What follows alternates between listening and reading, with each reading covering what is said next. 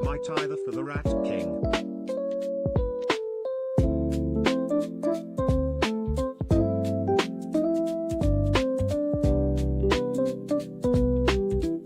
All right, I think that's enough music. I got everything I need. Okay, I last minute cobbled together a segment on the Creator Clash stuff. I have to talk about it.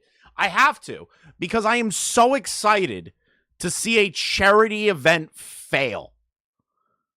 I'm very, very, very, very, very, very, very, very, very, very, very happy that this is happening. And I will say, I have never been more excited to see kids not get cancer money. Okay. From a shoddy event. If you were planning on going to Creator Clash 3, please make sure that you donate directly to the Kids with Cancer Fund or directly to the charity of your choice. Pirate the hell out of it. I don't care. Pirate it. I'm not the one that's going to give you the link. I'm not going to spread it around. But realistically, unironically, go pirate it. Your money is better well spent on the direct charity rather than this. Okay? Man, fuck them kids. True! We need to talk very briefly about Creator Clash, and then I will get into the birdie segment, okay? Because there's a lot to go over. I also forgot to, switch to low latency, so if I'm behind, that's how you know. How else would the horse therapist embezzle thousands of charity dollars? True. We got to talk about this. I posted this on my community tab, I want to say about a day ago. Harley Morenstein. Now, Harley, I'll be frank with you, I had a lot of criticisms for Harley back during the Creator Clash 2 fiasco at the time. I'm going to be honest, Harley kind of taking it in good stride and just kind of recognizing that it was a complete shit show is good. I am happy with Harley taking that stance and being like, you know what, I'm going to be the guy that wanted to defend these people, even though he really shouldn't have. He defended it a lot more than Anissa and iDubbbz ever did during the Creator Clash 2 fiasco, and when Anissa had a full-blown schizophrenic meltdown about all of us in the group chat. So Harley has been kind of getting berated on all sides throughout this situation, right? In particular, Harley has now been targeted by the schizophrenic known as Bad Empanada, the guy with the ultimate rape face. And all of Hassan's Orbiters, the new co-host on the Arabs podcast with Frogan. The only fight I'd watch is Chris versus Leon. Harley, through conversation, which we will get to, there are certain points in this where Nick leaks DMs where Harley informed him of certain aspects, dropped out, just said, I'm done. I'm done. And I thought, and a lot of us thought at the time, that people still calling it a charity event is so funny when the last falls, one made negative right? money for sick kids. When one falls, especially the headline fighter of Creator Clash, the biggest advocate of Creator Clash, the biggest mouthpiece of Creator Clash, drops out, somebody else is going to drop out. Who is the next logical case of who is going to drop out next due to the insanity that is going on between Hassan and Ethan. Well, if you didn't know, there's an individual named Lena. Lena is the wife of AB. Mike from PA and Bad Empanada and all the other orbiters call him essentially the house Arab for Ethan. If you didn't know, iDubbbz dropped the content cop the exact time that Ethan was live.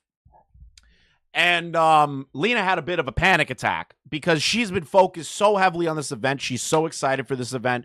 AB's proud of her. They're all hammering home on it, right? They're all very, very excited.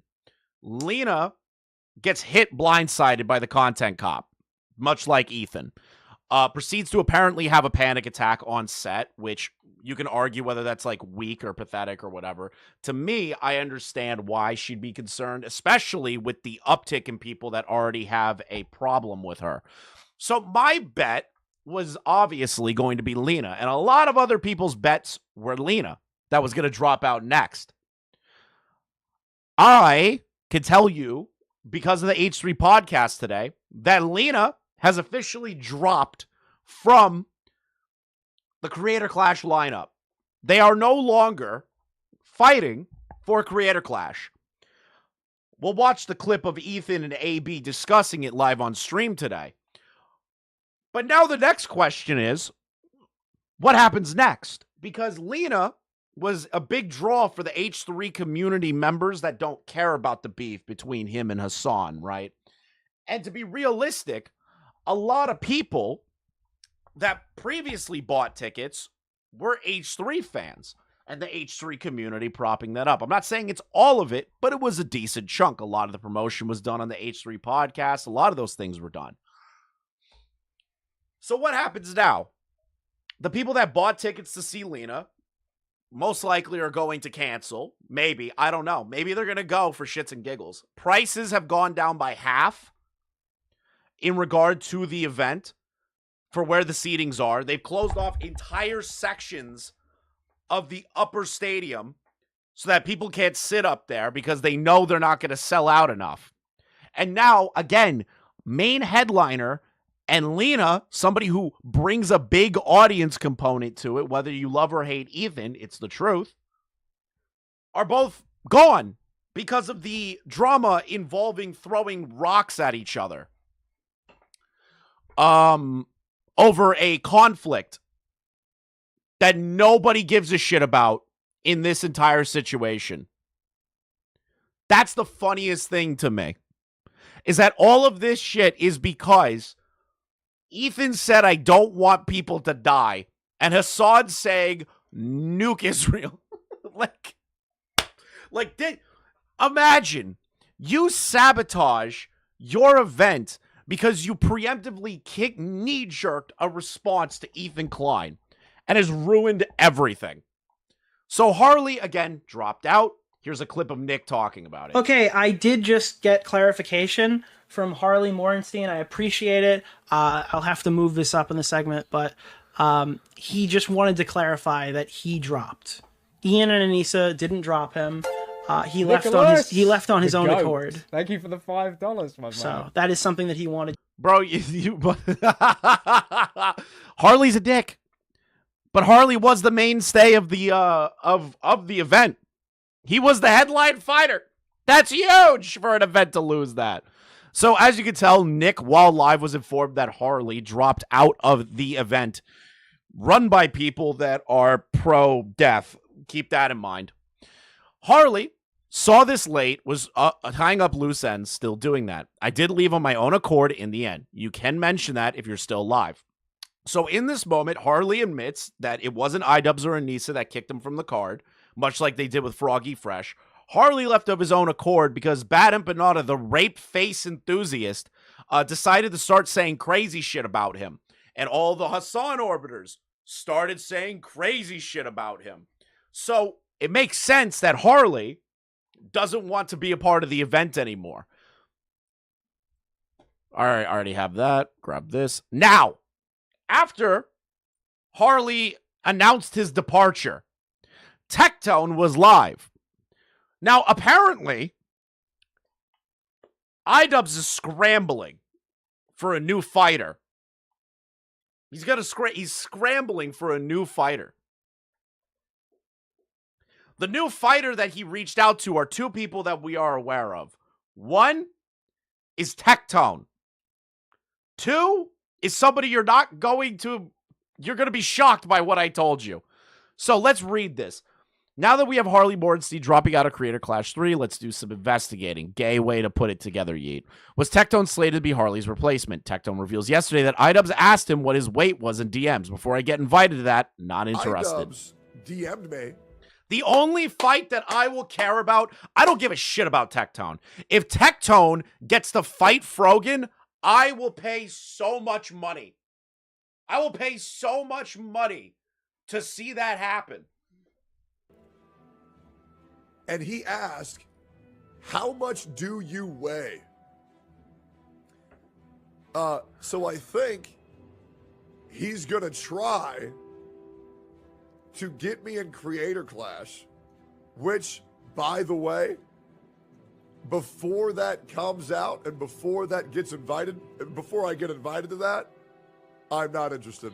Based, Tectone. Absolute Giga Chad maneuver. I'm not interested. Fuck you and your pro-terrorism shit. Based. Bald man with multiple allegations and gotcha gamer lover just goes, fuck you. I don't want to be a part of that.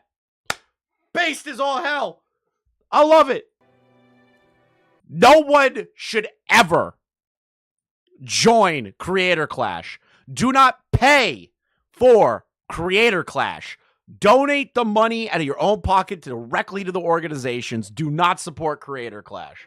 I'm good. Yeah, I'm good, man. I'd rather do a fighting event that isn't run by somebody who stabs their best friend in the back. Oh! Yeah, no, I'm good. Let's go! Holy shit, I didn't know he said that part. Bro, that's fucking crazy, dude. What I'm gathering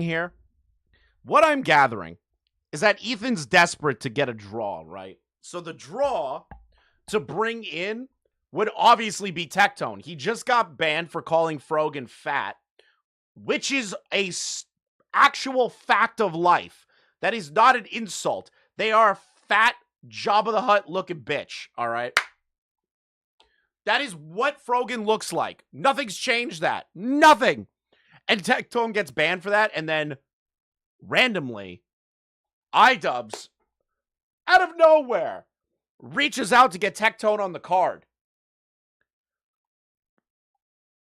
Methinks that iDubbbz wants to put Frogan's biggest A-log in the ring to get punched in the face, and that'll draw more ticket sales. Plus, Tectone's a big streamer. Sounds like iDubbbz is a little desperate. Here's the next one that I find hilarious. Ice Poseidon. Getting Ice Poseidon. Look how gangly this guy is. There is no way that he is going to get in the ring with anybody. The sheer desperation to reach out to this anemic streamer that scams people is the funniest shit to me imaginable. With Creator Clash 3 just weeks away, Ice Poseidon reveals that he denied an offer to box iDubbbz at the event. To box iDubbbz at the event. So here's an interesting thing. And I'm going to put this towards my Tectone position as well. Now that the main card is gone, Harley, who can fill those shoes? A certain somebody that I think said, I don't want to box unless I absolutely have to. It's Ian. Ian's going to have to step back into the ring.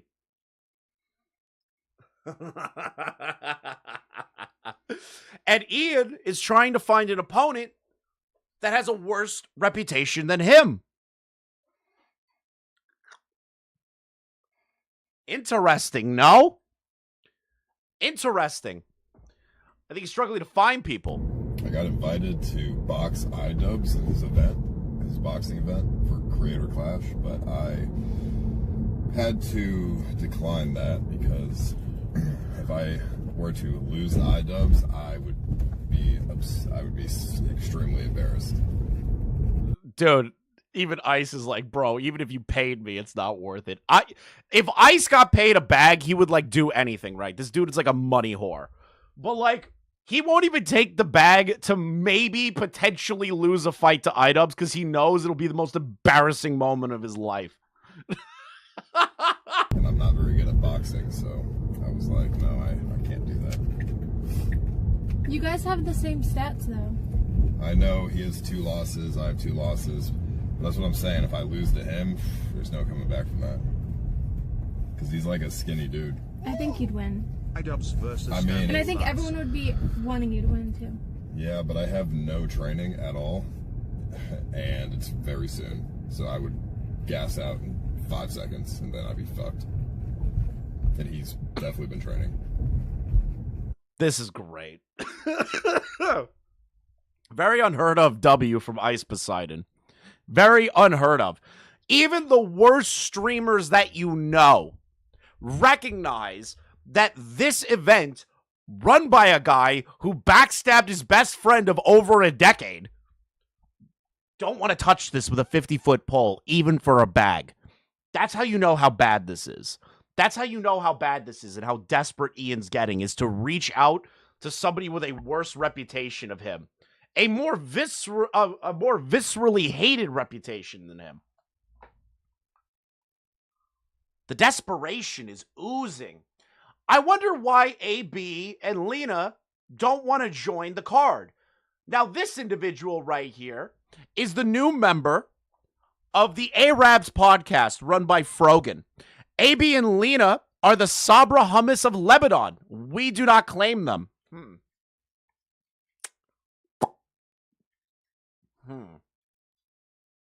I wonder why Lena hasn't been promoting things.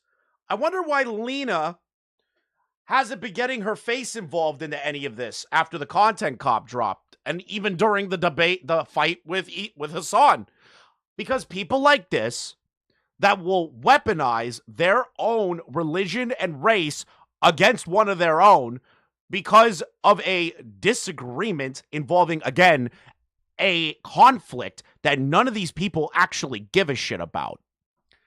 They're weaponizing each other's races and religion to do this and denouncing them, because even though AB says all the time, I don't support the state of Israel, these people think AB is a house N-word. That's what they're doing. They also don't like the fact that Hila donated $20 to Nick DiOrio last night. This tweet right here, involving DiOrio's thumbnail, this retard right here, straight up psychotic stuff. But what do you expect from any less from the Raider of Ramallah? Are you fucking stupid? It's one of the first Google results. Literally right there. One of her most viral tweets. A photo of herself with a filter on that she was beat up. Nick just used it in the photo for the thumbnail. And this dude is calling out that Nick is inciting harassment. This is stupid as shit. Look at this photo. This is an iconic photo. It's iconic as shit. Holy hell. This is iconic. Now, let's move on to... We're almost done with the Creator Clash stuff. As of today, because Ethan Klein is currently debating... what's his name? Shit, I already forgot. Sam Cedar. He's already debating with Sam Cedar as of today, right? Ethan, before the debate, put up a notice. Let everyone know on his podcast that Lena is dropping out of Creator Clash. Any of us took lightly, least of all AB and Lena specifically. It is with great regret that we announced that Lena will not be participating in Creator Clash either. Yes. First off, I apologize to any of the fans who were going to see Lena. It's been a lot, and Lena's just sort of been thrown in the middle. Man, I wonder where they got this impression that they were thrown in the middle. Maybe it's the co-host of the Arabs podcast saying that they aren't real Lebanese people. How about that? You know, maybe that's why. Maybe that's why they don't want to be involved with this. Maybe it's because you know, Ian decided to throw her to the wolves. She was kind of put in a really shitty situation, and boxing is a very serious thing, and you need your full concentration. And it was getting to a point that she was just caught in the middle of stuff, and I was afraid, and she was distracted at practice, and there's a lot to it. And yeah, she wasn't dropped.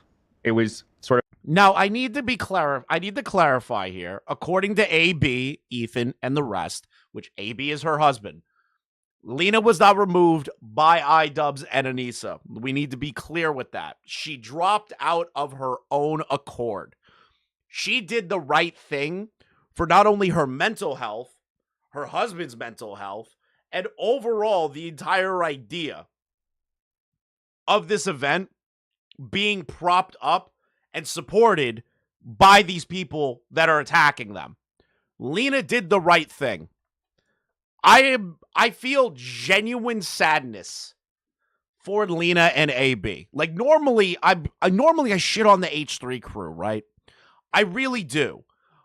But the thing is that they've become so sympathetic to me because of this bullshit that I can't not feel sympathy for them. Because it was obvious Lena was excited to do this. Lena was excited to get on the program and to do money and to make charity money and all this stuff, right? And AB was proud of her. The crew were proud of her. And iDubbbz needed to stick his nose into a debate involving a conflict that they don't give a shit about. And started calling her husband a house N-word. For Arabs. I feel bad for this woman. I feel bad for AB. I used to hate AB. I feel bad for them. That is the most insane part of this, is that they have made the crew this sympathetic to somebody who hates them.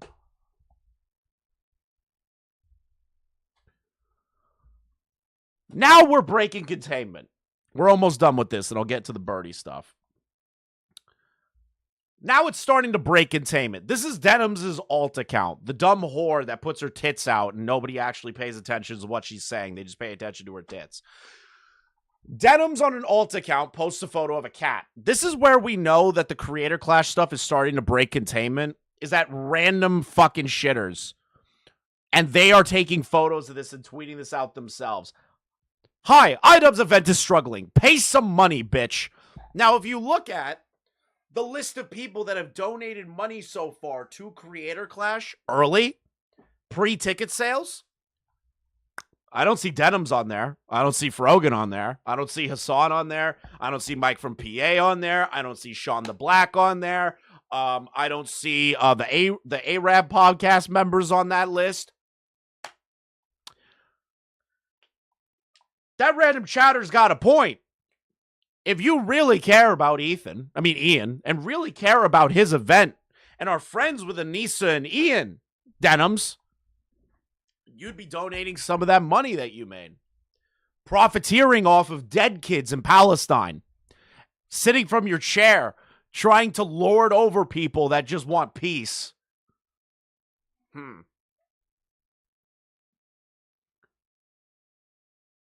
The craziest part, and Ahsoka's right, H3 donated to that charity.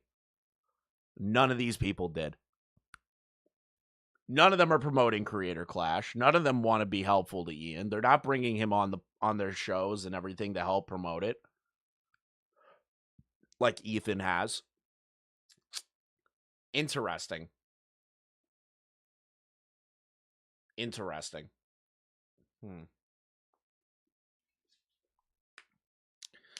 Crazy. Lena's the second fighter to drop off Creator Clash 3's roster. I heard a rumor she was being dropped over not promoting, but AB clarified it was her decision to leave. Promoting the event was still a factor. I honestly thought this had been miscommunicated at first. It's almost too laughable to be true. Hardly any fighters across all 3 events promoted this thing at all. The promotion aspect for Lena would most notably be through her appearances on the H3 podcast, a bridge Ian and Anissa chose to burn. That's 2 out of the 3 of the at-risk flights collapsing in 48 hours. Next is Dad. Next is Dad. I'm calling it. Dad is next. Dad is next. If you can get a refund for paying Creator Clash, get the refund. Get the refund now. If you can do it, if you can trick the system, if you can do any of that, get your money back, donate it to the actual charity and not through Ian and Anissa. Do that. I'm calling it. Dad is dropping out next. That's really all I have to say. I'm very excited to see that event fail. Now, the reason I said Birdie lore dump is because this guy, Lord Crust, from what I've heard, actually made a pretty decent video involving the Birdie stuff. I want to kind of like break down the Birdie stuff for you through this video to build up to this. Uncovering a YouTube cult known as Dice. The Dice server, if you remember, is a server that Birdie was a part of that involved kids self-harming, blood being used as ritualistic purposes, treating children absolutely terrible. So we're gonna watch this video, and we're gonna get to the Dice pro cutting Discord server that a Birdie fan created. Let's get into it. What's a Birdie? Massive creator that is the biggest lol cow in humanity. Jack, aka Bird. Honestly, this is the new generation's Chris Chan. I'm coining Birdie new generation Chris Chan. Fuck Daniel Larson. He doesn't make stupid art like Birdie does. Birdie, aka Damage Coder 669, aka Lucifer, aka CityBear03's ex-roommate, is a what the fuck? Birdie, aka Damage Coder 669, aka Lucifer, aka. These are all the dumbest fucking names imaginable. They call themselves Lucifer. Don't forget, chat, this disgusting, ugly creature that you're seeing on the screen self-identifies as a demonkin. Their pronouns involve demon, okay? They identify as a demon. This person is a mentally ill, schizophrenic individual that should never be allowed near anybody. They need to be locked in a sub-level 9 basement. A CityBear03's ex-roommate. Look how ugly these two fucking people are. Look at the disgusting nature of these two people. Look at Cinebear. Ugh. Gross. You know what's crazy? Throughout the entire time that I've covered Birdie, I've tried my hardest not to see what they actually look like. Because I sat back and I was like, they're going to look exactly like a failed art student that got beat by their parents. And I was totally right. This is the ugliest thing I've ever seen in my entire life. This is uglier than Jalen, dude. Is a YouTube animator who has had a tumultuous career on the platform since February of 2018, with the year of 2024 being no different as I will outline in this video. He's known for bangers such as I'm Back or My Roommate Grew a 14-year-old. This video is so terrible. The I'm Back video. I think I went over that one in depth. And we just listened to it, right? Like I was literally like off the riff, just listening to their return video with the very bare minimum information that I knew and what chat was feeding me at the time. I can guarantee you that is the worst comeback video of all time. Not only omitting information, lying about shit, telling everybody stupid stuff that makes me sympathetic to their parents. That video was terrible. And to anybody that donated $10,000 of that GoFundMe, anybody that donated money to that GoFundMe to get Birdie out of Citybear's house, I am glad that your money was scammed out of you because you are too stupid to hold $10 in your own hand, okay? Yeah, it became Groomception, groomed 7 times. I Need Help, which are incidentally the two videos I'll be discussing in this video as they are relevant to what we care about. That being outlining how CineBear03, the self-admitted group, was Birdie's art style burns my eyes. Me too. They're gross. They put self-harm scars on the OC. They're fat. They're ugly. Like, not the only guilty party involved in that allegation. If you're interested in CineBear03's story, well, feel free to go back and watch my video about it. However, it's not necessary for this video as I will provide context when it's required. Anyway, without further ado, Cine has fetal alcohol syndrome. They look like they have it. Ugly bastard. let's take a look at yet another example of what unrestricted internet access does to a motherfucker, and the next stepping stone in the Just a Robot saga, the YouTuber and can of worms, Birdie. I remember when I was 12 years old and I drew porn depicting pedophilia, and instead of being concerned or wondering if I was okay, everyone got mad at me for it, and I remember that shit. I remember when they said that. It's like, oh, people got mad at me for drawing pornography depicting pedophilia. Nobody thought about how I am feeling. Nobody thought about how bad I'm doing. They were just mad that I depicted pedophilia in artwork. I know they were a minor at the time, but I don't care. You drew artwork depicting pedophilia. It doesn't matter what age you are, you're gonna get shit for that. it ended up being the first thing that canceled me in the public eye. Good times. You know I was groomed by Kitty Dog, right? Failed cancer patient. Groomed by Kitty Dog. Isn't Kitty Dog like somebody within the same age range as Birdie? Like, come on. Starts a conversation like that. Although Birdie themselves is not generally considered an art commentary community creator, or ACC creator for short, his animations appear to be nestled into the same viewer base, subsequently having a multitude of— Well, yeah, Lord Crust, by some miracle, if you're watching this live stream, or you do end up watching this live stream, the situation being in regard to animation meme community and ACC and like the cartoon community, it's all like kind of under one umbrella term at this point. I've kind of like given up. I've given up trying to like identify these as separate groups of communities. They're all the same. They all act the same. They're all a bunch of maladjusted children. Grown adults or actual children that can't handle anything on the internet. They can't handle their own lives. They're all broke. They're all mentally ill. They're all degenerate gooners that constantly get groomed. That is all of the ACC animation meme community and the cartoon review community all in one. That is why I just call it the art commentary, because it includes all forms of art. Okay? Mutual friends with CineBear03, both online and in real life. Well, for those of you who did not watch my last video, the art commentary community has— Oh, and SCC, you are correct. The SCC as well. A bit of an issue when it comes to degeneracy, with a basis in deviant art, which is, as the name implies, mixed with a YouTube commentator whose audience primarily consists of children. You have a very unique powder keg. Despite the fact that their audience generally leans on the younger side of things, it's not uncommon for— It's not leaning towards that. So here's my correction. I'm gonna be realistic, dude. I know you did all the research and everything, but like here's the thing. The art animation meme community is specifically tailored to children. That is a provable fact. You can literally watch any animation meme community channel, and they are all essentially built for kids. Because a lot of the time, especially like let's use CineBear as an example. CineBear would make artwork and animation meme artwork based on kids' IPs. That is it. These people do that. And that's what they do. They either don't recognize it or they are willfully okay with it. That is what these communities thrive on, is children. Children. Art commentary community creators to make crude depictions of darker or straight up immoral topics like— Yes, which is rape, pedophilia, grooming stories, vent stories. They do all of that. And they put it on the internet for everybody to fucking look at, which is disgusting.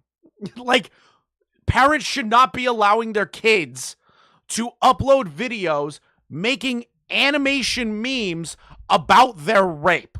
You should not be venting to the internet about your rape or pedophilia situation. You need to see a therapist. You do not need a gaggle in a community of people to be like, oh, we're so sorry for you. Oh, we're going to validate your feelings. No, you need to seek a therapist. or BCLD rip or self-harm. Combine these factors with a Discord community that allows for 13-year-olds and you get Cindy Bear 03, or more broadly, a grooming problem. Well, what about in regards to the topic of this video, Birdie? Well, it appears to me as if they're a victim of the unfortunately common grooming within the ACC, subsequently drawing people. I'm not gonna lie, I won't call Birdie a victim anymore. I'm taking that label away from them, because a victim means that they don't engage in the thing that they were originally victimized the same as. Here's my thing, right?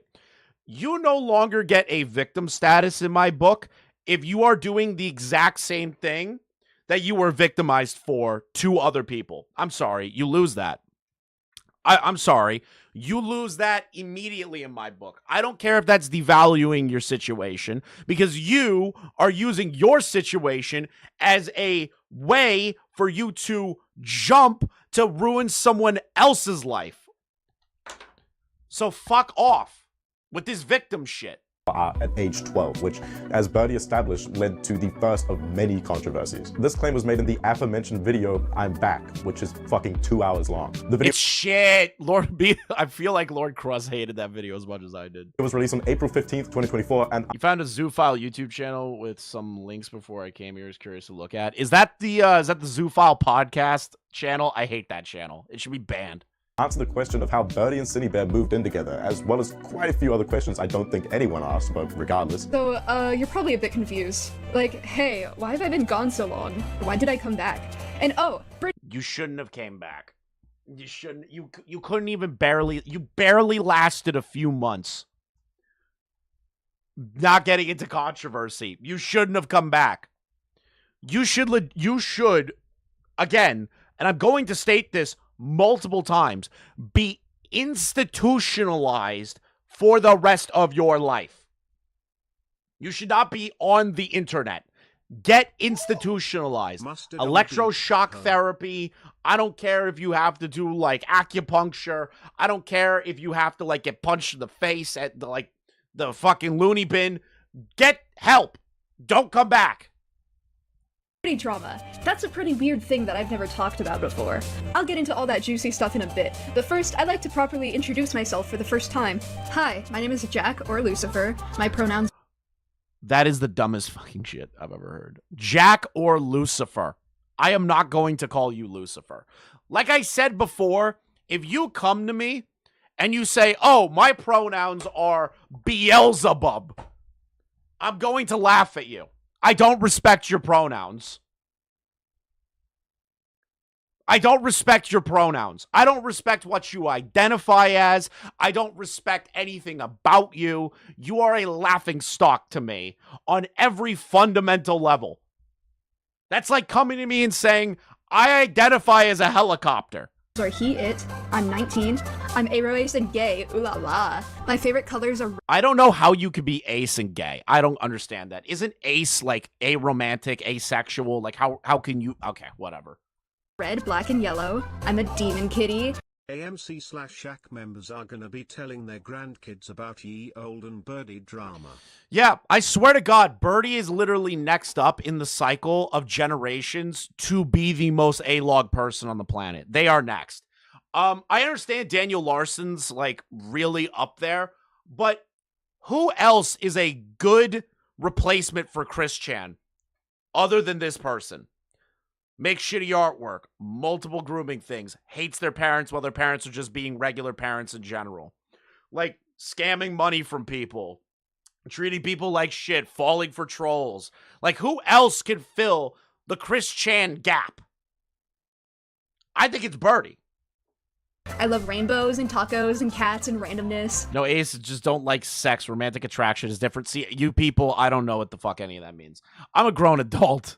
I'm a grown adult born in the fucking 90s, dude. I don't think it's gonna end, Toastify. This person can't get off the internet. I love Scene and Decora K and emo, but that's pretty obvious, isn't it? I have evil— I'm too old. I was born in the 90s. I don't understand this new lingo. Autism. I love South Park, BoJack Horseman, Moral Oral, Doki Doki Literature Club, Miracle Music— Of course you like Doki Doki Literature Club, you fucking freak. My Little Pony, JoJo's Bizarre Adventure, and other thingies. I have a kitty named Squirp. So during the making of this video, we got another cat, and I named her Stupid. You beginning this? Yeah, remember that cat where they fucking when they abducted one of them? Don't ask that question. Some people make it take it as a challenge. Dude, I'm too old. See what I mean by can of worms? Oh, also those cats that he introduced. It's simple, Chris. If you get groomed 5 times, you become an ace. That's how it works. I can see that. I can see that. Twerp and Stupid, well, they will be extraordinarily relevant later, so keep those little fellas in mind. This video was released after a nearly 3-year-long hiatus, which was caused by those aforementioned controversies, with the video being recorded after Birdie had moved in with Cinebear. Regardless, he opens the video by advertising his Twitter and warning viewers to be wary of gore. Neat. Anyway, this shout out is followed by one of the most impressively long-winded trauma dumps I have ever witnessed. Seriously, it is at least 30 minutes long. Fuck, I mean, you could argue that the entire 2-hour-long video is just one long— I really hope Lord Crust brings up the argument that they had with their parents, and they're just like, I'm gonna commit suicide if you cut off my internet because I'm streaming at 3 in the morning and I'm a minor. I will kill myself, Dad. Please bring that up. That's my favorite Birdie lore. That's my favorite Birdie lore. Long-winded trauma dump, but either way, Birdie prefaces the trauma dump with this. If you are a member of my family watching this video, including my parents and grandparents, I kindly advise that you stop here. I do not wish to have you be part of my internet life because you have irreversibly hurt me, and I'm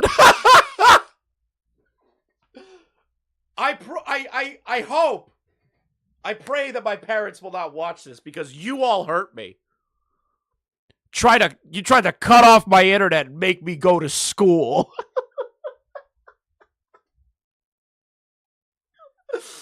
Oh my god.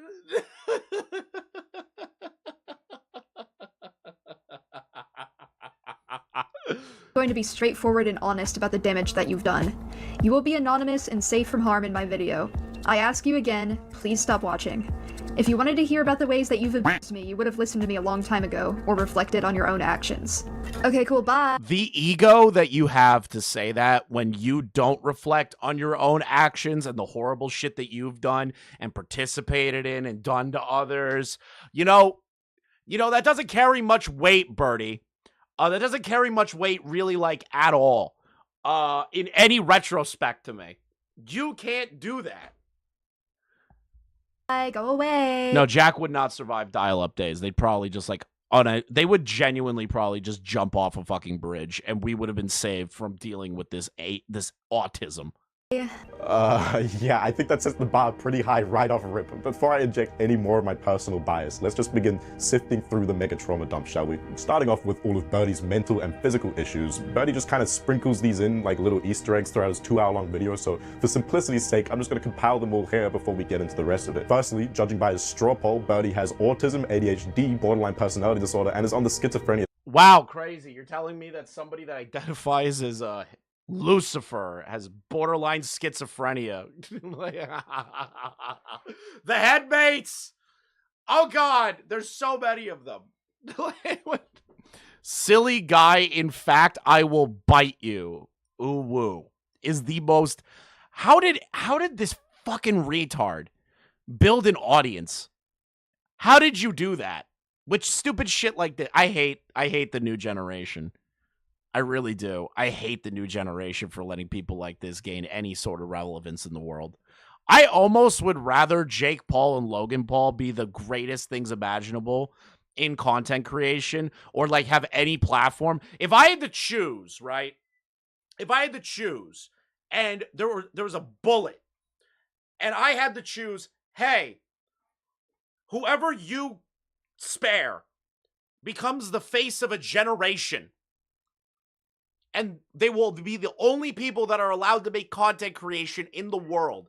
And I had a choice. You know what? I take back the Logan Paul thing. If I had a choice between Boogie2988, and you all know how much I hate Boogie, and Birdie, and whoever I kill is gone. Their legacy is wiped from the internet. Boom, Birdie, right there. I'd let Boogie continue to fake cancer for the rest of his life and gain a following and millions of dollars than let Birdie continue to exist. spectrum.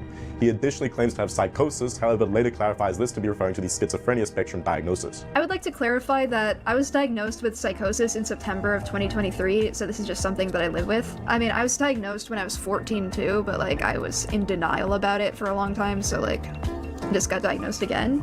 At the moment, I'm unsure. You have no idea how I feel knowing about these things. Yeah, it's great. What disorder in particular I have, because I had to stop seeing my psychiatrist because I moved to another state, which I'll elaborate on in a little bit. He initially diagnosed me with depression with psychotic features, but as I elaborated on my symptoms, he realized it was something more severe and that I'm most likely schizospec. So at the moment, I just call it psychosis for convenience. So you don't listen to like what your therapist says. So for convenience, I'm just gonna call it this thing that I think it is because I don't really believe my therapist. Okay. Video, Birdie says they have depression and chronic anemia, which is actually not chronic anemia, but instead a lied about him being Arrow Ace. The reason why he lied was to get away from grooming allegations. I'm not shocked by that. Undiagnosed heart condition. Is this chick an actual lolcow? Yeah. I highly recommend do not going to the Kiwi Farms thread on Birdie. You will be scarred for life. Yes, the health condition morphed mid- I have made that mistake. Video. The next condition Birdie claims having, I don't exactly know how to define based on Birdie's description. Birdie refers to it, or them I guess, as headmates. I'm gonna be honest with all of you, I don't even know what Carol was. She wasn't an Birdie by a fucking mile, James. alter because she couldn't take control of my body, and she wasn't a tulpa or imaginary friend because she was not intentionally created. For simplicity, I will be calling her Not a tulpa. They're not a tulpa. I didn't make this person, so they are definitely a headmate. a headmate in this section. How have you not gone numb covering the Birdie stuff? I find this shit right here to be so entertaining to me. Like watching the mental downfall of somebody who's just a complete piece of shit.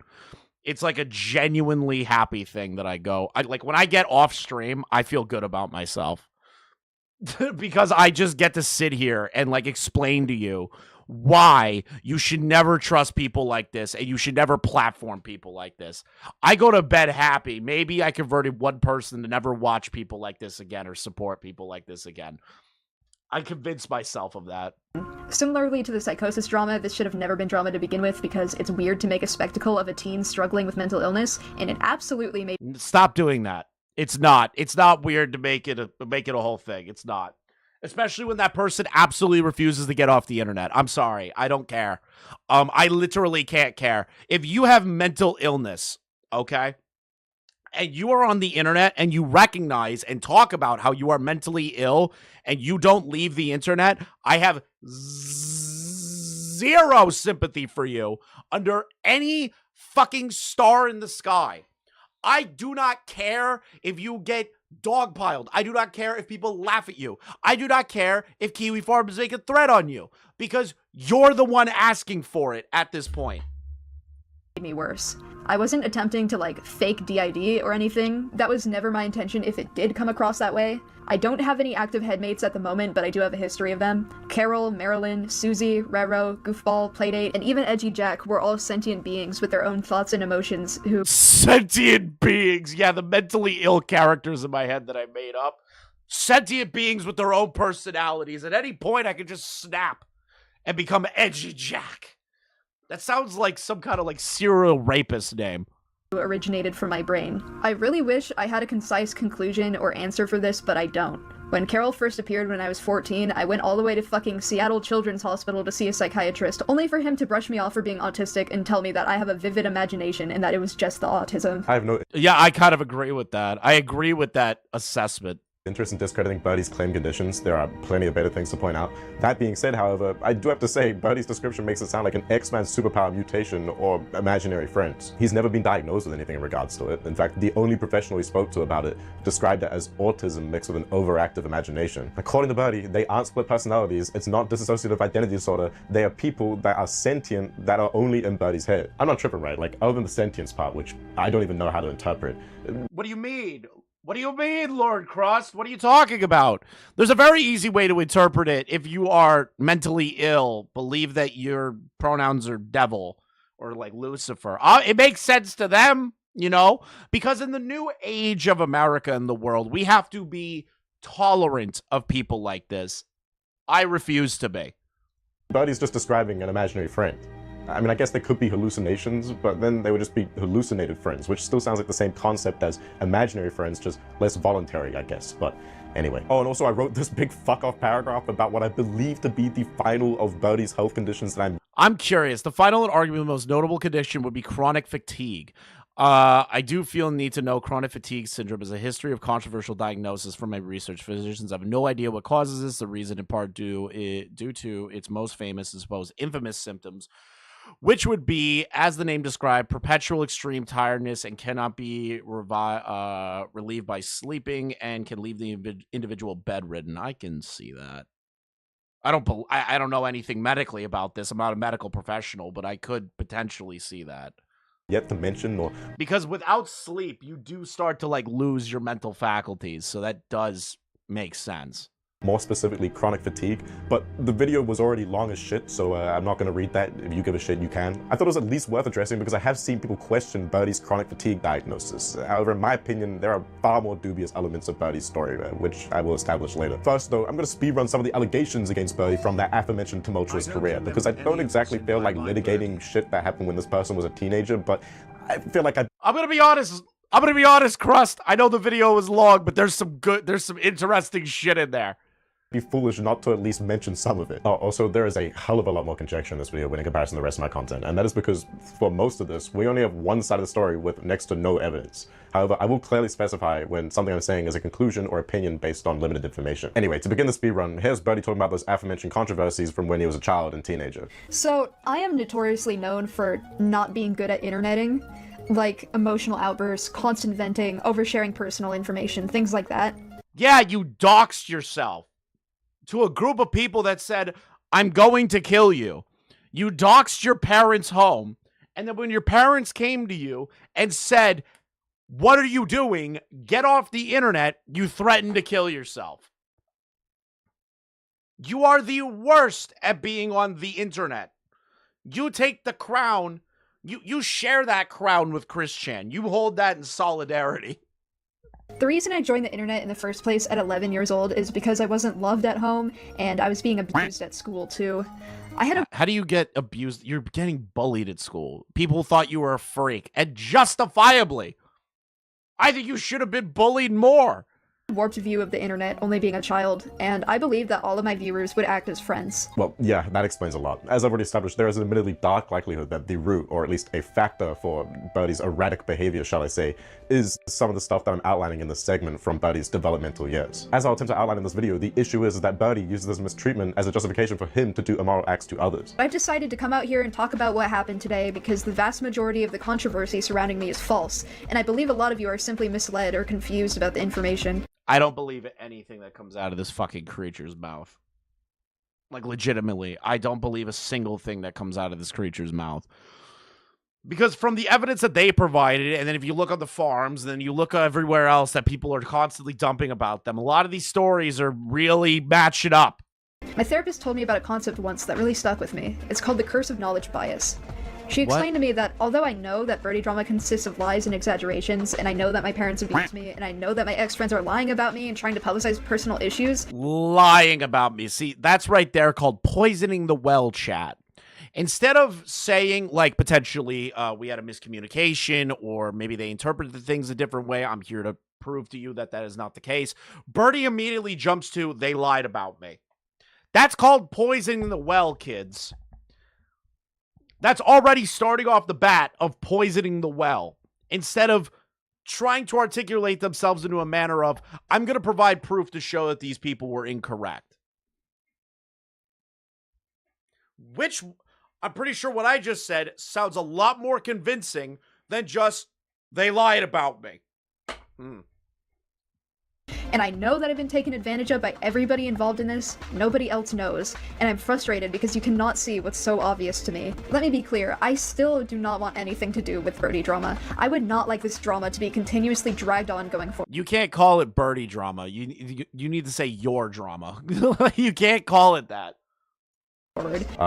Yeah, sorry about that, buddy. Also, did you catch that? I swear I need therapists who specialize in dealing with terminally online freaks, because I swear this is not the first time I've heard of a therapist gassing up their client. Oh my god, Lord. I can't escape iDubbbz. I can't escape him. That's crazy. I absolutely love this. I can't escape him. I can't escape it. The iDubbbz trauma affects everything. Not even in a birdie video can I avoid it. To post something online because the internet just doesn't know the abuse they've endured. Yeah, I don't think I can wholly blame the therapist. If this video that I'm talking about is any indication, then Birdie likely wasn't providing the therapist with the most accurate, unbiased retelling of events, as I will display later. But anyway, Birdie ended up elaborating on that first controversy with Kitty Dog. If you aren't aware of who Kitty Dog is, which would be shocking if you weren't, she's this super duper popular animation memer who makes very sexual videos. I'm totally not surprised that this happened.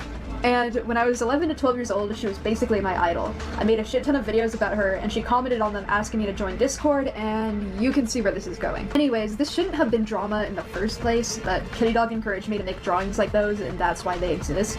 I know a few of you are probably going to say this as some sort of counter-argument, so I'd like to acknowledge it. So this is the funny thing, right? Kitty Dog is about 2 years older.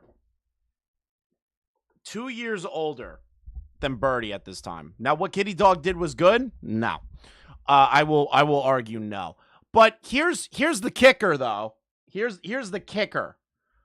Birdie, by their own definition, to the 13-year-old that they were dating, they groomed that 13-year-old.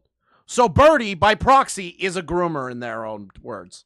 In their own video, they prove through their own logic that they are also what they would consider to be a groomer. The age gap wasn't, like, huge. I was 12 and she was 14, but 12 to 14 years old. Grooming. Yeah, okay. But, like, let's not get caught up in the logistics of grooming. I am not misusing the word. I can confidently say that this is what this was. Another thing to bring into consideration is... Notice how they go, I can confidently say this is grooming by blowing past the 14 to 12 age gap thing. Now, was that good? Nah, I ain't gonna call it pedophilia, but I'm also not gonna sit here and be like, yeah, that's totally normal to send pornography to each other as minors. Both of you are fucking out of your mind. Okay? Both of you. You're both degenerate.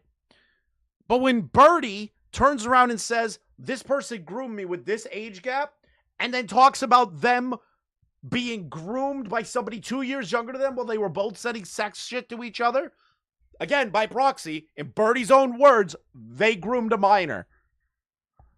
That apparently Kitty Dog was also being groomed during this time period, but this still doesn't excuse her behavior. Especially when we consider COCSA to be a trauma response, which stands for child-on-child sexual abuse. And yes, sexual abuse can be accounted for under messaging like Kitty Dog did. I'm aware of the fact people are still going to defend Kitty Dog in this situation, but at least acknowledge the impact this had on me as a kid. Well, oh my God, it's all about me. Pay attention to the impact it did to me as a kid. Why don't you just say how the impact of somebody with a platform does this to their own fans? You were both kids. You're 14, 12. You were not groomed by a grown adult. You were not pushed into pedophilic acts by a grown adult. You're two overly sexualized teenagers sending porn to each other. Both of you need to be fucking locked up.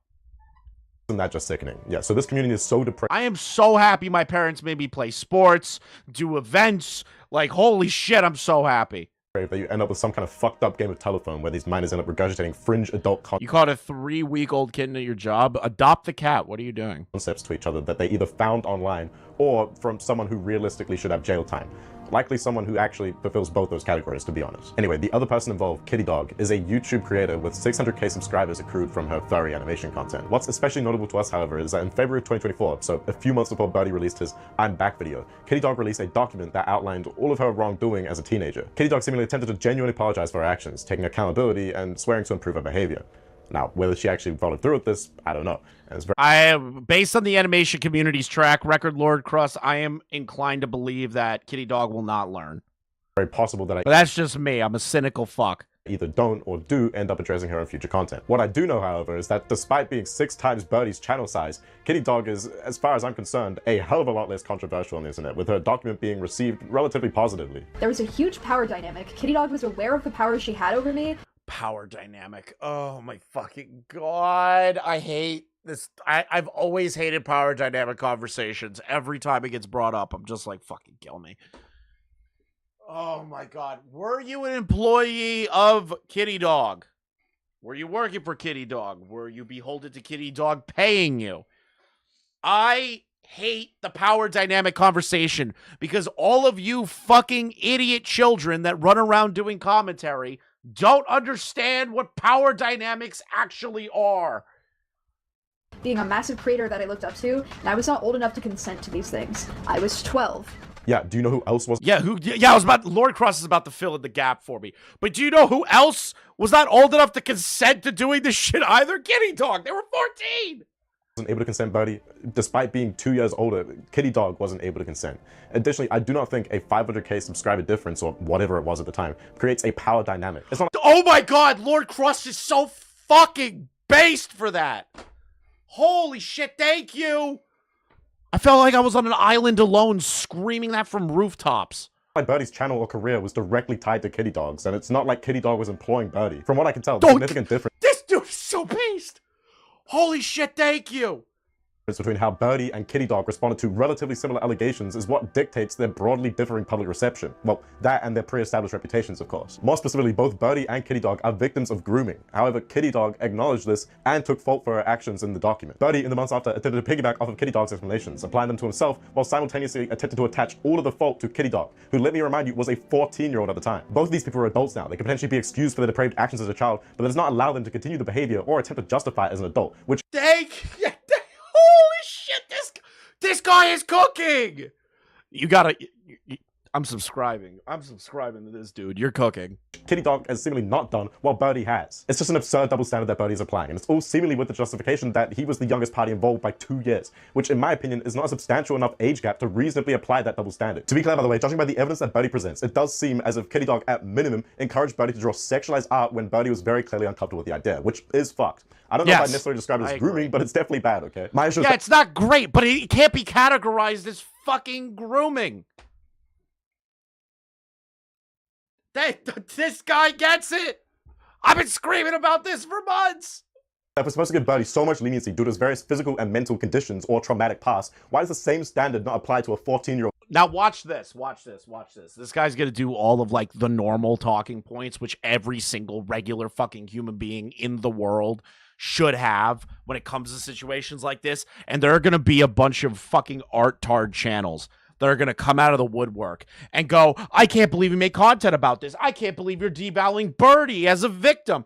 There is a stupid channel. I don't remember the name, but I sent it to somebody to watch like months ago, where it was like, people that cover the Birdie and City Bear stuff don't care about the victims. They are only doing this for blah, blah, blah, blah, blah. You guys are devaluing what these people went through. Fuck you. Fuck your channel. Fuck everything you stand for. I don't even know what the channel name was, but this guy tried the moral grandstand about covering public drama and saying people shouldn't talk about it. $50 says somebody's going to make a video on Lord Crust saying that he's being too harsh. Kitty Dog. This led to the first time I got into big internet drama, and Kitty Dog completely threw me under the bus when this went down, despite encouraging me to draw art like this prior to it being publicized. She essentially made fun of me for being harassed while still pretending to be my friend. What the fuck? Birdie is just acknowledging with a text edit on screen that what he's saying in the audio is fucking delusional, and he didn't think to edit it out. To be specific, in the audio, Birdie is very clearly stating that when allegations against him came out, Kitty Dog threw him under the bus and made fun of him. This, however, as Birdie's text edit acknowledges, is blatantly false because Kitty Dog never even addressed Birdie's allegations. Do you know what's even crazy though? This is far from the most absurd claim that Birdie makes in defense of him drawing art as a child. I think the drama that resulted from this is pretty funny sometimes, because the main argument that ranters use is that it was illegal for me to draw at 12 years old. I'm sorry, but have you ever met a 12-year-old that hasn't drawn? I forgot that they said that. I think I put that in the recesses of my mind. I forgot that Birdie's argument that people would be like, hey, you know, it's kind of crazy that you're drawing porn at 12. Well, Birdie's words, what 12-year-old doesn't do that? Like, what do you mean? Dude, my whole life growing up, I never once drew pornography. Especially at the age of 12. Show of hands, chat. One's in the chat if you've drawn porn at the age of 12. Twos in the chat if you've never drawn pornography under the age of 18. I'm just curious what the chat's thinking here. If that were illegal, we'd live in some Let's get a sample. sort of dystopian society where anyone under the age of 18 would be locked up. What the fuck are you talking about, you deranged freak? I would be shocked and pretty concerned if I even met a 12-year-old who's drawn in my fucking lifespan. If that doesn't show you how skewed this birdie fella's perspective of the world is, I don't know what will. He needs to have a, at minimum, 10-year-long internet detox or some shit.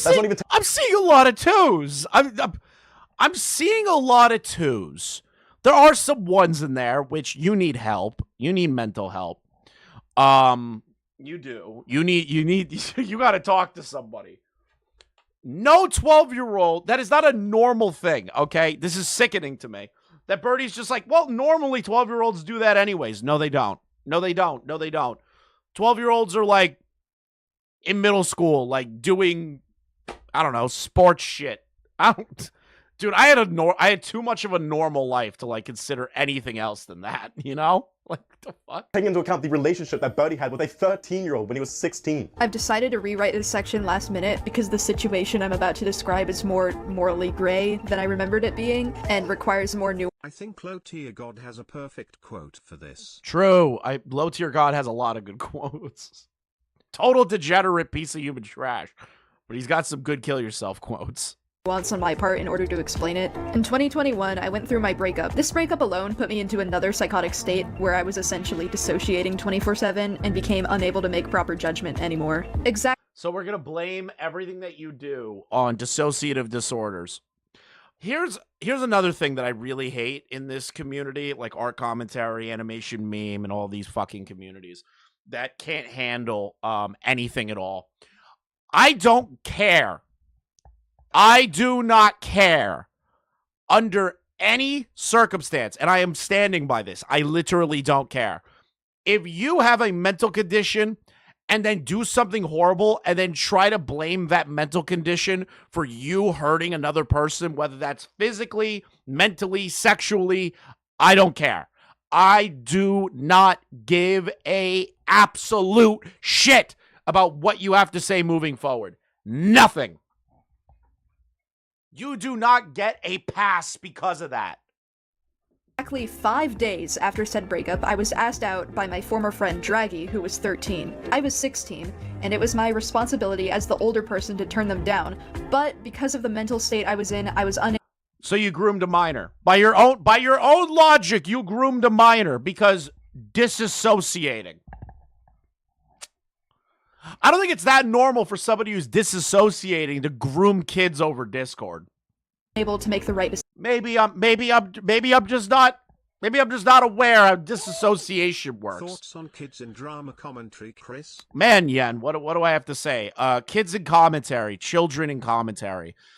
They need to be shoved in front of the nearest bus before they grow up and put fake allegations on people that are completely useless and end up like hopeless peaches, much like Junie and Yummy. There we go. Decision. They were entirely aware of the mental state I was in. I addressed my worries with us dating, but they insisted that they wanted to date me, so I agreed. Yeah, I don't know how I'm supposed to accept that Birdie got manipulated by a 13-year-old when he was 16, while simultaneously claiming that Kitty Dog is a horrible person for taking advantage of a 2-year age gap when Kitty Dog was 14 and Birdie was 12. I don't know if I've ever seen it before, but Birdie has managed to make a double standard. Anyway, this segment was supposed to be a speed run, so I'm going to move on to the next notable incident that Birdie mentions that I don't bring up later in this video. More specifically, I'm referring to an argument that was live streamed between Birdie and his mother about Birdie doxing himself as well as his family. Wait! But officer, my alter did it. Wait! I haven't... Is he about to show the clip of Birdie fighting with their parents? I've never seen this. Oh, I've been waiting to see this forever. Family because he wanted to die or something. I don't know, it's fucking deranged. There are 2 live stream clips from 2017 of me threatening suicide to my dad, and another of my mom confronting me for giving out my address to somebody online. I'm not gonna play either of these clips because they were of me as a child being put in abusive situations and having an emotional response, so they're deeply triggering for me. But these clips are out there, and you can search for them if you want, I guess. So, here's some 7-year-old footage of that. I'm only gonna play a small— Yes! Yes, Lord Crust, I wanted to see it! Full amount of the 10 total minutes, but I can assure you that both parties involved, that being Birdie and his mother, maintain about the same demeanor the whole way through. My mom is coming down here, hold on. Did you just give our address to Doge Dust? No. Did you give our address? Yo, you straight up lied! No, I didn't dox our information to somebody who said they wanted to kill me. Dude, no way that's how this clip starts. No way. To anybody online? No. Tell me the truth. No. My God. Why? Could you go upstairs? No. I'm in the middle of something. Mom, go away. No, I want to know. Please. I'm disappointed. I'm in the middle of something. I want to know. I am. Yeah, no, this is where you just, I don't care what Birdie's saying, the mom just needs to walk up, rip the power cord out of the computer. Just rip it right out. Rip it right out of that computer. Did you give our address to somebody? Shut. Did you? There are people here. I need to know if you did that. I will call you after this. No, not after now. Mom, just Dad's up there right now. There are people watching this. I need to know if you gave our address on the internet. I need to know that, and Dad does too. He's waiting up here. Hold on, there are people watching. Answer the question. Why do you need to know? Did you or didn't? Why do you need to know? I want everything about my house off the internet. Why do you need to know? Birdie, I do not care how old you are in this moment. This is your parents' house. They own the fucking house. If you dox people, if you dox the house, and people are saying, I'm coming to this house to hurt you, and your mom's like, what's going on? And you tell them to shut up. I'm live streaming, Mom. Oh my God, you're actually the biggest piece of shit. I don't care what age you are in this moment. You're the biggest piece of shit imaginable. The mom is being so not confrontational. Yes, is she saying, I need to know right now? I would call this is like normal mom behavior. It's like, hey, what did you do? What did you do? Tell me what you did, because I already know the answer. Tell me now. Whoa, if this was me, my mom would have beat my ass in front of everyone, Lamau. Yes! Everyone's mother who had a... as crazy as this is going to sound. If you fuck up this bad, your parents will never make you forget. That's the best way I could put it. But I agree with you, Commento. You get a like for that. Why do you need that? Is against the rules of our internet. It was a long time ago. It was a long time ago. It was a long time ago that I gave our personal information out to a complete weirdo on the internet. I don't know, but it was. I have to know. Can you please go? The internet is shutting it off right now. Hold on. Yes, so based. Yes, Mom. Yes, yes. Take the internet down. I need to be honest with me. Please or go upstairs. You're gonna know. It's yes. People are watching this. And if you did, we call the police right now, and they're gonna come take all this. Mom, that's that's illegal. I'm not gonna lie. The mom saying she's gonna call the cops to get the equipment, little crazy. But to be realistic, the mom should just take it out of the room. Realistically, if Birdie's out one day, the mom should just take the computer. Just take it out of their room. Throw in the dumpster out back. Smash it with a hammer like that scene in Office Space. Oh, tell me if you did. Mom. I'm not gonna lie, the mom is like pretty rational. I would say calling the cops is a little dramatic.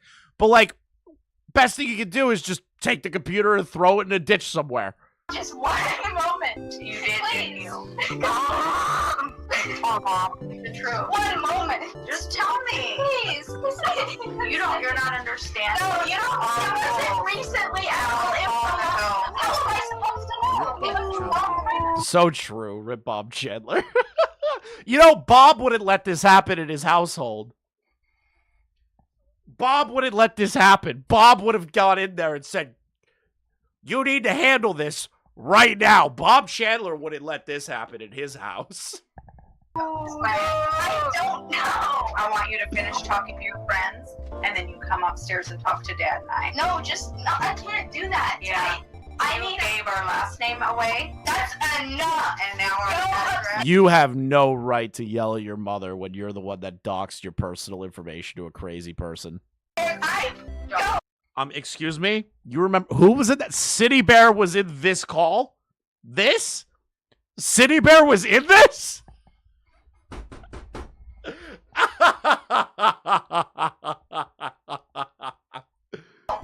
Don't.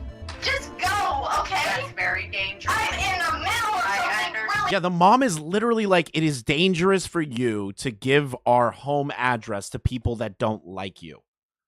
The mom is literally being rational while Birdie is screeching like this undeserved, like this overly entitled chimp. It is insanity. Really important. Alvina just told me that right now. You don't want to speak to Alvina. You go upstairs. I'm in the middle of something. Why did she?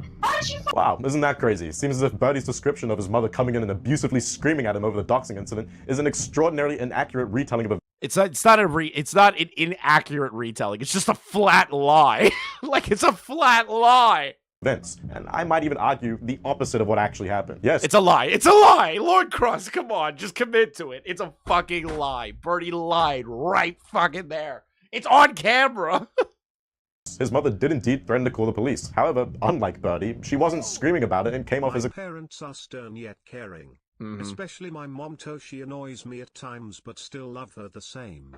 Hearing Birdie act this upsets me a lot. Like, be real. Like, some people don't even have good relationships with their parents, right? Some people don't, okay? It's a fact of life. But even in those cases, if your mom was talking to you like that, most people are going to be like, I fucked up, mom. I fucked up. I fucked up. I fucked up, mom. You already know. You already know I fucked up. I gotta... Whatever at this point. Like, you know that tone. Everybody who has a mother has heard that tone. Extraordinarily reasonable to me. As Birdie has already made clear, his parents are at minimum in their 40s and they... Conservative, Trump-supporting, racist, sexist, transphobic, homophobic, anti-vaxxers, anti-maskers. They are literally just using every buzzword that this retarded community would have an issue with. Described QAnon, so I can't imagine they're the most technologically literate. As Birdie also made clear, however, they've been receiving harassment online with their full names and addresses being dropped by Birdie's detractors. With that sort of equation, if you were Birdie's parents, who else would you go to other than the police if your son, who caused the fucking problem, is screaming at you and being uncooperative because he wants to do his really important task of... That's, you know what, that's fair. That is fair. I said it was a little crazy that the mom threatened to call the cops, but like, the way that Lord Crust is kind of like positioning this, I have to agree with that. If your daughter is causing a screaming match, fighting against you, not doing anything about it, you can't stop them, these people are trying to come to your house, and you're in a dire situation.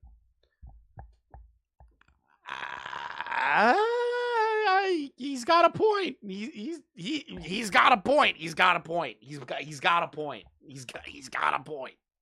Drawing art on stream with his Discord buddies. One of those aforementioned Discord buddies was even attempting to tell Birdie to settle down and listen to his mother. Listen to your mom. Listen to your mom. I mean, for fuck's sake, Birdie's mom even gives Birdie the option to finish up what he's doing first and then come upstairs to talk to his parents about the issue. If my hypothetical future kid doxed me, I'm shutting that fucking stream down ASAP. Anyway. True! Dude, I swear to Christ, if I ever have a child and they dare do what I'm doing in any capacity, and I hear the words, Dad, I gave away our address online, disowned immediately. You will be thrown out into the street. Like, I won't even... I'll sell the house in 3 minutes and you have to find a new place to live. Like, I will get an apartment in less than a week. Continuing on through Birdie's video, he proceeds to bring on his trans Latino friend in order to defend Birdie for his self-admitted transphobia and racism. Because I wanted to help him word it in a way that made sense, because not only am I a trans person too, but I'm also... Wow, I forgot that they use a trans person to try and validate themselves. That's crazy. Another... Goats, stop dating people! Stop it!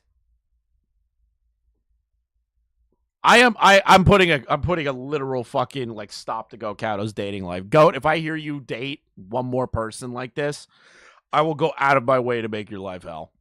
So, you need some standards, dude. You know, Latino, so I feel like my word has a bit more holding than his because he's a little cracker. And then Birdie goes on to talk about his ferret. This is a rumor I would especially like to disprove because my ferret Chara passed away in November of 2022, and I don't want my baby girl to be remembered that way. So you attempted to rape the ferret. Like, it's the only thing that people are going to remember about. The only thing people are going to remember is that you attempted to molest your ferret. You did that. That's the history of your ferret. A rape victim. An attempted rape victim. There's this screenshot that my ex spread around of me saying I sexually abused my ferret. Of course, if this was true, that would be fucking deplorable, and holy shit, you'd have to send me to jail. Yeah. You know, in that DM screenshot, they said I tried to do it, but I just couldn't do it. So you attempted to rape your ferret. Straight to jail. That would be it. You'd have to lock me up and throw away the key, guys. But? Wait, what do you mean but? There's a shit ton of context missing from this. There's a bunch of context missing! Yeah, I did it. I attempted to do it, but I couldn't go through with it. So that means I'm totally normal. I didn't do anything wrong. Bro, I have never once in my entire life thought maybe I can do this to my animal. How does that thought even cross your fucking head? Admittedly, I didn't mention this in the screenshot, but the reason this happened is because I was groomed into it when I was 13. We're 3 layers of grooming deep. 12 to 14-year-old grooming. Them grooming a 13-year-old when they were 16. Now, we're groomed into trying to molest their ferret. We're 3 levels down in the grooming story. 13 years old. I don't have proof of this because I lost the DMs with my Man, I'm really gonna trust you, Dad, Birdie. Chris, I post RIPO, not the beer again, Dad. Nah, like if my son actually did that, I would unironically like whip the heaviest object imaginable into his computer screen. I'd just smash it to death, like right in front of him. And I'd like look deep in his eyes too. And I'd say, you will never do this again. I will destroy any computer that enters your life until you hit the age of 18. If my kid gave away my IP address, my address, all this other shit, holy fuck. There'd be an I am Alex moment through a monitor. I would not hit my child, but I would destroy his computer in front of him. Rumor, nor do I even want to find them. I don't even want to say his name because this was the most traumatic time that I was groomed. I've been groomed several times, obviously, but this was the worst, and I don't want to talk about it for that long publicly. Another thing, you know, like that angry grandpa skit where he like goes over and like destroys all of his Xbox games? I do that with his computer. I'd like to point out, which is almost as important as the grooming context, is that right in the screenshot I said I didn't even go through with it, like. But you attempted it. I was groomed into trying to do things with my ferret. Therefore, I shouldn't be criticized or given shite. Birdie. So you attempted. Whoa! The infinite grooming machine seems to be running wonderfully. Let's read this. I warn you, I regret this awfully. I genuinely have no effing idea why I did it. When I was 13, I was being manipulated by Maddie.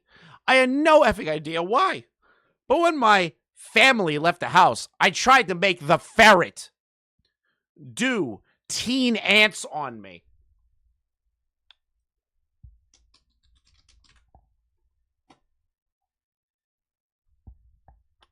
Teen ants is oral sex.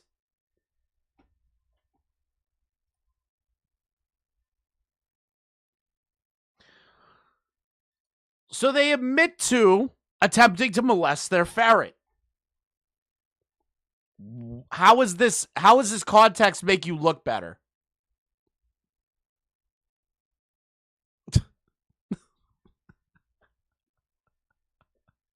How does this make you look better, Birdie?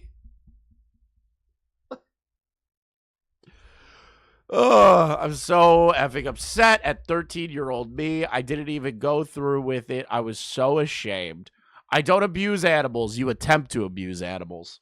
It was a one-time thing, which, like I said, I have no effing idea why I did that.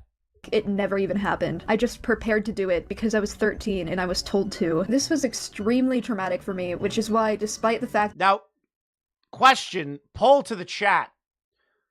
When you were 13... did you attempt to molest your animals? Because the way Birdie's doing this, it's like, well, I was convinced to do it, so I did it. You know that adage? It's called, like, if you see somebody jump off a cliff, would you jump with them? Birdie's entire life is like literally jumping off of every cliff imaginable. that these accusations were hurting me more than any of the ones before this, I didn't address it publicly. After this happened, I would cry every time I saw my ferret, and I had reoccurring nightmares about this. I was a victim in this situation, and so was Chara. I was a victim in this situation, and so was my ferret. Okay, yeah, so here's that screenshot that he's referring to. And according to Urban Dictionary, teen ants refers to oral sex. That is crazy that he showed that on screen. So he attempted to fuck his ferret, Chara, in the mouth at age 13. Yes. However, claims he was groomed into it, yet doesn't have any evidence of this grooming. What there is evidence for, though, is other forms of animal abuse, such as Birdie swinging the ferret around, or Chara... What? Absolutely ducking not. I was as stupid as 13-year-old. What? And I still knew doing that type of shite with animals is wrong, Lamau. They did what? They threw around the ferret? Chara and Erza both look different from when we first got them. Erza's face got more white and she lost a leg. And Chara lost a lot of her brown markings, and now her tail is just brown. This is fucking deranged. Losing her color and her fur over the course of a year due to being underfed, which is anyone really surprised? Birdie can't even feed himself, although it does make me a bit questionable of why his parents didn't step in and do something about it. Especially considering these messages from Birdie in which he claims that Chara's cage got filled with maggots a few times. It's so disgusting. Speaking of Chara's cage, as far as I'm concerned, it was far too small. According to my research, aka roughly 3 Google searches, a ferret cage should ideally be a couple square feet in diameter as well as potentially multiple floors tall. This is a hamster cage. They kept it in this? And there were maggots in this thing? This tiny fucking cage for these large rodents? Dude. And they were whipping them around, not feeding them, attempting to molest them. Like, fucking Christ. Cage. At best. See, all of chat's like, this is horrible. This is horrible. Just wait until we get here. You're not gonna make it through this part. Point that ferrets are not supposed to be kept as pets alone. They're generally kept in pairs, as ferrets are supposedly a very sociable animal. I mean, other than sexually or physically abusing the ferret, I can't really blame 13-year-old Birdie for underfeeding the ferret, not getting a second one, or giving it too small of a cage. That does seem more like negligence on behalf of Birdie's parents, although it could be explained, not necessarily justified, by ignorance. I mean, I personally had ferrets are weird. Fuck off. No idea how to raise a ferret before this segment, but I wasn't really intending on getting one, so I think that about wraps up the speedrun. I mean, other than the grooming claims that I will address later after the Cine Bear 3 stuff. Anyway, with that being said, let's go into part 2 with Birdie's life story in the video I'm Back. Fuck work anyways, it's not like I'm physically or mentally capable enough to uphold a job in the first place. Fuck capitalism, fuck the public school system, This is what communism makes. This is what Hassan wants you to become.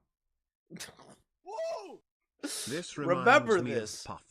Remember Lizard King. Remember the next time some commie fuck comes up to you and tries to convince you that communism is good. This is what communism will create. Remember that. Remember that. Communism will help people like this. Hassan wants this. fuck ableism. The first major topic that Birdie addresses in his 2-hour-long video is the supposed abuse that his family had done to him. Originally, I was gonna mention here how abusive my parents have been Peak tanky talking points to me my whole life, but due to recent events, I've come to find that my whole family is abusive, not just my parents, and I'd like to talk about it. Well, with the exception of my siblings, of course. I'm talking about my grandparents. Okay, well, what have they actually done to be abusive, though? My parents are very abusive. I'll give some examples in a little bit, but first, let me put this into perspective for you. They are conservative Trump supporters. They are racist. I love the Vine sound effect. Like, this is, like, really the worst thing imaginable. Sexist, transphobic, homophobic, anti-vaxxers, anti-maskers, conspiracy theorists, hardcore Christians, they're literally in a cult, and they have 6 kids, not including me. I just realized something. Wait a minute. So Birdie goes... They were actually in a cult, QAnon, okay? So Birdie is criticizing their parents for being in a cult. Birdie was a part of this group. Kind of crazy. That you're going to say that your parents were a part of a cult when you joined an actual crazy person cult. So, good job, Birdie. They have emotionally, verbally, sexually, and physically abused me for my whole life, as well as neglecting me.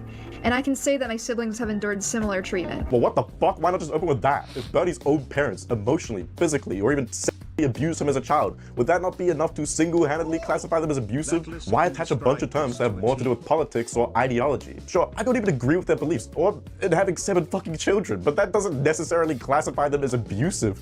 Oh, hi, Nugget. But it's not exactly evidence of abusive behavior, and if he's got a yellow tabby too. Anything attempting to classify as such just weakens Birdie's argument.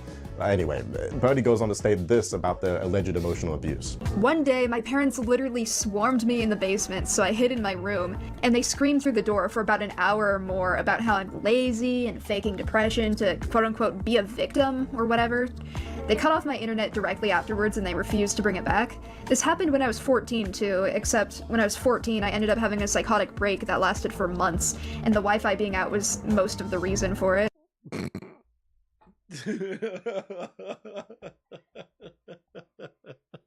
See,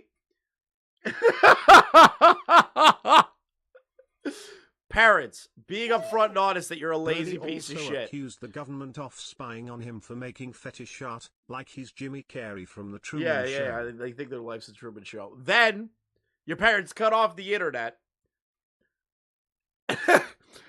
and you have a psychotic break because the internet shut off. Yeah, you should have been left at like an adoption center. Holy shit. So, back then, I obviously didn't want to have a psychotic break again, and I had nothing else to live for aside from the internet, so That is the most pathetic fucking line I've ever heard in my entire life. I have nothing else left to live for other than the internet. How did anybody listen to this video and donate money to this dipshit's GoFundMe? How did any one of you do that? How did any one of you stupid bastards donate money to this person? I attempted suicide. I told my parents I needed to go to the hospital because I thought I was bleeding out when I was actually fine. And they refused to give me medical attention and they laughed. I'm not going to be on it. I'm going to be real. Like, if I had you as my kid, and I'd be like, well, we can always make another one. At me and even threatened to call the police because I was quote-unquote threatening them to take me to the hospital. The next day, I heard my mom on the phone gossiping to her friends about how I attempted suicide and how stupid I was for doing it, and then treated my dad like a hero for refusing to take me to the hospital. Oh my god, what the fuck? This is giving me a headache. Remember when I mentioned at the beginning the concept of what unrestricted internet access does to a motherfucker? The entire 2-hour-long video is like this, by the way. There is just so much information to pass through being dumped on you at every turn that I'm gonna have to skip over a bunch of the less important shit, else risk a video the length of the Mr. T Lexify one. What I'm gathering from Birdie's description of the situation is that Birdie's parents were frustrated with the lack of action from Birdie in securing his future. So they turned the internet off after an argument. How much? Oh, Farham, it was well over $10,000. A group of idiots paid this disheveled, disgusting, fake pronoun having freak $10,000. Which subsequently led to Birdie suicide baiting with the claim that he didn't want to re-trigger his psychosis due to lack of internet access. Yeah, sure, if what Birdie is stating is true, it is pretty horrible of his parents to claim that he was just faking his depression as an excuse for his laziness. What are you fucking doing? And they probably should not have screamed at him, but overall, this entire situation is a pretty common dynamic between Yeah, 10 to 12. 10 to 12. Over $10,000. Parents and children. I'm sure you or someone you know has been involved in a similar argument with a parental figure that may have even led to someone's internet being turned off. One thing I'm hoping you can't relate to, though, is the part where someone cuts themselves and begs to go to hospital. At risk of sounding like a jackass, Birdie is very clearly still alive and well making this video, so maybe Birdie's dad was onto something by refusing to take him to the hospital. I told my parents I needed to go to the hospital. Oh my god, Lord Crust, that's so based. That's so based, dude. That's so based. If I could go back in time, I would start screaming nightmare, nightmare, nightmare at them every time they go online. Could have kept them off for good. Yeah, well, they're like mid-psychotic break, just kick their door in and start screaming, nightmare, nightmare, nightmare! Like in the middle of the night, just whisper, nightmare, nightmare. Hospital because I thought I was bleeding out when I was actually fine. I mean, it's not like he went and cut Birdie. It is kind of obnoxious to self-inflict harm and then expect someone to take the time out of the day to take you to the hospital. Additionally, I have to wonder how many times Birdie's parents experienced suicide baiting from Birdie, considering they supposedly immediately... It was probably like once an hour that their parents had to deal with it. Birdie, you're being lazy. Birdie, you need to get a job. Birdie, you have to get off the internet. Birdie, you have to do this. Come on, like, can you become like a regular functioning human being of society? Ah, you cut off my internet. Like that's like that's how I picture like her parents' day-to-day life living with this person.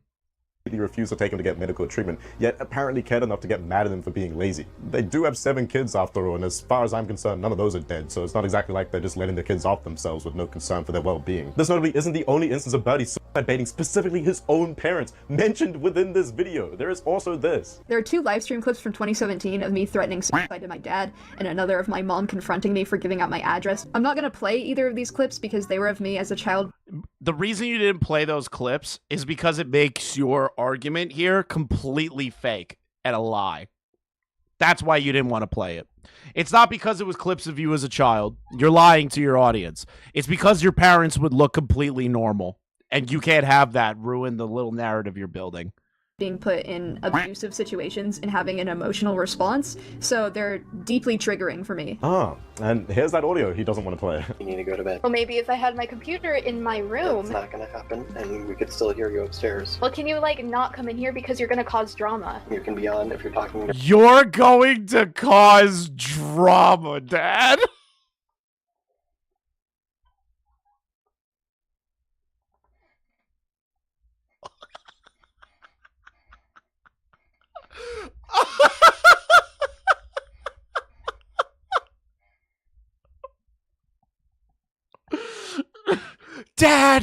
Dad, what are you doing? I know it's 3 in the morning and I shouldn't be live streaming on my phone. Dad, you're gonna cause drama for me. During the day, but not at night. It's 3 in the morning now. No, it's not. Yes, it is. It's 2:45. It's 3 in the morning. I can control the time. Dad, stop! You're gonna make someone hate me! Well, it would be fine because you won't be on the internet app. Oh, Dad, you're going to make people hate me.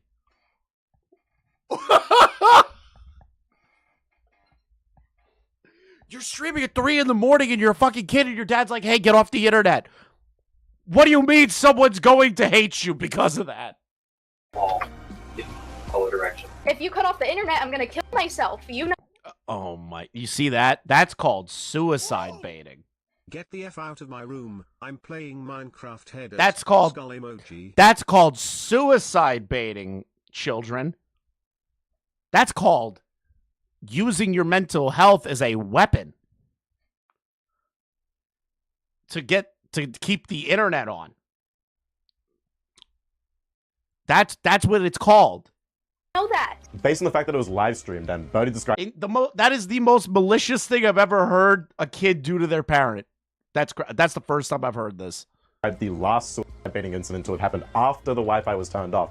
It's my impression that these are 2 different incidents, although the description from Birdie sounds so remarkably similar that I'm not 100% sure. If I am correct though, then that means Birdie suicide baited his own parents over them turning the Wi-Fi off at minimum twice now, which he does somewhat acknowledge, although of course simultaneously attempts to justify it. I just want to say it was not okay for me to threaten suicide to my dad. Nope. Oh wow, crazy. Nobody should ever do this as a tactic to get what they want, and although it took several here's the but. I'm waiting for the but. years, I've recently grown out of this behavior. But I want everybody to understand. Yep, there's the but! There's the but! Only took a few extra seconds, but there's the but. I was 12 years old. I was a child, and my parents did not love me. And? Does that justify you threatening suicide to your parent because they're going to cut off the internet to keep you off the internet because realistically it's healthier for you not to be on the internet? Just because you were 12 years old? Does that give you justification to threaten suicide to your parents? No. They never paid attention to me, and I learned that the only way they would take me seriously is if I threatened suicide. This came from a genuine place of suicidal ideation too, so it never came across as a manipulation tactic to me until I took my hiatus and thought about my actions throughout my life. Another thing to consider is that I have BPD. Funny enough, Birdie constantly threatens suicide like all the time and like cutting themselves and shit. They haven't learned anything. They're just straight up lying to you here. Wait, I heard the magic 3-letter word. Say it with me, chat. BPD. BPD. BPD. And one of the symptoms of my disorder is literally suicidal threats and gestures along with self- I am literally what all of art commentary hates, is somebody that just doesn't take this shit seriously. harm. This is a facet of my disorder, but I've gotten much better at not having suicidal outbursts. And I can admit that although I've improved, I still feel suicidal at times, but I try to express it in a manner that does not come across as manipulative. The reason I told my dad I was gonna kill myself was because I was live streaming at 3 a.m. and I didn't realize this was something I wasn't supposed to do. That is the stupidest shit I've ever heard in my entire what life. Birdie's siblings are like. They're probably normal, I hope. Pray to God, I hope. But that's stupid as shit, okay? I knew at the age of 11, when I tried to hide my Game Boy SD from my mom at 2 in the morning, that I shouldn't be allowed to do that. Do you want to know how I knew I wasn't allowed? Because I hid it underneath my pillow. You cannot and my mom came in because because she had a suspicion that I was staying up late at night playing my Game Boy. Because I had this, was it the SD? I think it was the Game Boy Advance, the one with the light. Yep, it was the one with the light. It was the one with the attached light. Because that light was so bright, she could see it under my door. And she came in, reached underneath my pillow, and took the Game Boy. And didn't let me have it for 3 weeks. Like, every kid knows you're not allowed to stay up till 3 a.m. Like, that's so stupid. So my dad walked in and told me to stop, and I said I would. He came back later on because That's a lie. You did not say that. It was taking too long and told me he was going to cut off the Wi-Fi, and I misinterpreted what he said, and I believed he was going to cut off my internet access forever, and I told him if he did that, I would kill myself. I didn't want to be alive if my escapism was taken away, so I lashed out. Oh yeah, grown out of suicide baiting, like it's an old set of clothes. I didn't mute during either of these live streams because I was caught up in the moment, and I wanted people to sympathize with me. Yeah, I was abused, chat. Gasp. I was abused. I'm as much as a victim as Birdie is because my mom said you can't play Game Boy till 3 in the morning. I was basically beaten. See how stupid that is? See how stupid I just made that sound? Put that right on Birdie. My parents kicked me out for less. I truly believed that if people saw my emotional responses to these situations that I would be pitied, which is something that I always confused for love. It really is my fault that I decided not to mute the live stream, but at this age I didn't have the capacity to understand what happens when you put out personal things online. This is a concept I didn't even understand. Well, to be honest, your parents failed you and didn't, like, throw away your computer. They should have just done it. Even if you threatened suicide, they should have just destroyed the computer. They should have cut off all internet access. They shouldn't have given you a smartphone. They shouldn't have allowed you to have a laptop. Nothing. You should have been forced to walk to the library if you really wanted to upload YouTube content.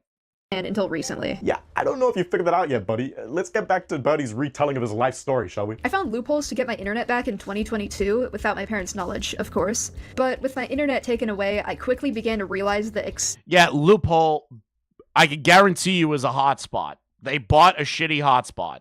Extent of my parents' abuse, and I realized I needed to get away from them as soon as possible. But I was only 16 and I didn't have any friends IRL, so there was nobody to save me. Eventually, an online friend, who I will not be naming here, got in contact with me and offered me a safe place to stay. The issue with this is he lived all the way in Maryland, and I lived in Washington State, so I would need to prepare to move cross-country. I waited until I turned 18, and I prepared for over a year, all while hiding my plans from my parents. I relied on this guy for my own safety, and he began to emotionally abuse me as well. He became my favorite person, because guess what? I have borderline personality disorder, which— Hey! I think I recognize somebody in that. He became my favorite person, because guess what? I have borderline— That avatar looks a little familiar. I'm kidding, it's not GOAT. Personality disorder, which I will talk about more later, which quickly worsened our unhealthy relationship. As soon as I had plans ready to purchase a plane ticket, he blocked me, leaving me back at square one, stuck in my abusive household with my parents and with no support system at all. He intended to let me stay at his mom's house, and I was under the impression that she knew I would be coming and that she was allowing me to stay there. I learned after the fact that this guy had lied to me and that his mom had no idea about her plan. Dude, this guy sounds based as hell. That guy sounds based as all hell. I'm kidding. Well, not really. To be honest, I would. That would be really, really, really, really, really, really, really fucked up if they were like, yeah, totally, come through, and the mom had no idea. But like, it's kind of funny that they ditched you. I think it's hilarious that they ditched you. Like, she just thought that I was coming to visit, not that I was gonna live there. Although Birdie's retelling of the story does come off as extremely uncharitable, this is an instance where the other party involved, the so-called Maryland dude, has actually come out with his own perspective, which... Let's see here. Remember when you called me abusive after I tried to leave you like 3 times, and each time you kept guilt-tripping me to come back and threatening to kill yourself? Wow, they really grew up. He tried to get me stranded in the middle of the country. Okay, I was like 17 at a junior high school. My bad. I will address later. Also, another really weird thing that this guy did is that he kept bribing me with gifts. Like, according to him, he spent either $200 to $400 on gifts for me from, like, Amazon that he planned to give to me when I arrived at his house. And, like, even weirder, I have proof that these gifts— Wait, I don't know how that's a bribe. He says, I bought some stuff for you for when you move in. How is that a bribe? Chat, am I retarded? How is that a bribe? Also, there's 402 people here, but only 90 likes. What are you doing? Do I need to say more crazy shit about Birdie not having real pronouns? Do I have to like really piss off the ACC? Come on, guys. were real. He ended up sending like 3 of them to me in the mail, and he would hold these gifts over. Apparently, nearly 25% of women are being treated for mental illness. That means 75% of women out there are walking around untreated. Stay safe, fellas. True. True. True. True. True. DK speaks truth. My head constantly to like manipulate me. Like, whenever I did something that he didn't like, he would try to control me by being like, dude, I spent like $300 on gifts for you and you're gonna act like this? You're such a bad friend. Well, no. Well, the thing is that you would continue to like threaten to kill yourself to them. I would have said the same thing. I'd be like, hey, like, I was excited for you to come here, but you keep threatening suicide to me. I don't want to keep dealing with you. Why are you treating me like this? Like, that's not a bribe. That's not manipulation. That's just saying, I'm trying to do all this nice shit for you, and you keep doing, to me. Like, that's not manipulation. And, like, he would keep increasing the price every time he, like, used this tactic. Like, it started out as, like, I spent $200 on you, and then it went up to, like, $400. So, honestly, I don't know. That's gonna, I swear to God, me pretending to, like, cut myself and, like, yelling is gonna get me in so much trouble one day. How much he spent. I can't wait for the comments to be like, Chris is devaluing, self-harming. Chris is devaluing, somebody self-harming. Yeah, I'm devaluing Birdie. I don't care what you think. Go get mental help. Go see a therapist if you're doing that to yourself. I don't care. On those gifts? Yeah, I mean, with that description, this dude does sound pretty wretched. Holding a gift above someone's head is gross. However, what mistreatment from Birdie was he referring to that Birdie conveniently left out of the story? It might explain why he blocked Birdie the moment that Birdie bought a plane ticket. There is no indication that this Maryland dude knew that Birdie would be buying a plane ticket that day. Yeah, I would probably block some delusional...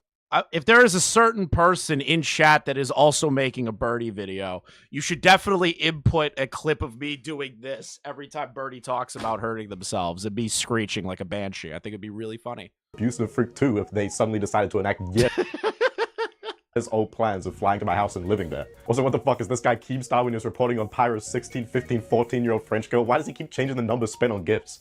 Oh god, he did not reference the Pyro shit! With how uncharitably Birdie has been so far while describing these stories, I wouldn't be shocked. Just Keemstar takes a shot off the bow.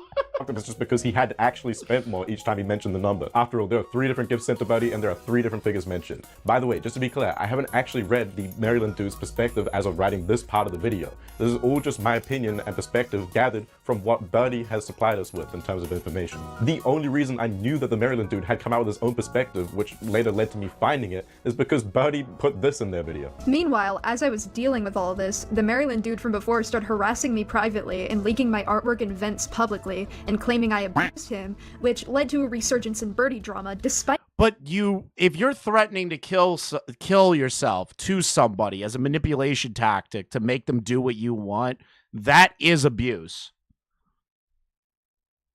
That is abuse. Where are you? I don't know. Retard, where are you? Also, Queen finally admitted the Birdie video is on a hiatus. Queen should, like, just give up on, like, life and, like, doing this Birdie video. It's going to be dog shit. They're going to just fuck it up, especially after they tried to threaten everybody to take down that call I reacted to. I have no sympathy in my body at all for these people. Being on Am I going to watch Ethan debate Sam Cedar? No. Do you want to know why? Because I don't think Ethan's going to debate well in that, first. Second, I don't care about politics. It can suck my dick. I'd rather talk about the interpersonal retarded drama, okay? Hiatus, and also still healing from what the Yes, Pooh, you were right about Birdie before it was hip. I didn't even know who the hell Birdie was until a few months ago. This guy did to me. Oh, and there's a final note on this Maryland dude saga for now, at least until I address his side of the story. Of course, this Birdie fucker had to start using psych terms. I never asked for any of the gifts. He just decided to love bomb me with them, and I couldn't do anything because holy shit, that's a lot of money to spend on, like, a manipulation tactic, if I'm being honest. Man, a lot of time threatening to cut yourself. That's a lot of time to waste out of your life. To constantly threaten suicide. You know you only have a certain amount of hours of your life. How many hours were you dedicating that to, like, trying to ruin the mental health of other people by saying you're going to cut yourself because you thought that that was the right way to get attention? Which one's worse? Wasting $200 or wasting hours of your life constantly not going forward with actually bleeding yourself out? Which one of them is a huger waste of time? That's what it is. Like, holy moly. I have a personal beef with whoever unleashed the word love bomb on the internet. So, now it's the beginning of Ethan Ralph is not debating Sam Cedar. It's Ethan Klein. He's debating him, I think, right now. 23. And I literally can't care. I ended up moving 4 times in just this year, and I endured so much abuse, which I will elaborate on shortly. I got back on my feet quickly, and I prepared to complete my GED. Oh no, Queen. They did. They cut. They did. They did. They did. They did. They did. They did. They did. They did. So I could get a job and afford to move out. Despite the significant progress I was making, my parents kicked me out very soon after I turned 18. Base parents. Holy shit. Kick this homeless bum out of your home. That is the best thing that the parents have ever done. They're probably living their best life right now. They're happy that Trump got elected. The tariffs are going to make our money back. And they don't have to deal with this complete degenerate failure of a son/daughter dealing with it anymore in their household. Actually, this is the first time I've ever been happy to see somebody get thrown out of their house. The intention of leaving There's no donkey drama. Video game donkey is infallible. Me homeless on the streets. Interesting that he noted, despite making significant progress on my GED. Is Birdie still active? Yeah, in Discord and shit. But, like, I want to cover this. The reason I am watching this with everybody is to get to this. I'm beginning to get the impression that the aforementioned laziness that Birdie's parents were frustrated with was based around a lack of progress from Birdie on his GED. Also, what does he mean his parents kicked him out with the intention of making him homeless? Yeah, sure. Based! I see no problem with that. If you had to deal with literal hell for 18 years because this person just continued to try and ruin your life, get you docked, swatted, all this shit, I'm gonna keep a buck with you. If they kicked out Birdie to make them homeless, don't care. I would agree that 18 is a very young age to be kicked out of the house, nor do I believe that it would be particularly effective at giving Birdie the kick he needs to get his life in order and finish his GED. However, as Birdie will establish momentarily, he had other options for housing, and I don't doubt that his parents were aware of that considering who the housing is coming from. The day I was kicked out, I went to my grandma's house, and she allowed me to stay there and eventually decided that she would house me until I could afford to move out. Wait, that grandma you labeled as abusive at the beginning of the video? Well, let's hear it then. Issues began to arise when she expected me to wake up early to go to school 3 days a week and work on math at home for an hour every day, as well as getting to all my appointments by myself, which I know it sounds ridiculous that this is where I began to suffer, but I dropped out of school in 9th grade and I have super autism. There's also the fact that I can't drive, so I would have to take public transportation to these education programs and wherever else every— God forbid this fucking lazy communist bitch has to take the bus. God forbid that they have to take the bus to their retard center because they dropped out of school in 9th grade. God forbid, chat. Lordy, Lordy, put your shit in the collection plate. They had to ride the bus. Like, what? Time I needed to go, and it was a I did not just do that. You did not see me do that. 15-minute walk to the bus stop every day. Do I even need to say anything here? No, but I did it for you, Lord.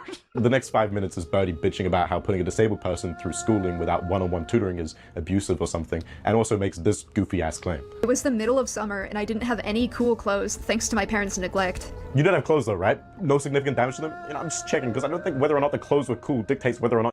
Chris, keep in mind, he could walk to the bus stop to go to the library and get Wi-Fi. He never complained at all. That's amazing. Really nice. Your parents were No, you didn't. You didn't see me do the Botix thing. neglectful. This is... You didn't see me do that. It's just conjecture, as is a lot of the segment to do with Birdie's family. I wonder why. We only have one side of the story. But it seems more like Birdie's fault that his clothing wasn't cool enough. The clothing Birdie has drawn to demonstrate the supposed outfit of neglect is black shorts, black t-shirt, black headphones, and black wristbands. Yes, because they're stupid. They're an edgy little goth boy or girl or fucking demonkin, whatever the fuck they identify it as. Like, of course they're going to only have clothing that's black, but they can't, like, think ahead and go, hey, it's going to be really hot out. Maybe I need to, like, wear something lighter, you know? Like, I like wearing black. It's most of my wardrobe. But the thing is that if it's really hot out, I have clothing that won't make me burn to a crisp.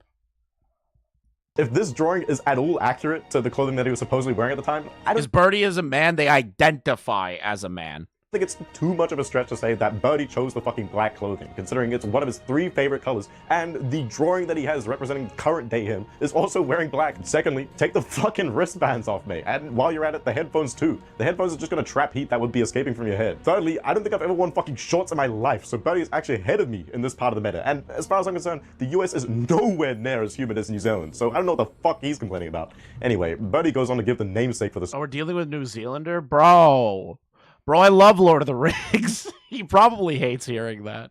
He probably hates, like, American retard tourists, like, showing up and being like, oh, Lord of the Rings was shot here. He probably hates that. Chapter.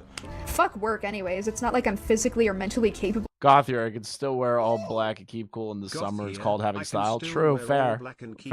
Fair. That's fine. It's called having style. That's fine. That's fine. But you're dealing with somebody that is co-opting your culture. You know, this is somebody co-opting the goth culture. Enough to uphold a job in the first place. Fuck capitalism, fuck the public school system, fuck ableism. Oh yeah, so incapable. You have a 115k subscriber channel. I'm not gonna lie, Birdie makes a great case as to why ableism's a good thing. I'm gonna say it. I'm just gonna say it. Birdie is a very good microcosm as to the idea as to why ableism is, like, something that we should accept. For just people like Birdie, you know what I mean? Not from, like, people that are just, like, mildly autistic or functionally autistic. I'm talking about people like Birdie's level. Like, we should be allowed to be ableist to this kind of person. I feel like that should be allowed. Chat, do you disagree with me? Like, I don't care if you have autism. I don't care if you have functional autism. I don't care if you actually are struggling with autism. And you need help. That's totally fine. In Birdie, for people like Birdie, though, we should be allowed to be ableist. I feel like we should be allowed. I feel like RFK is doing the right thing, rounding up people like Birdie. RFK's going too far. People with regular autism are okay, but, like, listen, people at Birdie's level, if the Gestapo showed up and threw Birdie in a van, is anyone really going to be upset? which numerous reasonably high effort animations are posted. What about this very fucking video, the 2-hour-long trauma dump? All of it drawn, written, animated, and edited by you, Birdie. Birdie is capable enough to write numerous long-winded bents. You just see like the RFK Gestapo show up and they just throw Birdie in a van. They made a camp in the middle of Arizona just to house Birdie. On Tumblr, which have repeatedly gotten him in hot water. Wait a second, bring that ramble back up. He mentioned the Maryland dude in it. Okay, so this is a Tumblr post that is in response to a question about BPD, and while that is what the majority of the post addresses, Birdie also elaborates, stating that around the time that he lost internet access, he began thinking that he had BPD, which he brought up to his mother, who shot the claim down. Upon getting access to the internet again, I'm gonna be honest, I can't wait for people to use that clip of me saying, like, I feel like we should be allowed to be ableist. I can't wait for somebody to clip that and be like, Chris is pro-ableism. Yeah, for people like Birdie. Duh. How can't you be? Is my question. How can't you be ableist? How can't you? Without his parents' knowledge. I can't wait for that clip to That's going to be used against me one day. And it'll be the funniest clip that I will just constantly double down on. Birdie keeps clarifying. He also got in contact with the Maryland dude who forced the BPD label onto Birdie as a way of explaining his abusive behavior. This claim was followed by some bracketed text which stated that the Maryland dude was the one who was actually abusing and gaslighting Birdie into believing that he had a victim complex, and it wasn't actually the other way around, which, holy shit, the first usage of a psych term I might actually agree with. No, not the gas. Chris, you're going to give me more straw page submissions? How am I wrong? I don't think I'm wrong. Actually, I think I am the most rational person talking about this stuff. Okay.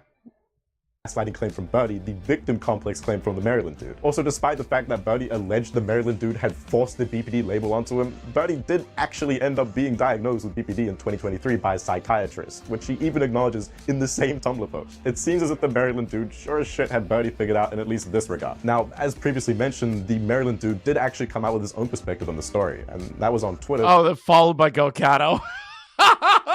With notably Go, you need to stop being everywhere. I'm getting tired of seeing you. I'm getting tired of seeing you all over the place. Substantially more evidence than Birdie. To start off, the Maryland dude, aka Refix, claimed that Birdie was most definitely the one who was at fault. One example of how would be when... Yeah, like literally, the Maryland dude is right. Like, that's the best part about this. Like, literally correct.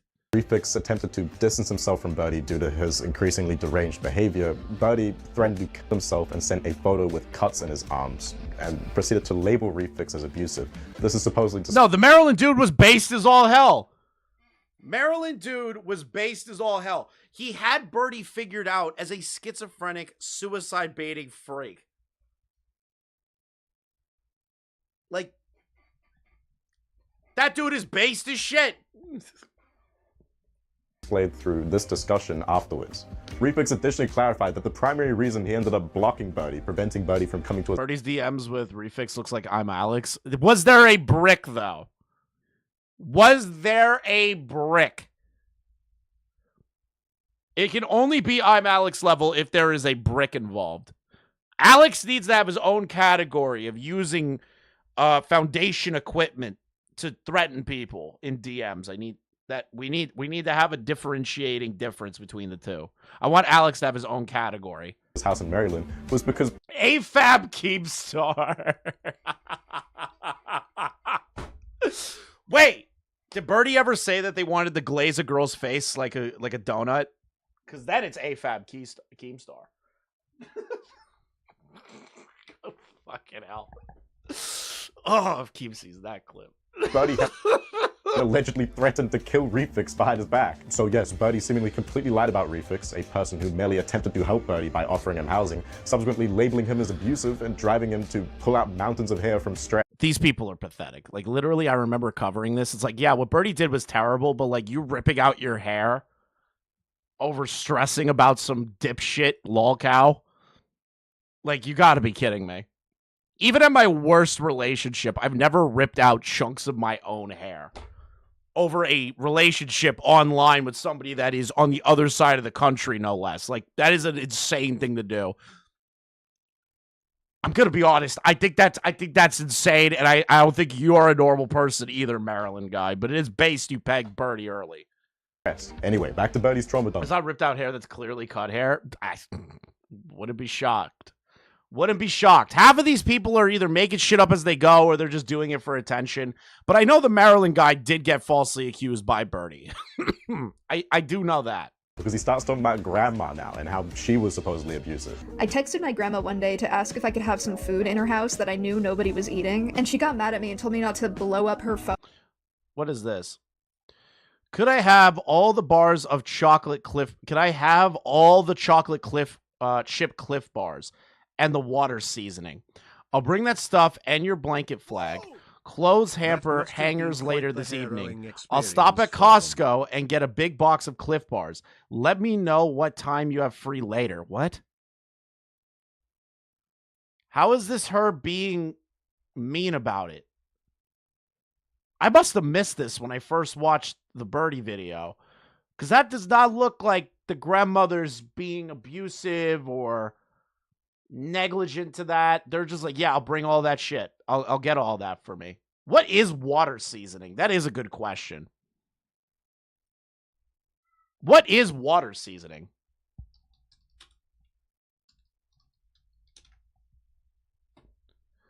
Adding flavor to the water itself. The fuck?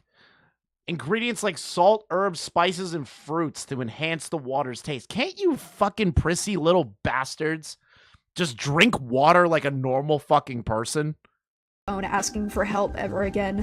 What? You can't just say that. Expect me to believe you when you're showing fucking contradictory evidence on screen. Birdie's supposedly abusive grandma is just being extraordinarily sweet in these texts, talking about dropping off supplies like food or a blanket. The cognitive dissonance of Birdie describing how horrible his grandma was and how his grandma was blowing up his phone when this is on the screen. He never bitched about his grandma much in the group chat. I don't think the abuse from the grandmother actually happened. I'm going to be honest. This text message doesn't prove anything. And Birdie's done nothing to prove otherwise. So I agree with Lord Crust here. Birdie just showed that the grandmother's being considerate to what Birdie wanted.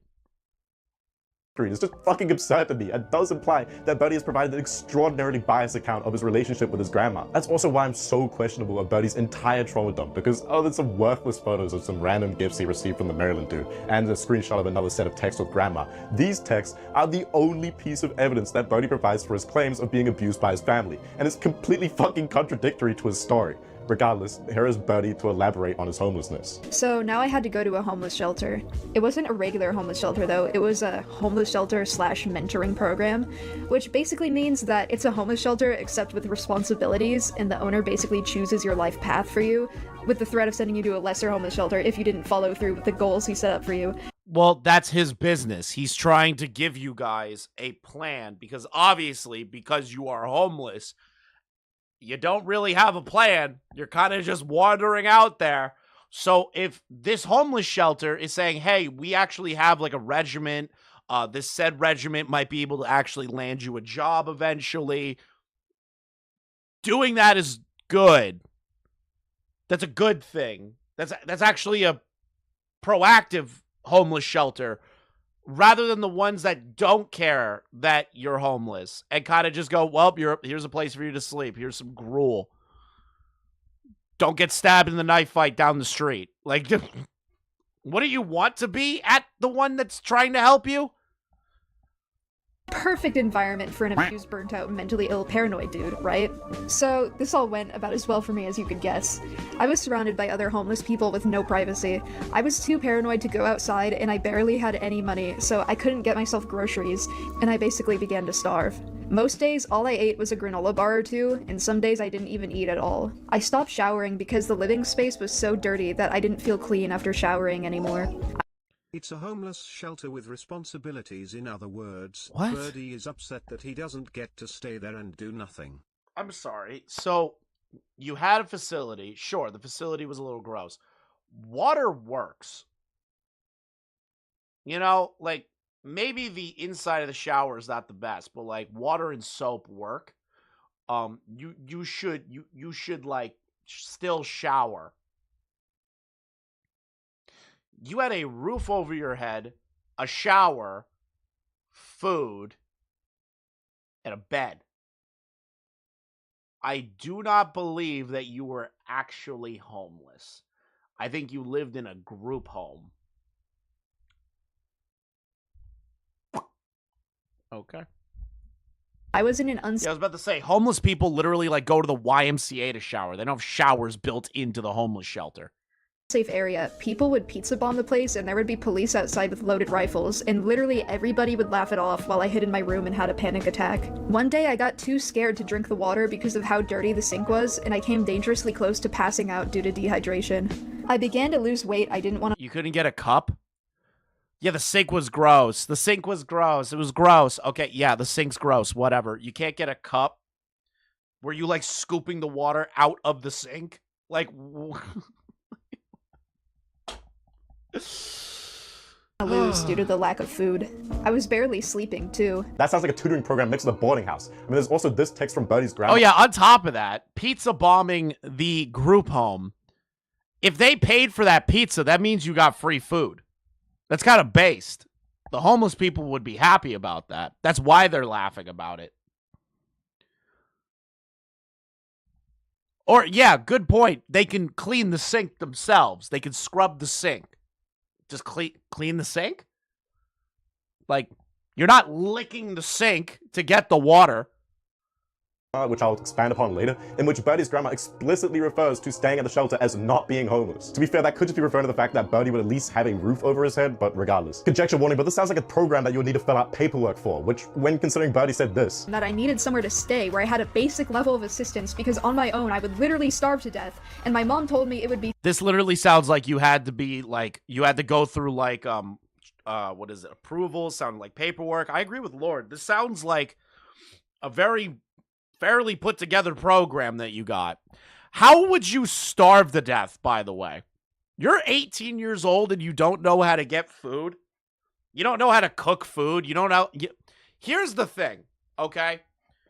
If you are broke and you need food, there is a way for you to have food for a good chunk of time. You know how you do that? Ramen, chicken, tortillas, and cheese. That's all you need. That's what I subsisted off of all of college.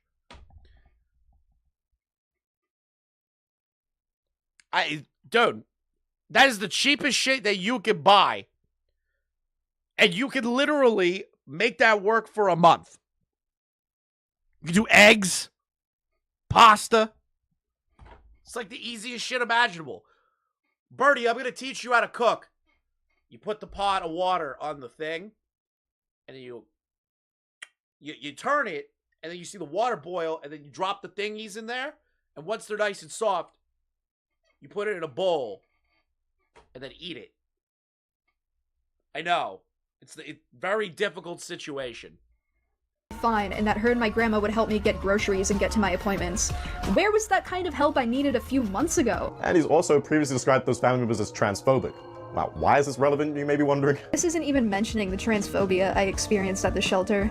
Literally everybody there would keep misgendering me, including my lesbian roommate. Like, dude, you're LGBTQ.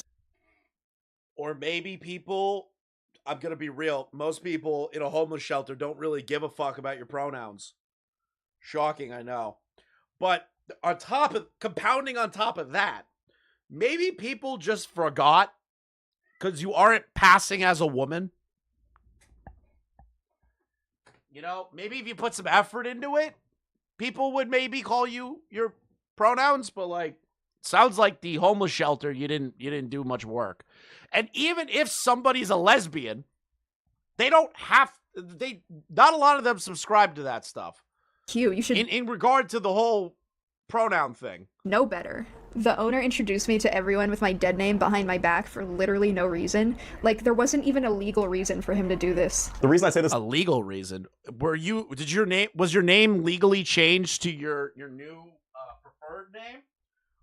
Or was it still the name that you were born with? Because if the name that you were born with and on the paperwork is what you were born with, still that you had to apply with, that's the name that they know you by. So it's not purposely dead naming you. That's how they know who you are. Like, Jesus. Chef, you need to understand, buddy. You need to stop yelling. You either come in here and you want to hang out, get pet, or you stay there. Segment is conjecture. All right? Stop that. You're adorable, but stop it. is because there isn't evidence that there was any paperwork involved. However, if there was, I don't think it's too much of a stretch to assume that it was Birdie's family that filled it out. And considering they're supposedly transphobic, I don't think it's too much of a stretch to say that they would have put his birth gender on there and not his transition gender. So, despite saying that there was no legal— She was not homeless. They lived in a fucking group shelter, Pooh. Pooh, does this sound like a homeless person to you? Has people cook for them, has a bed, has a roof over their head, has a working sink, has a working shower that they can use in facility. Does that sound like a homeless person to you? reason for it, I can definitely envision there being one. On my last day there, the owner admitted he called me Jack instead of using my pronouns because, quote, it's annoying how often trans people change their pronouns and it's too hard to keep track of. Yeah, well, Birdie. He's now trying to paint them as horrible people. Birdie. Your pronouns are Lucifer.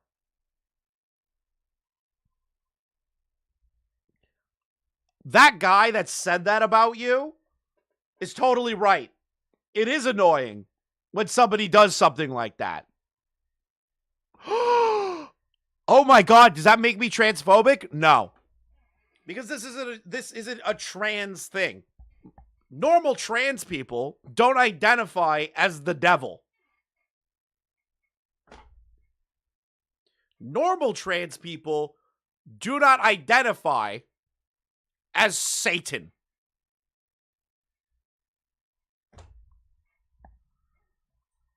No, they identify as a devilkin. They identify as a devil. So I don't take that seriously at all. And I don't even blame the guy for not taking that seriously.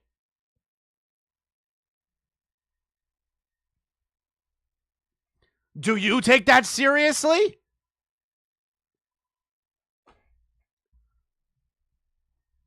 I don't even respect the it pronouns. That's fucking stupid. I'm sorry. If you want to transition to a man or a woman, totally fine. I will not call you it.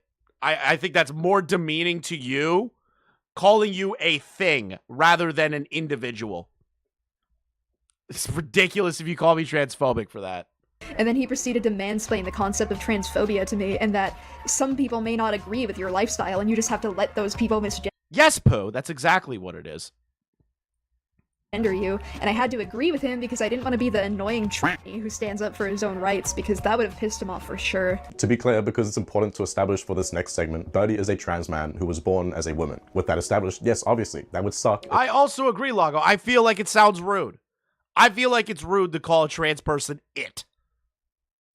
The shelter management and residents were intentionally dead-naming and misgendering Birdie. However, with how uncharitable his retelling of the story has been, especially in regards to his grandmother, I'm dubious of the claim's validity. Also, I just don't think it's real. I don't think the guy at the homeless shelter was being like, yeah, you trans people are fucking annoying. Like, I don't believe that. I don't believe it. So even in Birdie's description of his interaction with the shelter manager, other than maybe the comment about how annoying it is to keep up with people's updated pronouns, the shelter manager sounded relatively reasonable. I mean, yeah, it is just unfortunately a fact of life that people will not agree with Birdie's lifestyle and as a result will intentionally misgender him. And that's just something he has to put up with or risk other consequences for reacting. Additionally, Birdie did put this text on screen which claimed his grandma told him that they put him in a girls' dorm in order to not make the boys uncomfortable. So clearly his family was at least aware of the situation. Regardless, Birdie goes on to talk about his escape, if you will, from the homeless shelter. I was completely alone and I was seething with rage. I knew I needed to get the hell out of that place before I ended up killing myself, so I contacted my Nana. I told her about my situation and she offered to come pick me up. I arranged for her and her husband to come pick me up and have— So you weren't homeless. So we just got that whole long-winded explanation, and they aren't homeless because they have family willing to take them in.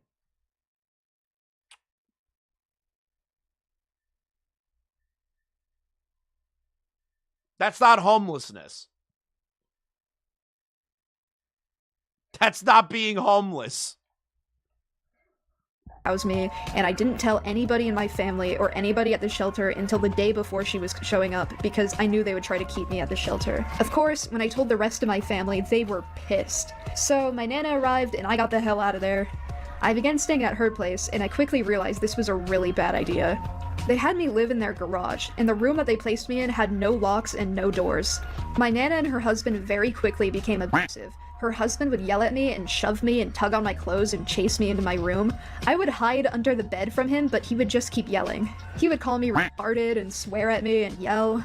Every time I would go I'm not gonna lie, that old man called you retarded, kind of based. verbal, he would start screaming at me, and my Nana would ask me why I wasn't normal, and she would enable him by telling him I was doing it on purpose because I didn't like him, which is rich coming from her, considering she also suffers from autism and BPD and psychosis as well. Well, she's probably more put together and on medication, and you know she can live a normal life while you continue to do this to yourself. That you don't get help, you don't get medication, you don't try to be better. You just let these things control your life. So, grandma with all of those issues, better. You're down here in like the pits of fucking retard hell because you can't get your shit together. Like, why aren't you normal, Karen? You guys have no idea how long I've wanted to make that joke. Her name is actually Karen. Wow, more supposedly abusive family members who are seemingly MI6 when it comes Yeah, imagine bitching about a roof over your head. God forbid that they don't have locks on the door. God forbid that you live in a house with your family. to covering up evidence of their supposed abuse. Yeah, it's literally Spencer all over again, except this time Birdie doesn't have a Mama Max to pay for them. Anyway, this next claim in regards to Birdie's Nana is honestly the most bizarro world thing I think I've ever witnessed. Every week when her husband would threaten to kick me out, I would present options of places for me to stay.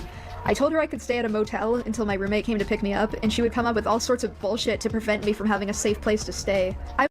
What? But a motel isn't safe for you either.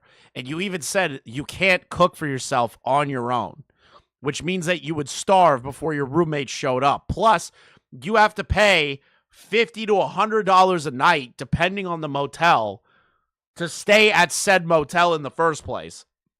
I would give her options, but she would say weird shit like she could take me to Oregon so I could live at her unfinished beach house despite her being unable to drive. That is literally, that should be you should be like, absolutely. There is an unfinished, you're telling me that your grandmother, to make sure that you didn't live alone and with random people, had a beach house that was basically finished. Not fully finished, but unfinished, which means that there's living space in it. She wouldn't just let you live in like some kind of like open concept home that has like no fucking walls or a roof or anything. And you turn that down. Whoa! Every time Birdie speaks, it is a in stunning a different endorsement state, of abortion. away you don't want from a kid everybody. like Birdie, do you, chat? A free beach house. And you are saying that's bullshit. And she goes, and she's like, but my grandmother doesn't even drive. Okay. They put you on a plane. They get you a car to pick you up and drop you off at that location. Are you serious right now? Whoa! Are you fucking serious? Birdie earlier said he offered wasn't to independent enough to know how to cook for himself. But he apparently can handle living in a motel for himself until his roommate comes. True. Also, thank you for the donos. Every time Birdie speaks, it's a stunning endorsement of abortion. Thank you, guys. Buy a house in my hometown so I could stay there. She told me to just get an apartment by myself. Like, come on, in this economy, with the disabilities that I have, being unemployed, it'd be easier to cure cancer. Wait, what? Hold on. I'm sorry. Hometown so I could stay there. She told me to just get an apartment by myself. Like, come on, in this. Wait, she also offered to buy you a house to help you, and then also said, well, you could get an apartment by yourself. So you're bitching about all of these options that are laid out in front of you, where the grandmother's willing to buy you a house. The grandmother offered you a beach house in Oregon. Or get an apartment on your own. And get a job.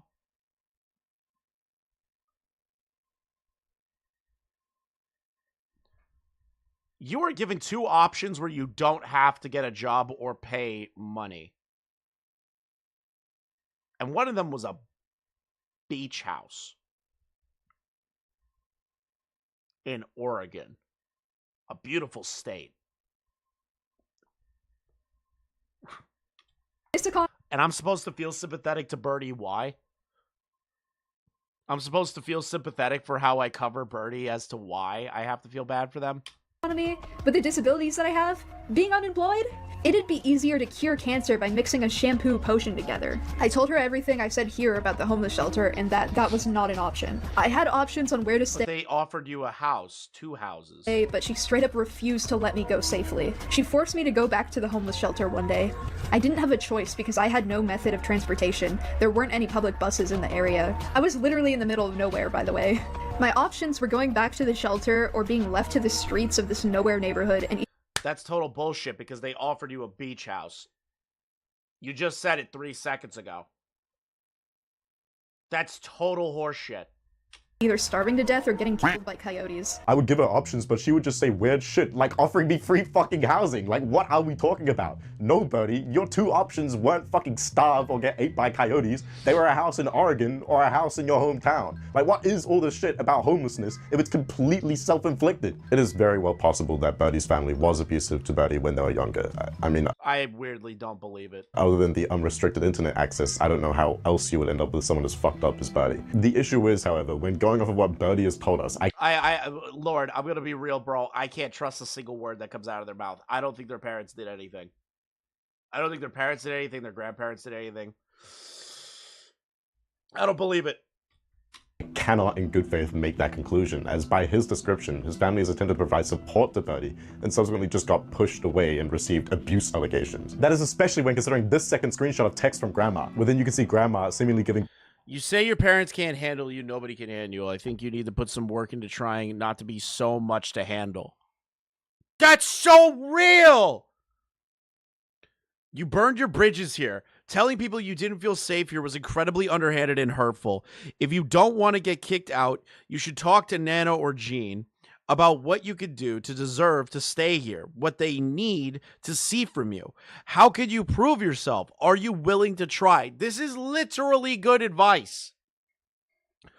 Or you can ask the shelter owner for help and put more effort there. At least you wouldn't be homeless. This is, oh my God, this is awesome.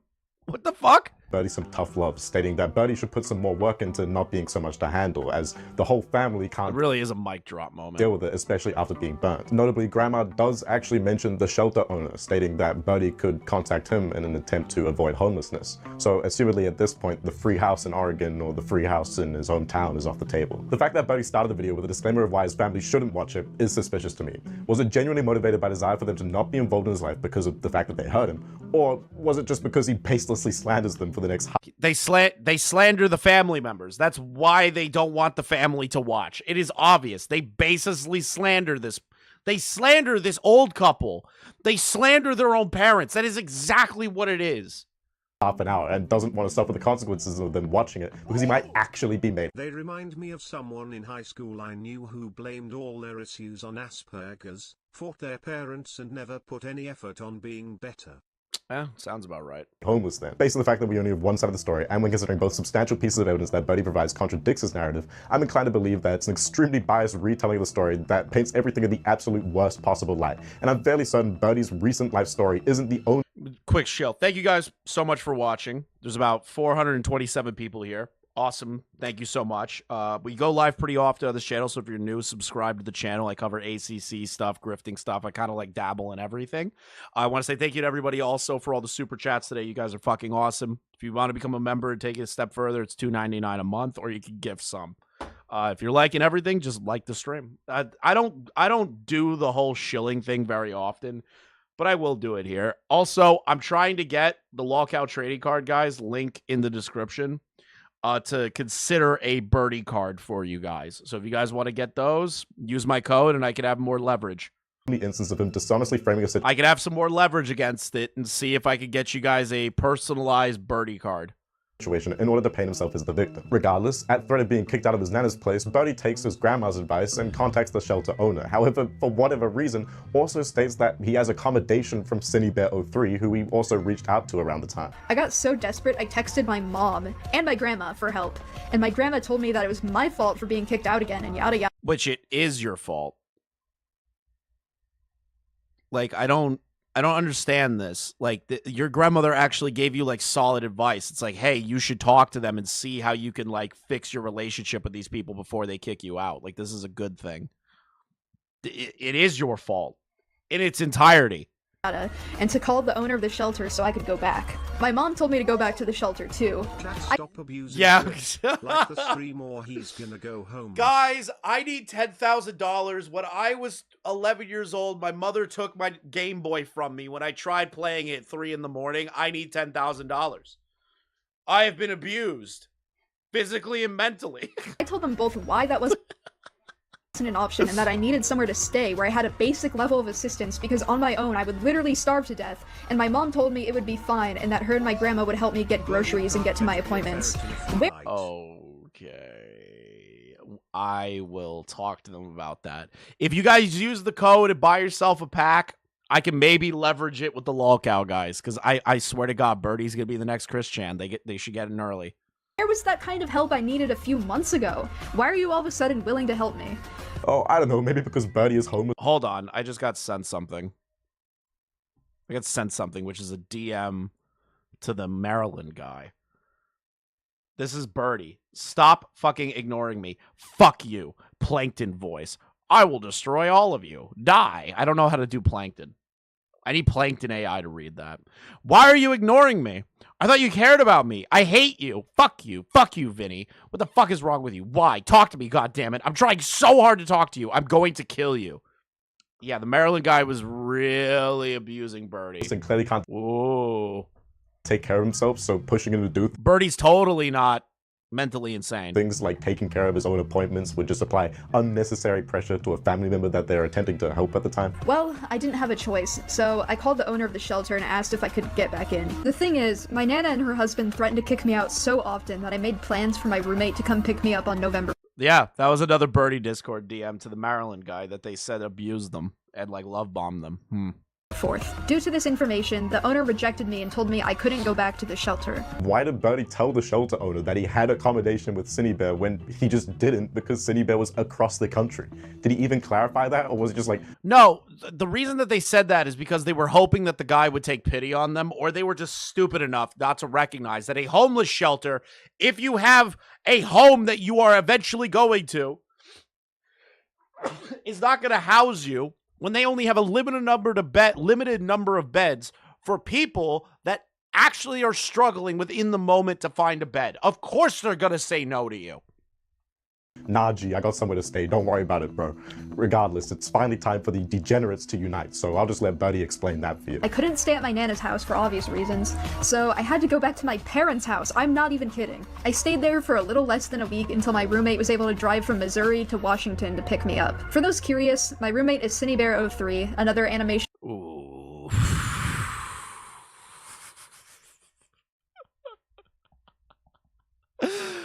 Memer furry previous Sans fangirl. What are the chances? As of writing this, we've been living together for almost 2 months. We've known each other through the internet since we were kids, and we used to watch each other's videos on a regular basis, so it is incredibly surreal knowing that we ended up living together. But like, good surreal. I honestly don't know what I would have done without her. I know for sure I would have been homeless on the streets.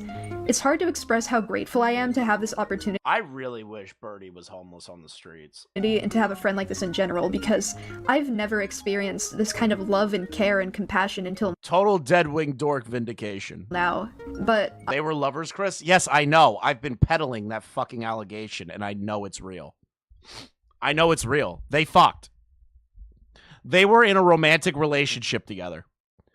Anyone that argues with me about this is retarded. Finally, You actually have like fucking brainworms. You have like actual brainworms if you think that these two weren't in a romantic entanglement or relationship or anything along those lines, sexual, like emotional. They had it. They're in my state. That's real. They did do that. Anyone that argues with me is an idiot. I am incredibly grateful to have a chance at life, and it's all because of Cinny. Everyone in her life was telling her not to come get me, but she went out of her way to save me regardless. We had a nice road trip. We were in the car for about 2 days. We snuggled up under some blankets and watched YouTube videos, ate snacks, listened to music, talked about things, and took naps on each other. We were homeless for a few days, but her friend provided us a place to sleep until we could move into our apartment. And now we're here. We have our own place, and we're happy. Not once in my entire life did I ever think I would have a future like this. Like, up until now, I had never been in a safe environment, so I had no concept of that ever becoming a reality. I fantasized about a future like this since I was very little, and now I'm here. I'm still mentally ill, I'm still struggling, I'm still healing from it. I finally reached all the things I need in my life to be happy. I'm still mentally ill. I'm still pathetic. I still can't take care of myself. I'm gonna steal this girl's cat. Like, I love it. I love that's the crescendo. I got everything I've ever wanted to make me happy, but I am still retarded. Past, but I'm happy and I'm safe, and I have a chance at life. I've never had that before, and I never could have done that. You never had a chance at life when you were offered free housing in a beach house. Crazy. Without Cindy. Wow, what a cute story. I'm sure this happiness will last forever. I've been an irresponsible content creator, and I've been acting inappropriately towards my fans. This alone is enough for me to realize I need to make sweeping changes to how I conduct myself and how I interact with my fans. But the most serious thing I've done is I've groomed a minor. I am fucking with the Borderlands gameplay right now. I became friends with a 14-year-old after I made a mental note to myself to not become friends with minors again. Yeah, so as established, I already have a video covering the CineBear03 allegations, but if you haven't seen it and need some context, let's just say it's a pretty open and shut case. Essentially, CineBear was exposed for sending art that depicted gore, fetish content, and rape to minors. So base, Lord. He's so right. He's so right. And ended up... See, you know, Jar, that's how you explain the CineBear drama right there, buddy. I know Jar is saying some dumb shit again. Just gonna since we're at the CineBear part, I might as well show you a comment that he left in his most recent video. Same, bro, but that didn't happen. I didn't flirt with her, send her sexy images / roleplay or anything, and most people don't even think that CineBear's a pedophile.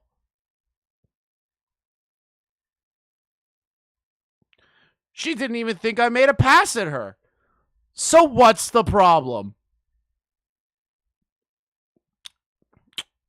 The video on Frogan's terrible. It is literally the most easy Frogan video of all time, and he puts no effort into it. Don't even watch it. Admitting to it in a video that... Go, if you watch it, I hope you're disliking it, because it's shit. ...that was later taken down.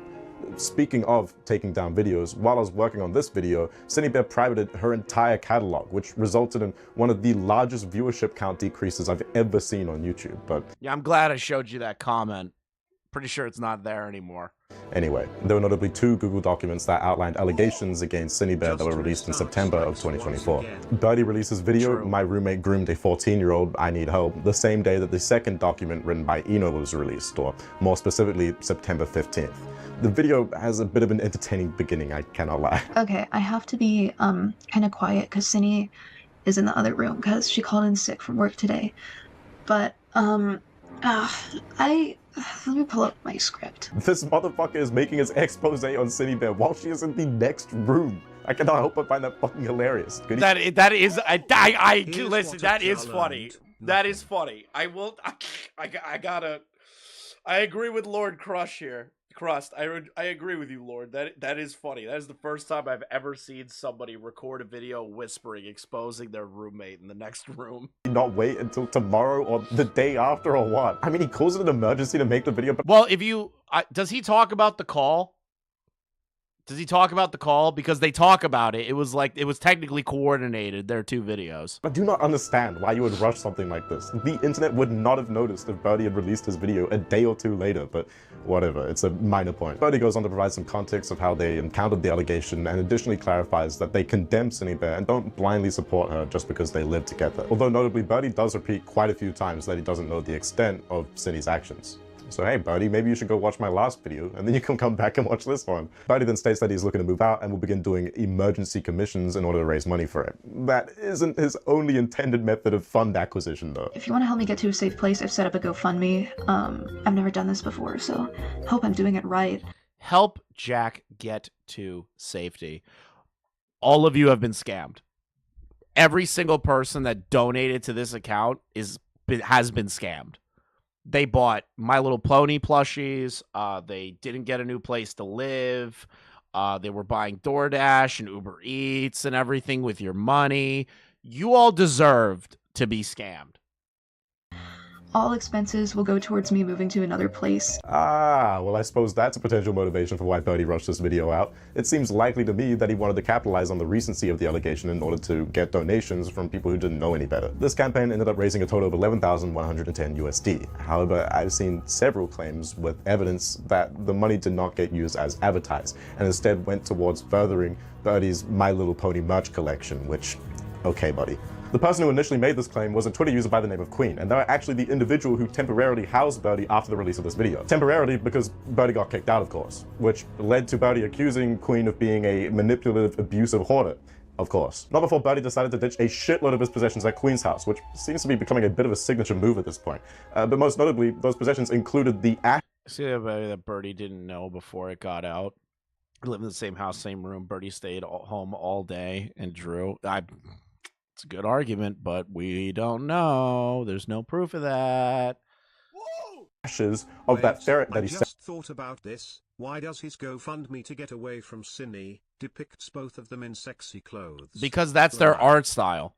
Assaulted and also called his daughter Chara. Now, to be fair, in regards to the GoFundMe claim, Birdie did actually respond with an explanation when he was confronted on it. Well, I say he responded, but the messages claim that it's Birdie's PR responding, which is fucking hilarious to me because that either means that he's lying about having public representation, or he got public representation over people criticizing him online. He didn't get public representation. Birdie's too stupid to get public representation. They are lying about the public representation, or they have a friend of theirs on the internet, most likely a buddy troll, that is pretending to be their representation. That's really it. For being a freak, but regardless, this PR claims that Birdie has sat on the GoFundMe cash and it was actually just the money he earned from commissions that he spent on the My Little Pony merch, which I suppose is some semblance of a defense, although... Nah, I don't believe it. I still find it fucking ridiculous, considering he's claimed to be flat broke, starving, and at risk of homelessness. But anyway, Birdie continues the video, explaining how he intends on escaping from Cinny Bear's place. Honestly, I don't even know where I'm gonna go. I don't know what the rest of my life is gonna be. How about that house in Oregon, that beach house your Nana offered you? How about do that? Fucking idiot. I'm gonna talk to my family later. I highly doubt I'll be able to stay with any of them because, you know. Think as to why that would be. If my understanding of the story is correct, then Birdie basically accused these people, his own family, of being physically, emotionally, and sexually abusive with his relatively large YouTube platform, when, as far as I'm concerned, all these people really did was push Birdie to try and look after himself and not be so reliant on others. Even in the unlikely instance that everything Birdie has claimed about them is correct, why would one, Birdie even want to move back in with them, and two, why would they want to take Birdie back if Birdie is already... Dude, if the parents took Birdie back, Jesus Christ, you're stupid. You're a stupid parent. I know you have to care about your kids and you care about your kids and all that shit, right? But like at a certain point, you gotta let them. You gotta let them sink or swim. Especially in this case, I would not let Birdie back into my home. No fucking way in hell. I would pretend they didn't exist if I was their parents eventually. I'd like if people came up to me and they were like, "Oh, are you Jack's parents?" I'd be like, "Nope, never heard of a Jack in my entire life." Like I'd be like, "Yeah, I don't know who that is. I don't even know who you're talking about." Aired out how horrible they are online, probably for the whole local town to see. That's honestly the main thing. None of these people have online careers. There was no reason for Birdie to make a half-hour-long segment. What's the Birdie update? Did I say Birdie update, or did I say Birdie lore job, learning about the Birdie fan cult? Airing out personal family drama, especially when considering the fact that Birdie's old therapist, for example, but additionally his family and friends have found his videos and watched them. So wait a minute. I forgot about that. So you're telling me that Birdie had the Doodle Toads and Nezzy Monster thing when their therapist saw the YouTube drama video was made about them? Didn't have anybody IRL to confide in, and even when I did, they would talk about me on the internet or watch videos about me. My own parents did this, which is hilarious. Like, I'm pretty sure they watched Birdie rants together on their TV. This is like cartoon villainy. I have a personal life and beefs, but you guys sure as shit aren't hearing about it unless it's anecdotally relevant to a point where it somehow comes online, and even then I'm gonna do my best not to disclose any of the parties involved. I mean, this motherfucking Birdie seemingly accuses every single person that comes within a 10-meter radius of him of abuse without evidence, so of course people are gonna start poking holes in his story, especially if he starts asking for 10K to solve a problem that he seemingly made for himself. What's pretty absurd is that as far as I'm concerned, Birdie is currently staying with another family member, so genuinely, what did that 11,110 USD go towards other than My Little Pony merch?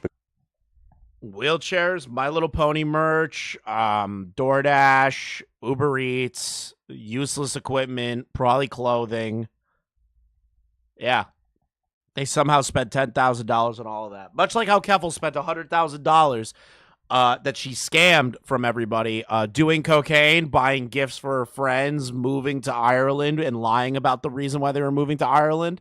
You know, people can blow through a lot of money really fast. Because it seemingly wasn't the advertised housing or food, which I would say, if is the case, makes the campaign a scam. Either way, seemingly right before Birdie released his My Roommate Groomed a 14-year-old I Need Help video, he accused Cinny Bear of sexual assault, which he included the audio of in the video. This whole thing has made me realize that you have been inappropriate with me too. Wait, how? You know how I told you not to like poke me in the butt or like on my crotch, and you still do it? Oh, Wait, do I do it in the crotch, really? Like, I don't know, sometimes. You still make jokes about like... You literally say, like, I don't know. Did I poke you in the crotch? Oh, I don't really know. How can you accuse them of that if you're not certain of it?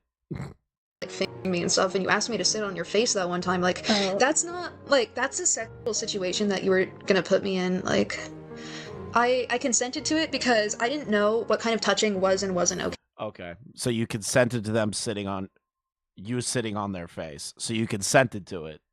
So are we doing the are we doing the whole like I retract consent thing? Okay, but now that I'm like putting the pieces together, now that I've like stepped back and took in the whole view of the situation, you haven't been treating a lot of people right. Like, you're Birdie, you are literally the last person to tell somebody that they aren't treating people right. Hypersexuality can only go so far. Like, at this point, you're taking advantage of your fans, and you've taken advantage of me, and I'm gonna be honest, Cinny, I don't want to live with you anymore. Oh my god. I'm sorry. I draw a line here. I can't have you doing these things with kids. I can't live with someone who is taking advantage of children. I can't. I don't want to anymore. But you still did, and that's the issue. You can't undo this. Like, you have done this with so many people, and We're listening to a crazy breakup, guys. It's okay. No, Is this a Darman skit?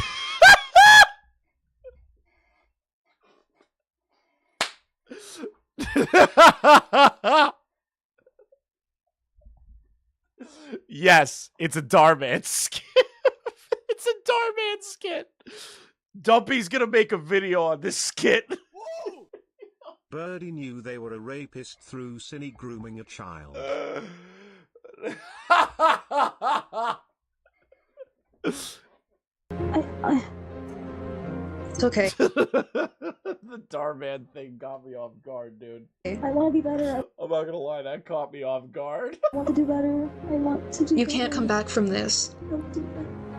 You can't come back. You can. It's okay, but Cinny. Jack, I cannot lose you. That's true. A-Space spending that autism test money. I don't feel safe here anymore after learning what happened. Dude, I was fucking crying my eyes out earlier when I found out what you did.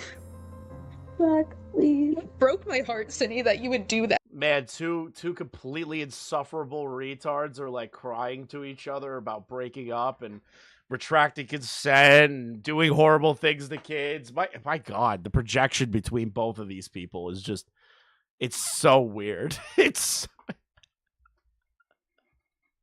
the irony. You can't come back from this, City Bear. Oh God. honestly just an odd conversation about. No, it's funny. It's funny. That guy who said Darman skit was so right. Half a month after this video was released on October 4th, Birdie ended up posting this frankly bizarre piece of art which claimed to depict the incident. I say bizarre because who the fuck draws their supposedly traumatic sexual assault? I at least don't think I've seen that before, but regardless, Birdie proceeds to include these messages from Cindy Bear in which she attempts to— Breaking news, the worst people you know are accusing each other of shit. defend herself. As with a lot of the story, this is another instance of he said, she said, as a lot of the evidence that Birdie presented, I would say, doesn't really indicate that. There's no evidence. It's literally he said, she said. Because Cindy Bear's screaming from the rooftops, they never sexually assaulted Jack. And then Birdie's saying that Cindy Bear did do that, but there's no evidence to either aspect. So you're literally at an impossible rape review here. A sexual assault did or didn't happen. However, I do have to point out how convenient this timing from Birdie is. Don't get me wrong, Cindy Bear is a freak who has sent inappropriate messages to a minor, but if she also sexually assaulted Birdie, why is that only coming out now when it's a convenient career move for Birdie? Also, right when I got finished recording, Cindy said this to me when I went to check. I hate you. You're being a fucking jerk. I can't believe you saying I sexually assaulted you by touching your butt and boobs. I always asked if it was okay, and you said yes. Yeah. If you wanted me to stop, I would have. I know I poked you in places you didn't like, and I'm sorry about that. I didn't recognize I was making you genuinely uncomfortable. If you had a discussion with me about it, yeah. I would understand and make an effort to stop. You're being an asshole. This is my first time having a friend like you. I never felt this close to someone before, and you know I'm affectionate and show affection by touching and grabbing people on their arms, legs, and their hair.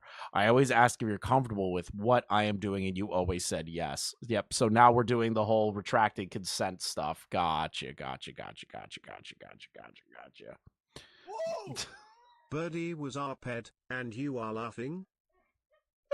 Go Cato's gonna get so many straw pages about this stream. Discord, so yeah. But like, I need to get out of here. I don't feel safe here anymore. The public needs to know this information. Like, this is a public matter, and I'm gonna be the first to voice this publicly, because if somebody else went first, everybody would go after me. And don't worry, I am like speed running this. I'm like going through this as fast as I can, just so I can get this out as quick as I can, so everyone's educated. So the other motivation for rushing out the video is narrative control. I mean, that isn't inherently a bad thing, but it is quite bizarre that Birdie acknowledges if he wasn't to do so first, the internet would be against him. Either way, the large majority of the rest of the 30-minute video is just Birdie going over. But you can't come back from this. Crazy that Birdie says that. The Cindy Bear allegations, which again, I've already covered in a video, so I have no interest in rehashing them here. However, Birdie does provide some additional claims in regards to his experiences with Cindy Bear. Specifically, he claims that before moving in, Cindy Bear had... Fuck, this is so deranged. Specifically, Birdie claims that before moving in, Cindy Bear had sent art of Birdie raping Cindy Bear to the roommate that Cindy Bear had before Birdie moved in. Birdie was informed of this by the aforementioned ex-roommate, however, moved in anyway. Look, I'm gonna be real, all of the descriptions of Cindy Bear sexually assaulting Birdie just sound like awkward sexual encounters in which the lack or presence of consent wasn't made particularly clear to. Kind of based, but also there is at least some, not evidence, but like at least there's a record of Cindy Bear being like, you said yes to these things. And then there's also voice recording of Birdie saying, I did consent to these things. So like...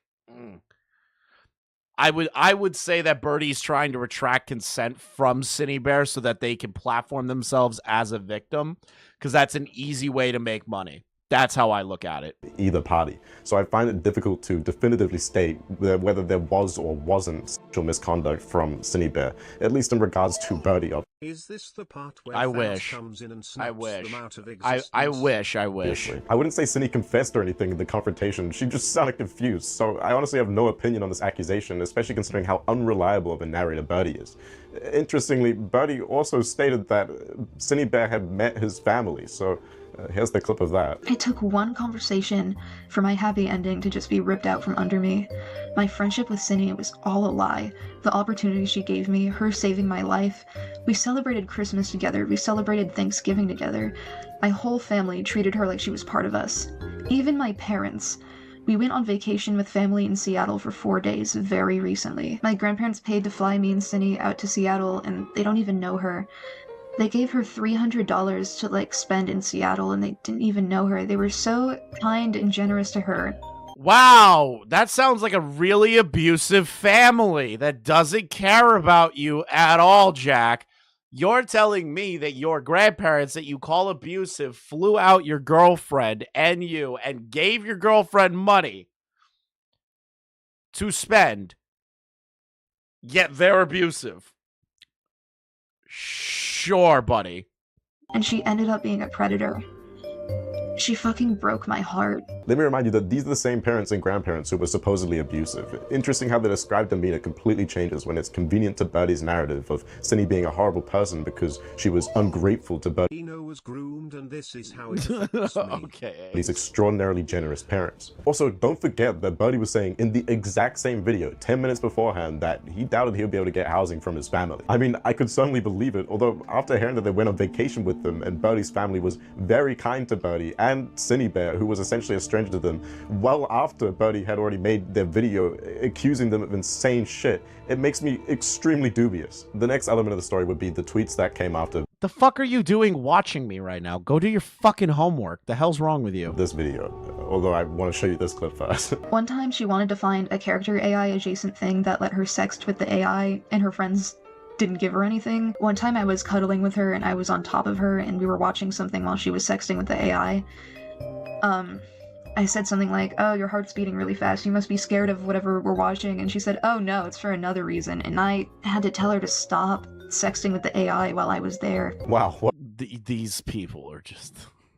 Imagine spending your time sexting with an AI. That has to be the worst fucking life imaginable. What an exciting and bright future we have for the human race, getting cucked by an AI chatbot. Regardless, like I said, it's about time we talk about those tweets. I have never done anything like what Cindy has done. I would never engage. That's like an insane thing. I can't get over the whole like sexting an AI chatbot. Which is worse, sexting AI or grooming minors? Grooming minors is obviously worse, Ace, but sexting AI is cringe and you're gonna die alone. A child just to get off. The first notable one would be this tweet from the day after the video My Roommate Groomed a 14-year-old I Need Help was released, or more specifically September 16th. Within, Birdie states that overnight his GoFundMe had hit half its goal, so roughly 5K. It looks like rushing that video out in an attempt to control the narrative worked. And then on top of that, they're getting views and ad revenue from the video. 100,000 views. I assume their CPM's higher than mine because I say like a lot of like slurs and stuff and curse a lot. So like my CPM's pretty low, but like they probably made a good chunk of change off that plus the 12K. Out pretty well for Birdie. Well, at least at first. You can actually see this in the comment section of his video, with overwhelming support being visible from around the time that the video released, followed by about 3 months later a bunch of highlight comments talking about how the older ones had aged terribly. The following day, on September 17th, Birdie declares that he had managed to escape from Cindy Bear's place with the cat Squirt, however had to leave the other one, Stupid, behind. He also talked about making a second video on Cindy Bear, however that prospect lasted all of about a couple. Hold on. The other one. Yeah, they were really traumatized by Cindy Bear enough to leave a hat that says groom on it. They were really traumatized by Cindy Bear. Really. That's crazy, dude. That's crazy. Stupid behind. He also talked about making a second video on Cindy Bear, however that prospect lasted all of about a couple days because the situation got too dangerous to cover or something. The next notable tweets are from about 10 days later on the 29th of September. Birdie had a bit of a spike in activity. What would Hitler do? Full face emoji. What would Hitler do? Throw Birdie in a camp and turn the gas all the way up to max. This day, releasing a Joseph Mengele would have a field day with Birdie. Metric shitload of tweets, including a 6-tweet thread. The first one states, I swear to God, I'm going to hell one day. That Birdie had to put his commission artwork he was doing for people to raise money on a hold because his Cash App and PayPal had begun declining. This was followed about 9 hours later by Birdie claiming that Cindy Bear had his password, singular I may note, and had used it to break into his Discord to screenshot logs of Birdie talking about Cindy Bear. The damage had already supposedly been done though, as Birdie had to change his password to his bank account and email. It does seem to me as if he had the same password for all of his accounts, which is a mistake I'm sure some of you watching are guilty of and should probably fix. Shortly after this video, of course. Or not, I don't care. Either way. Imagine a big Bungie video on Birdie. That would be a shit show. That would be a shit show. About an hour or two later, Birdie starts the 6-tweet thread stating that he had had the realization he had left his old PC. Now realize, chat, I don't really care saying half of this shit about 99.9% of the shit about Birdie here. I don't. I have no sympathy. I don't feel bad. I don't look at them as a human being. I look at them as a creature of the night. So if you have a problem with that, oh well. At Cinebear's place. So does that mean Cinebear didn't have his one password and just turned on his computer instead? Also, how the fuck is Birdie this terminally online but still managed to leave his whole ass PC logged in with all his personal details and accounts available? Big Budgie would never cover Birdie though. It'd be funny if he did, but like at the place of the person he's, well, backstabbing, for lack of a better word. This is some Oxy Monster Rick Shifter type shit, a fucking level 1 OPSEC type beat. Either way, that isn't even the most insane claim that Birdie lobbies against Cinebear in his 6-tweet thread. He also tried to claim that Cinebear wants to kill him. I suppose that's the danger that Birdie was referring to. Well, Birdie was also threatening to kill people, so could we all say that Birdie was threatening to murder people all the time? Preventing the... Remember what Birdie tweeted out? I don't like that my tweets do bad if I'm not talking about Cinebear because no one cares about me. They only care about the drama. Remember when Birdie tried to guilt trip everyone about that? Second video. I remember. Remember when Birdie did that? I remember. For being made. His evidence for this are these oddly cropped screenshots of text that Cinebear had sent to a mutual friend of Cinebear and Birdie. Within, Cine states that she wants Birdie to die because of how unfair his treatment of her has been, as well as stating that she wanted to kill Birdie. Both of these have no context as to the conversation preceding or following the statements. However, my basic intuition tells me that Cine is not genuinely threatening to murder Birdie. It's more— No, they're pretty pissed off and saying, fuck, I want to kill Birdie. I mean, well, yeah, like, yeah. Or just a figure of speech to express her frustration with Birdie turning his back on her due to being exposed. There was also this long-ass lunacy-filled text in which Cinebear was talking about how she acquired weaponry because she had the belief that someone was in her apartment attempting to kill her. I don't know, delusional shit. Well, Cinebear, there were people breaking into the apartment. It was Jack and their friends, and then Jack and their friends stole their cat. So, like, if they got a gun, I wouldn't care. It's funny, though, that Romantic Goblin, shout out Romantic, tried to coerce Gilded Pooh into giving them a firearm to give to Cinebear. Let's not forget. Let's not let Romantic Goblin forget that. I know you're still around, bitch. I know you're still around. As per with these two, I guess. The weapons she specified were a knife, pepper spray, crowbar, and she was intending on getting a firearm down the line as well. Birdie was framing it as if these items were supposed to be a part of Cinebear's Hitman toolset that she was going to use to take Birdie out. This was followed by Birdie presenting a story about one of the last times they hung out together, assumedly in an attempt to display that Cinebear was unstable and capable of snapping and killing him at any moment. Either way, Birdie states the— Wait, hold on. I signed you and King up to fight a gorilla? See, there's a joke to be made there, but I'm not going to take the bait. Last time Cinebear was driving them home from dinner, she said, what if I crashed and killed us both? To which Birdie— There's a joke to be made, but Chris isn't going to fall for that. He responded, that wouldn't be ideal. Cinebear supposedly then replied, but it would be, which apparently led into a conversation in which Birdie tried talking Cinebear out of crashing and killing them both. Sometime later in the same drive home, Cinebear supposedly stated, I want to do the thing that BoJack Horseman did, where he lets go of the steering wheel and drives at 100 miles per hour. Now, Birdie does clarify that he took this as a joke, however, still attempts to use it to display how unstable Cinebear was. Unfortunately for Birdie, though, there's no evidence for this drive home conversation, let alone the BoJack Horseman part. And it's no secret that Birdie is fucking obsessed with that show. I love South Park, BoJack Horseman. Kind of ironic because I think Dude, BoJack Horseman created a generation of kids thinking, man, I want to be BoJack. He's such a sympathetic character. He misses just about every lesson. It's like a whole generation of freaks. That show attempted to tell, but regardless. As much as I could totally see Cinebear being deranged and actually stating this, I could just as easily see Birdie fabricating this part of the story. Leon, it's not a woke liberal thing. It's because you're going to clip me out and say racism. In an attempt to dramatize or exaggerate the claim that Cine was an unhinged mob hitman who was going to beat him to death with a crowbar.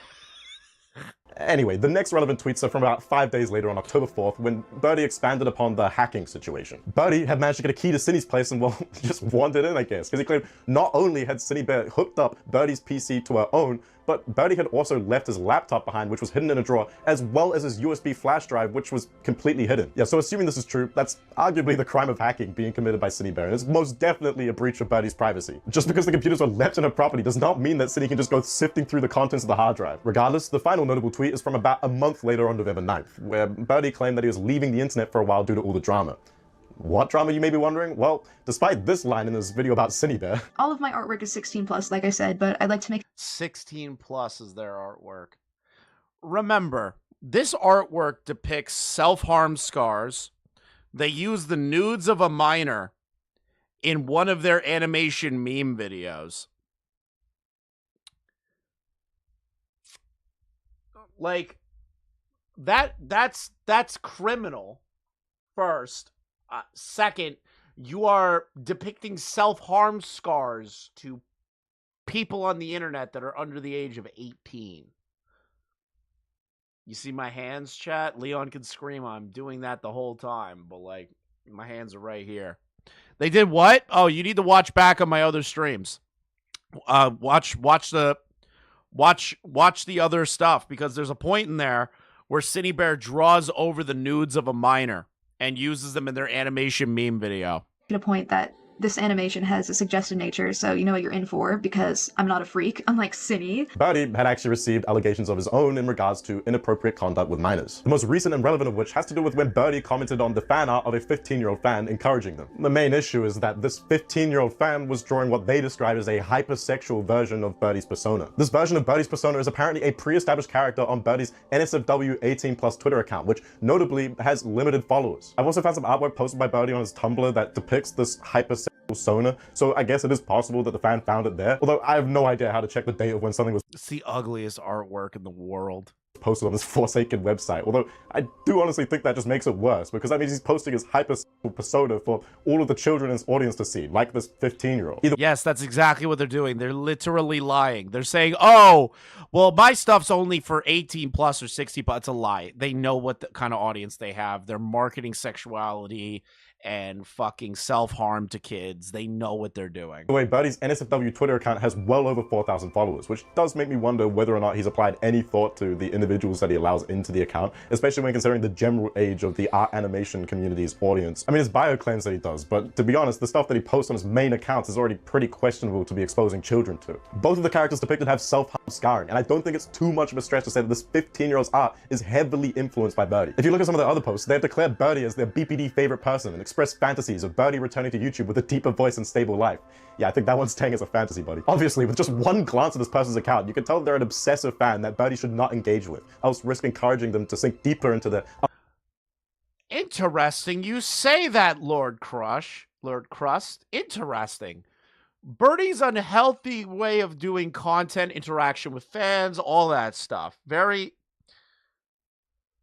very interesting point you make here. Very, very interesting point. Amos, why does the video look like this? Like, what is this scale, dude? Unhealthy obsession. I have seen the claim that Birdie responds to pretty much every single piece of fan art online, which does semi-serve as a defense. However, it more just leads me to the conclusion that Birdie should apply more of a standard to what and who he engages with online, especially when considering his stylization of art and the fact that he's trying to criticize Cine Bear for very similar actions. Now, you may have noticed that I'm still yet to elaborate on how those cats, Squirp and Stupid, were going to be relevant. All right, it looks like we're just going through the Squirp and Stupid stuff. Yeah, all right. We already know all the Cine Bear stuff. We got where we needed to go, okay? We got where we needed to go. So we'll end off on the point of Lord Crust. By the way, great video by this guy. Go subscribe to his channel. Now, keep in mind what Lord Crust just said there.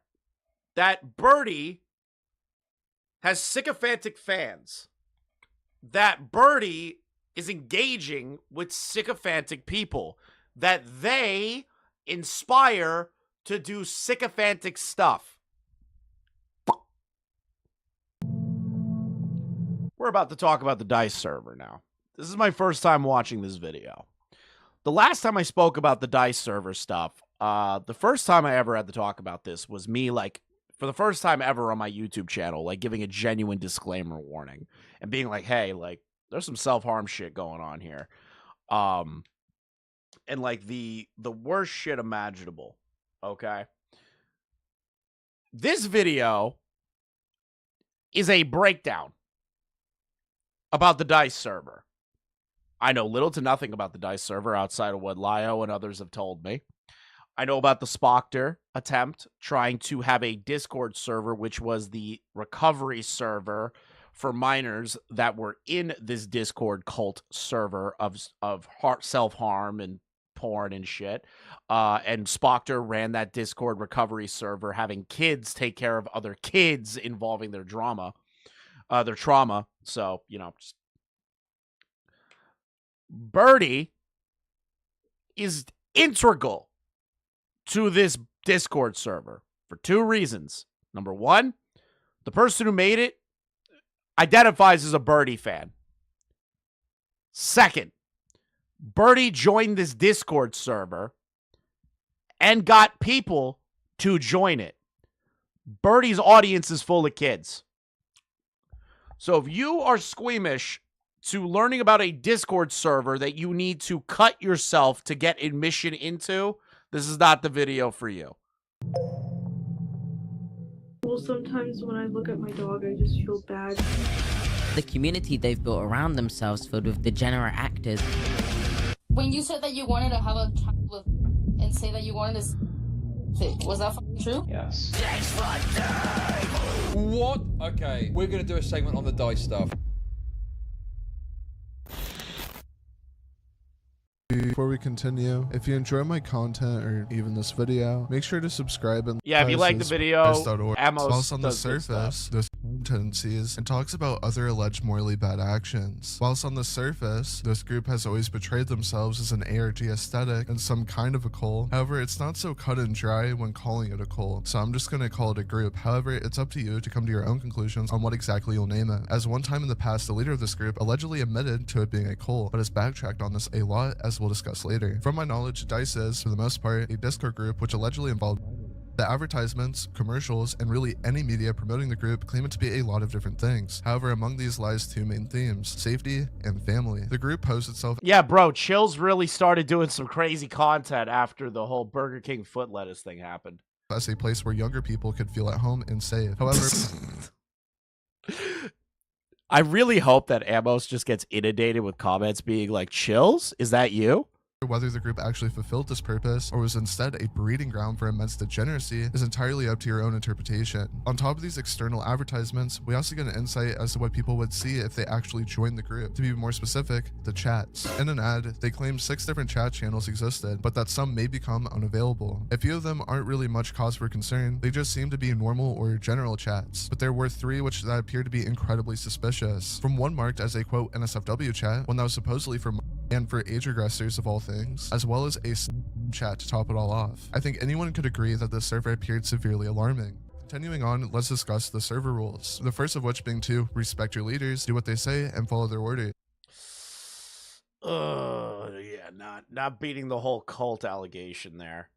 Whilst on the surface, this seems to be a normal rule for a Discord server or for any group, organization, or even a company for that matter, the wording is very vague and aggressive. When you say do what they say and follow their orders, it leaves out a very necessary but less spoken about component that this should be done within reason. The second rule, respect helpers, other members, don't be rude to them, is very lukewarm and there's not really a lot of critique there. The next one, add trigger warnings before sending something potentially triggering, is much the same. And tell the leaders if you decide to leave is somewhat reasonable, but functionally... No, that's not somewhat reasonable. I think that's crazy. If somebody wants to leave the server, they just leave the fucking server. Like that to me shows that they want some form of control over the individuals within the server, and that's why I am okay calling it like a cult server. Useless. The final rule pretty much just reinforces the server's theme, which on the surface makes the server not seem all too bad. But the confusing and scary nature of the first rule wasn't just a fluke. In fact, it may have been a warning for the depths of... No Chills made it.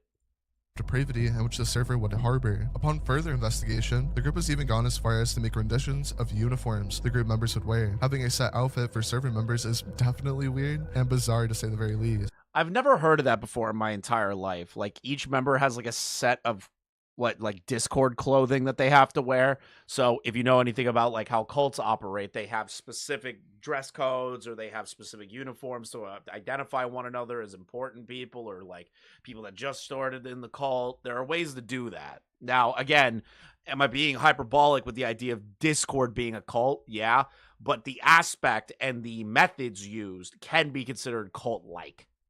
And when he realized there are set outfits for each member type, it began to set the tone for what the server would be like. The outfits include the leader, helper, dedicated, and as well as a member piece. However, what's even more alarming about these outfits is the poster upon which they are shown, with quotes displayed like, "We will guide you, we can help, we devote our lives to DICE, and we are proud members of DICE." It definitely began to appear a whole lot more cultish. However, what if I told you this group didn't just stay online and was taken into the real world?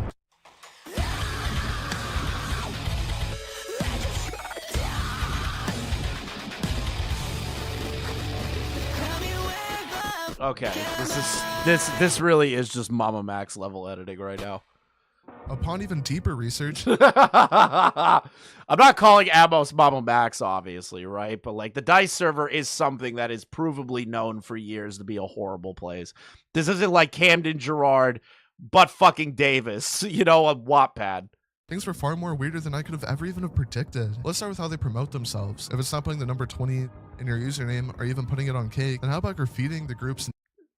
These were on bathrooms of like schools and shit. Putting the Discord in children's bathrooms, in fucking school bathrooms, in random places. This is the kind of shit that would be like for a truck stop. You know what I mean? You ever see those shows and movies where it's like, oh, I'm going to call this random number on a truck stop thing for a good time? This is essentially what it is before a self-harm cult Discord server. Name, symbol, or even ways to contact them, or about an even better example, the group's leader. Meet Mortis, a claimed to be 14-year-old and leader of this group. If all the allegations displayed are accurate, this individual has done some pretty horrific things. Mortis has been told to be a fan of Birdie, from Birdie himself, even if it doesn't mean much. This is to show you the danger that somebody like Birdie has, where their mentally ill content can guide a generation of just genuine, depraved, disgusting, evil people to work on this. This is horrible. Birdie joined this server. This person is a fan of Birdie.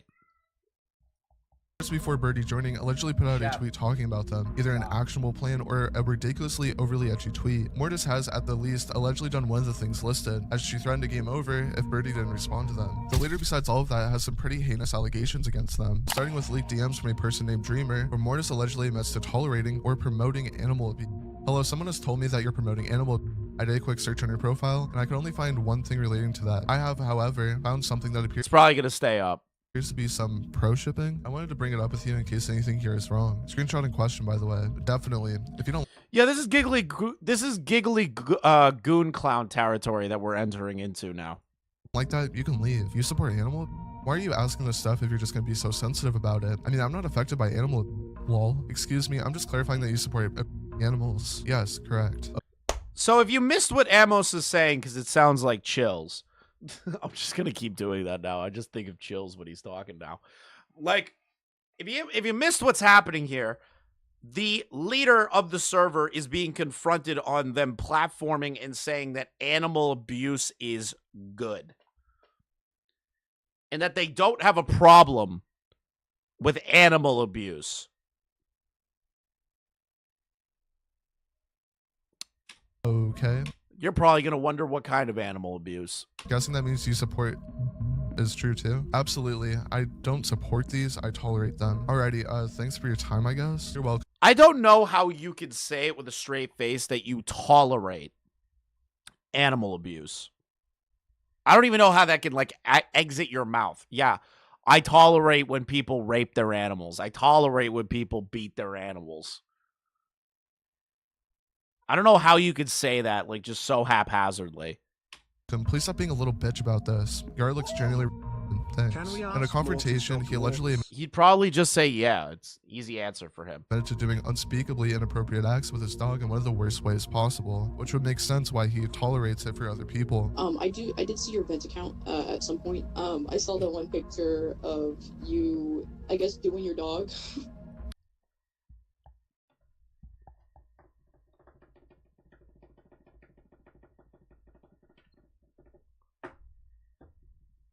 Yeah.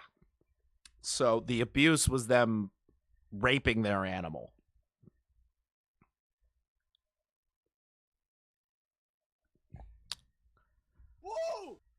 I don't support this, I tolerate them. Yeah, you're absolutely retarded and probably need to me throw in the asylum too. Yeah. Yeah, chat. Yeah. Yeah. Sorry, that's not funny. I'm sorry. I find it very disturbing, but like. Okay. what happened with that? Is that like real legit shit? Well, I haven't done it for Birdie brought people in here. like years. So you do admit to doing it? Yeah, I do. Do you regret what you did? Sort of. Can you explain, like, your regrets? Well, sometimes when I look at my dog, I just feel bad. I don't know. It makes me feel gross, but at the same time, I still like that sort of stuff, but I wouldn't do it to my dog again. However, Now, if you missed it, this individual said that they feel guilty about raping their dog. But they do like the idea of raping animals. They just feel bad for raping their dog.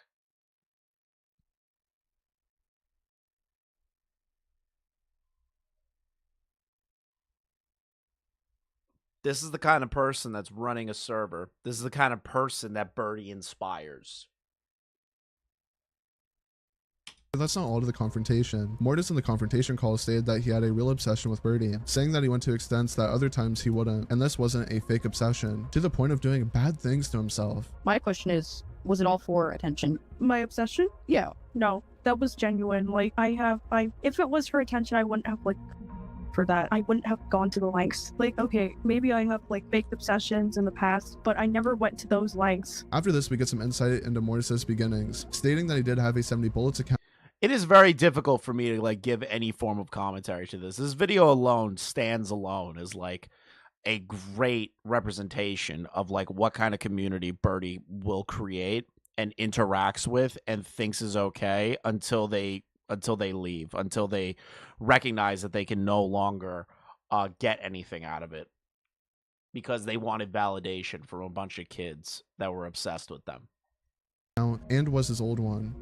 I had another account called Lieutenant Poop, and on that account, I faked myself, and people believed it, and then they slowly started to find out that I was 70 bullets, because I, like, told some people, and then I moved on.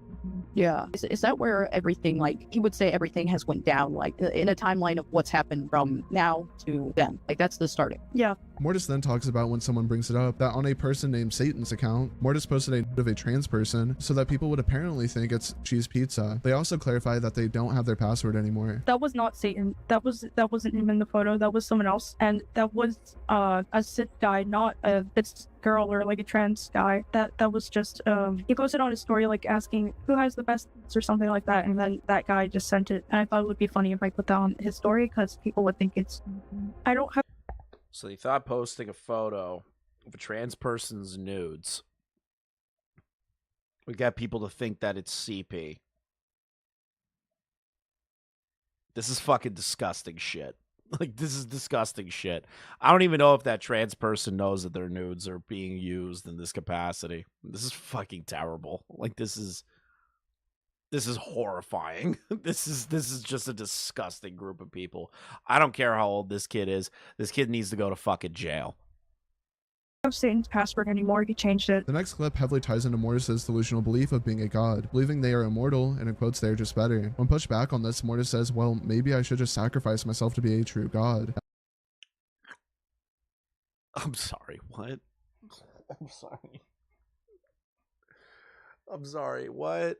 Okay, again, this is the first time I've watched this far in, because I watched up to this point, I think, like a little bit before this. And I was like, oh, this will be great stream material. So this guy, this kid, thinks that he is a god. And that he is, if he kills himself, he'll become a real god. Honest to Christ, kid, if you just like slit your wrists and just did the world a favor, go be God. Go be God. Try being God, dude. Try being God. Try it out. See what happens. Try it out, kid. And last but not least, they apparently like people listening to them and obeying them. Nice one. Why do you believe that you're worthy of being quoted God? I'm just better. I'm better in a lot of ways. You raped a dog. You're nothing but subhuman scum. Always know what is right, and I don't know, if I'm able to create a community this big, then there has to be something special about me. I have to be a god because no one else has done as many things as I have. I'm just better. I'm better in so many ways. I'm above everyone. Yeah, this dude literally thinks he's like This dude is the Joker with severe debilitating autism. How is that? Like, you have to have a reason. I'm only to people who are nice to me, because I don't take anyone's bullshit. I don't know. I'm a generous. I hate to say this or put it in any means. What if I had my own cult, okay? I say I'm God, and I'm God because I've made this many achievements. This is Homelander with autism. Make this many stuff. Am I higher than you? Of course not. Yeah, no one is, and it may not look like I have many accomplishments now, but this is only the beginning, and I'm not gonna stop because I'm just better, and there's gonna be a lot more that's gonna come. All of this reinforces what we have talked about so far. A person that is delusional and believing that they're God and posing they're a Birdie fan too. As a cult to fulfill their fantasies, when in reality, from everything I could find, is just an overly edgy Discord server that's a disgusting cesspit and is pretty much a wannabe cult. What's even more concerning is a alleged screenshot, Mortis allegedly liking a picture of a next. So edgy, so based. Or how about even more proof of them doing, well, the deed with their dog? With this screenshot where they say, well, to be honest, blank is hot. It is. I kind of totally have not committed bad on my dog once. Besides that call, let's dive a bit deeper and get into the Google. I hate my life. I hate that I'm doing this right now. Yeah, Pooh, this is gross. Drive. I don't even know like what to say here. Like I feel bad that I can't add like more commentary like I did the Lord Crust thing. I feel so bad I can't do it. But like but oh, I thought for some reason I just got a notification from Mama Max's Patreon on my phone. I was like, what the fuck? This is like the worst time for Max to do like an update on the Believe All Survivors video or Silencing All Survivors video. I was like, God damn it, Max, not now. To begin, there are some pretty strange replies displayed in the Google Drive from Mortis. All these screenshots seem to come from a website called QuoMe. The website is described as a social media service that allows people to anonymously ask questions about users. People asking questions are not required to join. The messages displayed are alarming. Here are, for lack of a better term, the highlights. I'm not You're ready. Amazing. You're God. I'm in love with you. I'm obsessed with you. I'm addicted to you. Thank you. You should be. Please be our God forever and ever and ever and ever and ever. We all need you. Those who say they don't just don't know they do. Be our God. These are all kids. These are all minors, man. These are all kids doing this shit. Talking about some 14-year-old dog fucker being their God.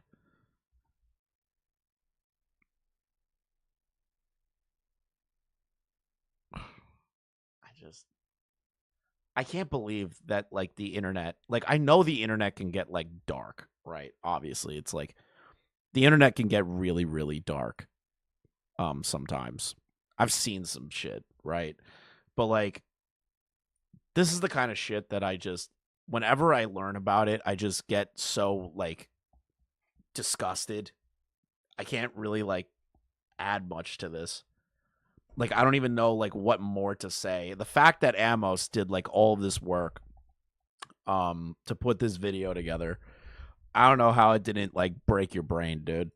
Until the end of time. I will. I always have been. I love you. I want to get one of my animals for you. Thank you. I'm going on here because I don't want to bother you by DMing you. I think you might know who this is, but could I get your name or the dice logo on myself? I don't think I know who you are, and if you're gonna do anything, do my name. You really inspire me. I love... Did you see that? If you're gonna cut my name into you. That's what that kid wants that other kid to do.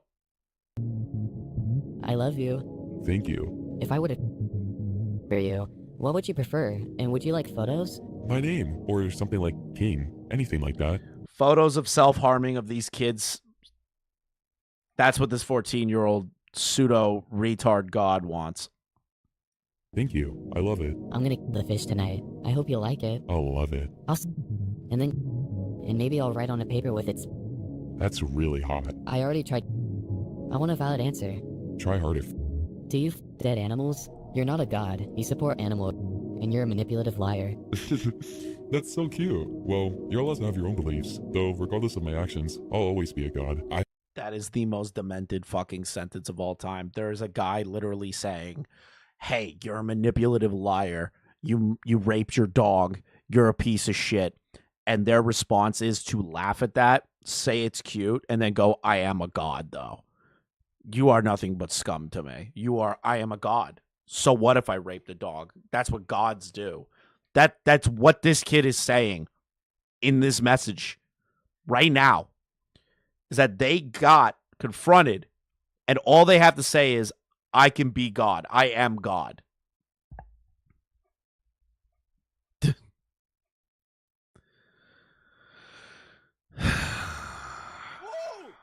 Luciferianism is ABT self-worship, especially to godhood. Yeah. So the adopting of Satan terminology, harm to animals, and demon imagery checks out. I can see it being a form of like Satanism, Luciferianism. I could see it to be like a subsect, but at the same time, I think this kid doesn't understand like the aspects of Satanism and Luciferianism. I think what they're doing is they think that this is the best way to do it in the edgiest way possible.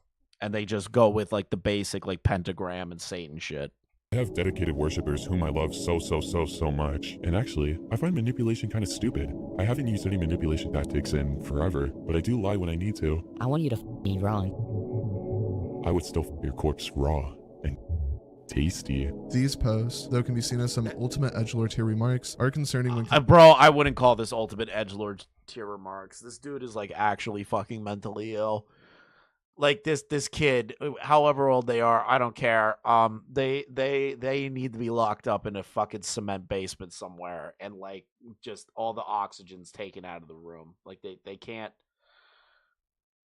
They shouldn't be allowed to continue to operate in human society. Like I can't even like consider this like edgy. Like this is like too much to be edgy, in my opinion. Donating But to that's just admire the me. fact that you are boosting this. Yeah. No matter how much. People need to know. Yeah, if you know anybody that's in the DICE server, or if, God forbid you get invited to a DICE server, if you hear somebody talking about the DICE server, just like send them this video. Like Amos did a good job.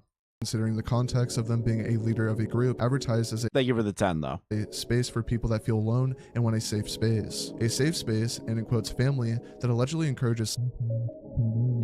See, Mama Max, this is how you find a real like cult-like situation going on. See, Amos, shows proof it did the work. Mama Max, this is how you protect people. It's by bringing attention to it, even if it's just for content. At least Amos isn't trying to make some fucking point that he's gonna murder all these people. Like Mama Max, this is what you should have been doing. What are you doing? And as per the leader, I defend edgy jokes, but in the context to this, Yeah, I defend edgy jokes too, but these aren't jokes, dude. degree can't really be defended as edgy jokes. Thank this seems you, to be on the Amos. website mentioned before, and not in the context of a group chat or in friends' DMs. These are random anonymous posts. With the alleged tweets from Mortis, or how about even alleged Discord screenshots? These are all very concerning, and in seeing this, people would make videos connected to Birdie. This continues on in the Google Drive. Mortis in the fall. Nah, I haven't seen the debate.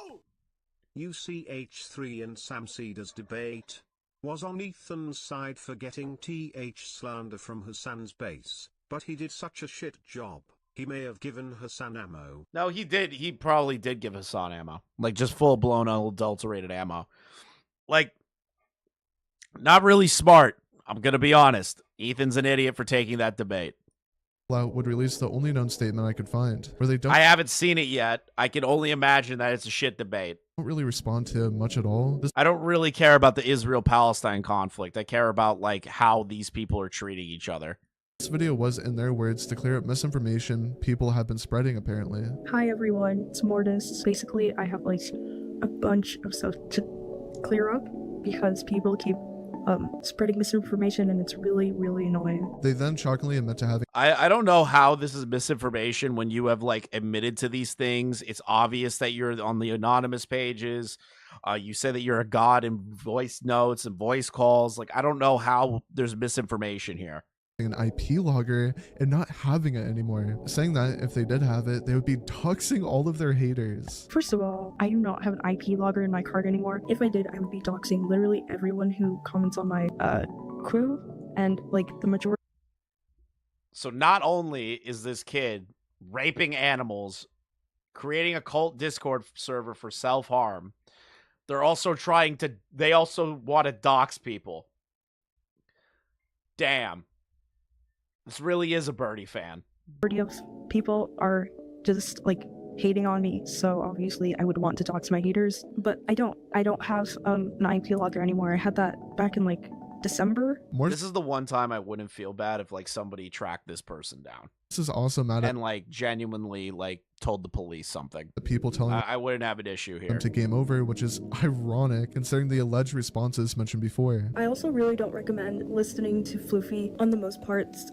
They got like a lot of things wrong and are like acting immature towards me. I know that I came at them first, but it's because like I have a lot of people who ask me the same stuff, and whenever I tell them my answer, they tell me to end my life and stuff like that. So I didn't appreciate it. I don't know. You're going around telling people that you raped your dog and that you're a god and that you run a server full of devoted worshipers that send you self-harm photos of themselves to you. And normal people tell you to kill yourself. You're a horrible person, and you take that personally.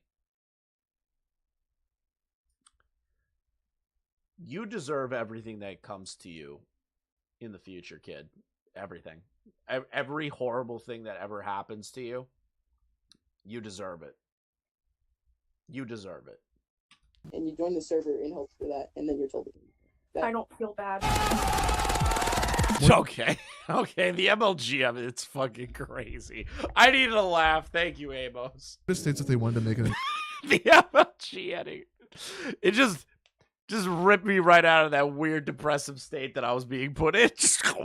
Just ripped me right out. Thank you, bro. to a cult, but didn't like the fact that they would be named a cult. I hope that Amos did that. It wasn't that. Cult leader. Also, another like really big point I need to make is that DICE is not a cult. I wanted to start making it into a cult because I thought that would be fun, but I guess people don't want me to do that since they keep like calling me a cult leader and stuff like that. It's an organization, and that's what it will most likely.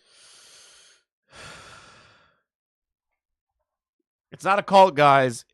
It's an organization. Like, that changes anything. Always be. Mortis also claims that there is no proof to. Thank you for the 5 gifted soul vessel. Thank you, brother. Like always, man. #1 oil baron. Cool dude. I need to fucking set up that podcast with you and Karma. The animal claim, when that's on the contrary. For one, that clip I shown in a previous confrontation, and even an archive of them saying it, something we will talk about later in the video. Also, people aren't really providing much information, which is like kind of giving me a bad reputation when there's not even any proof. So if you're gonna make accusations, for example, animal, please give like concrete evidence. Oh yeah, please give concrete evidence. You saying that you raped your dog. Video record, like literally audio recording. Chris, please listen. City Bear is trying to come back. What do you mean City Bear is trying to come back?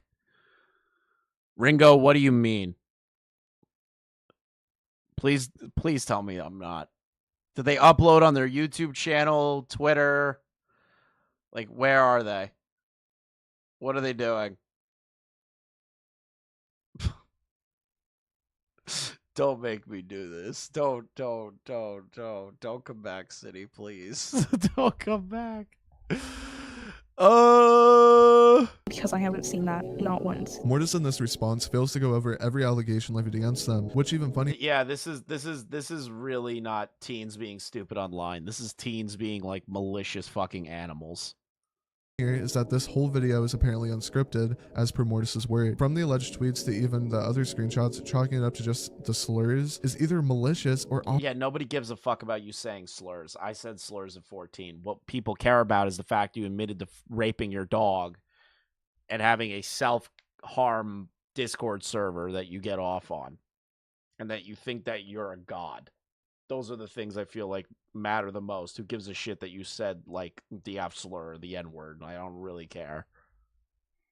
Obfuscating context, or maybe it's just so rushed it can't possibly be a good statement. And to wrap up this whole section, I do have some mixed thoughts on this. On one hand, this person has allegedly done some pretty bad actions. On the other hand, this person was 14 for a majority, if not everything that was displayed against them. I'm gonna be realistic. I don't care that they're 14.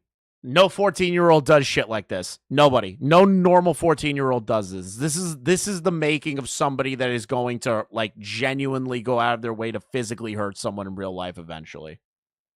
Look at her channel banner and her videos. I thought she deleted all of her videos.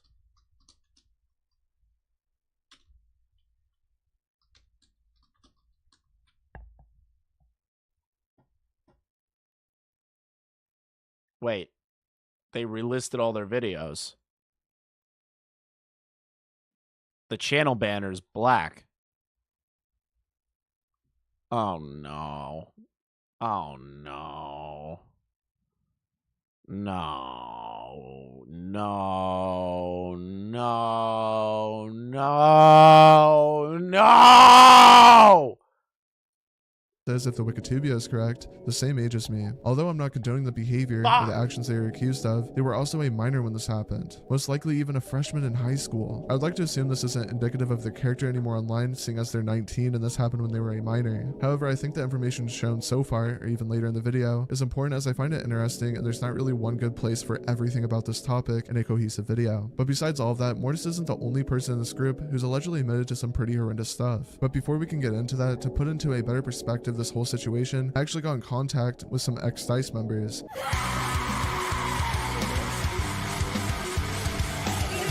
fucking edge is so heavy, dude. The edge is so heavy. I'm sorry.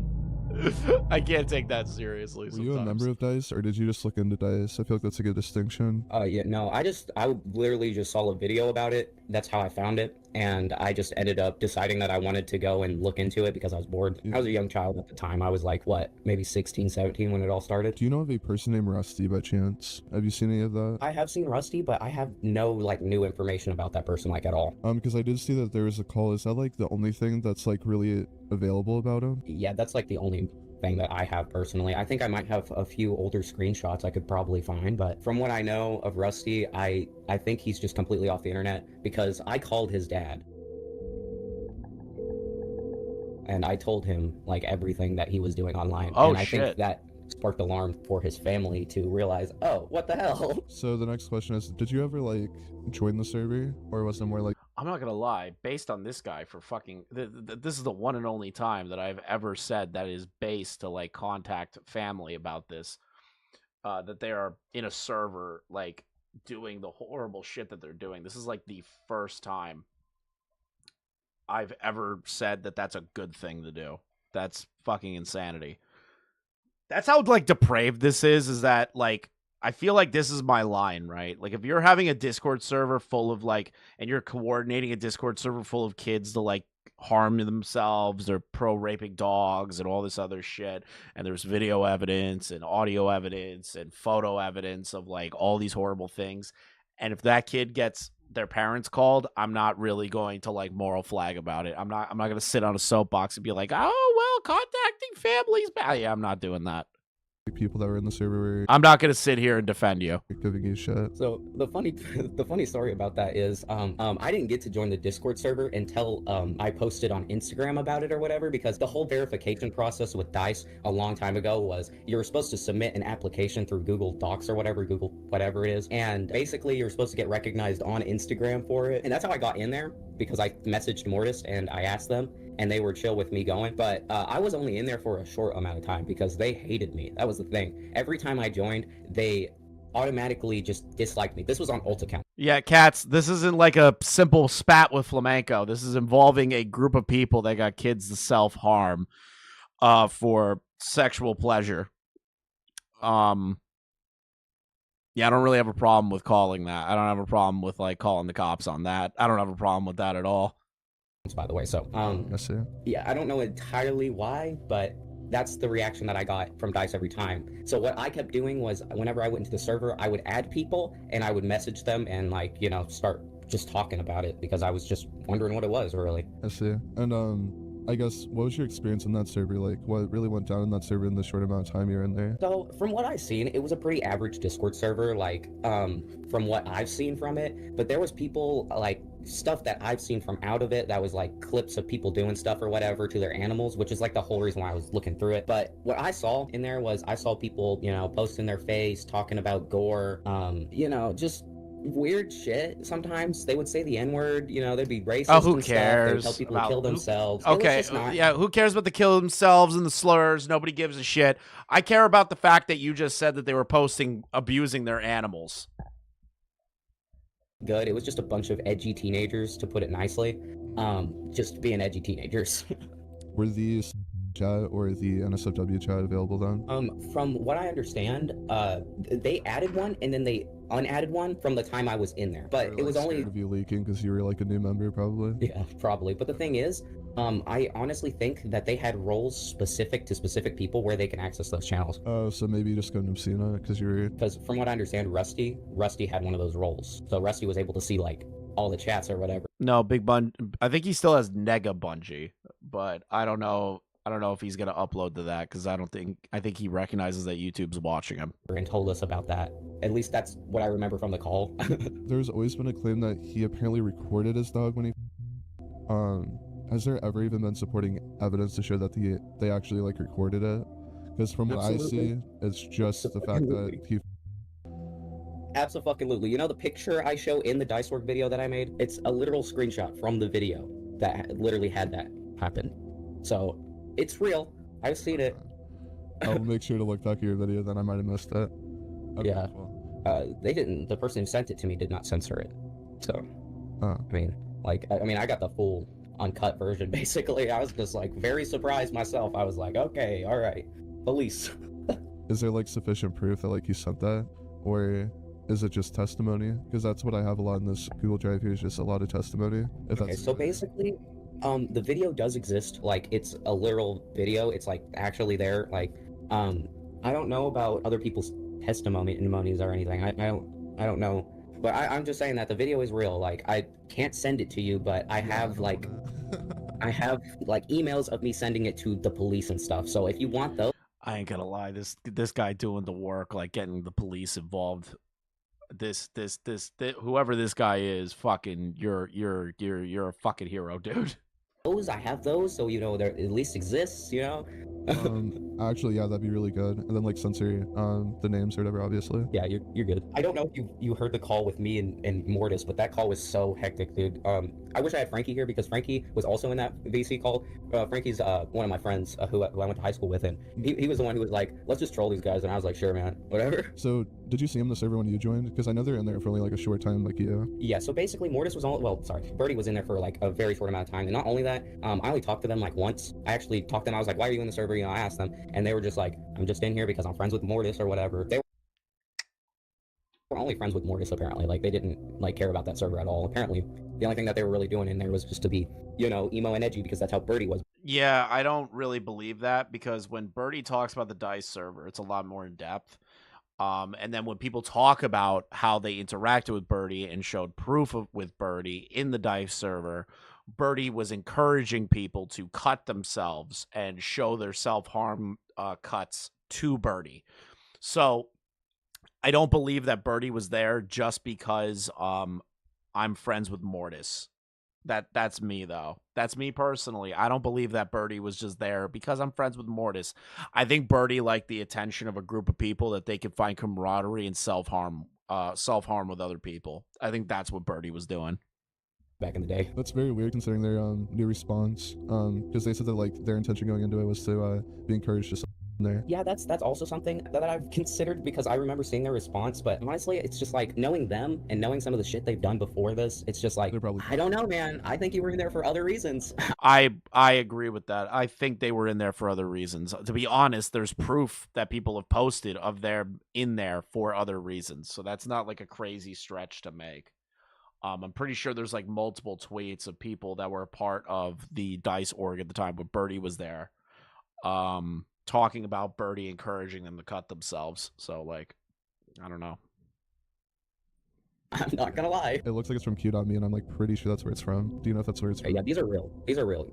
This is literally how I found Mortis, actually. Like, I found these. What started it was these. From what I understand, like, his popularity, it was just from that website, and then people started, you know, doing that DICE shit, I think. That's personally how I believe it started. I do know, like, a lot of the lore is, like, he had, like, something like a 40 Bullets account, I think the username was, and he had, like, a falling out with some, like, other leader that they... Testimonies and proof that Birdie was in there encouraging children to self-harm for her own sexual gratification on the fair incident she had happened in DICE. Yeah, I remember the DICE server was the whole the whole ferret thing. Jesus, I'm getting fucking drained by this video. Split them into their own like groups, I guess. Oh my god. Yeah, Geo, man. Geo was that little fucking cult leader. Do you know of him doxing people? Yes, he's doxed multiple people, bro. Multiple people? Okay. The whole reason why I looked into him was because of what he did, like the last part of Dreamer's video, which is he doxed somebody, and basically the person who I talked to, who they doxed, they basically told me they didn't get doxed. They almost did because they put in the wrong phone number. So they've been really close to doxing people, I assume. Yeah, because I do know they've admitted to having like an IP logger and shit, so. People saying that the links were encrypted or anything, I don't think that's true. The reason why is because if that was the case, we would have more doxing, but I think it's more or less like they've just picture grab IP people, like did I forget what they're called, but they link images and basically you click on that image and it's encrypted and they take your shit. At least that's how I assume that he was getting people's locations, because most of the time. Dude, I just feel like this is an Asmongold stream. Like, I'm not even saying anything, or like a Hassan stream. I feel so bad because I don't like not reacting to content. This is fucked. Like, this is just a fuck story in general. Like, this is just fucking terrible. I don't even know if I can finish it. Like, Jesus Christ. I feel like I got the point across. I feel like oh my god. I feel like I got the point across that Birdie has a deranged group of people. Birdie was a part of this server.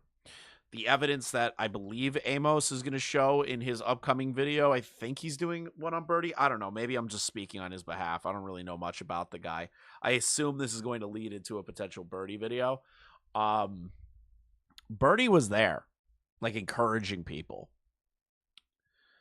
It's just fucking horrible. Used to be a part of DICE back in 2022. What? Oh, God, the DICE people. Was it as deranged as people are making it out to be, Loki?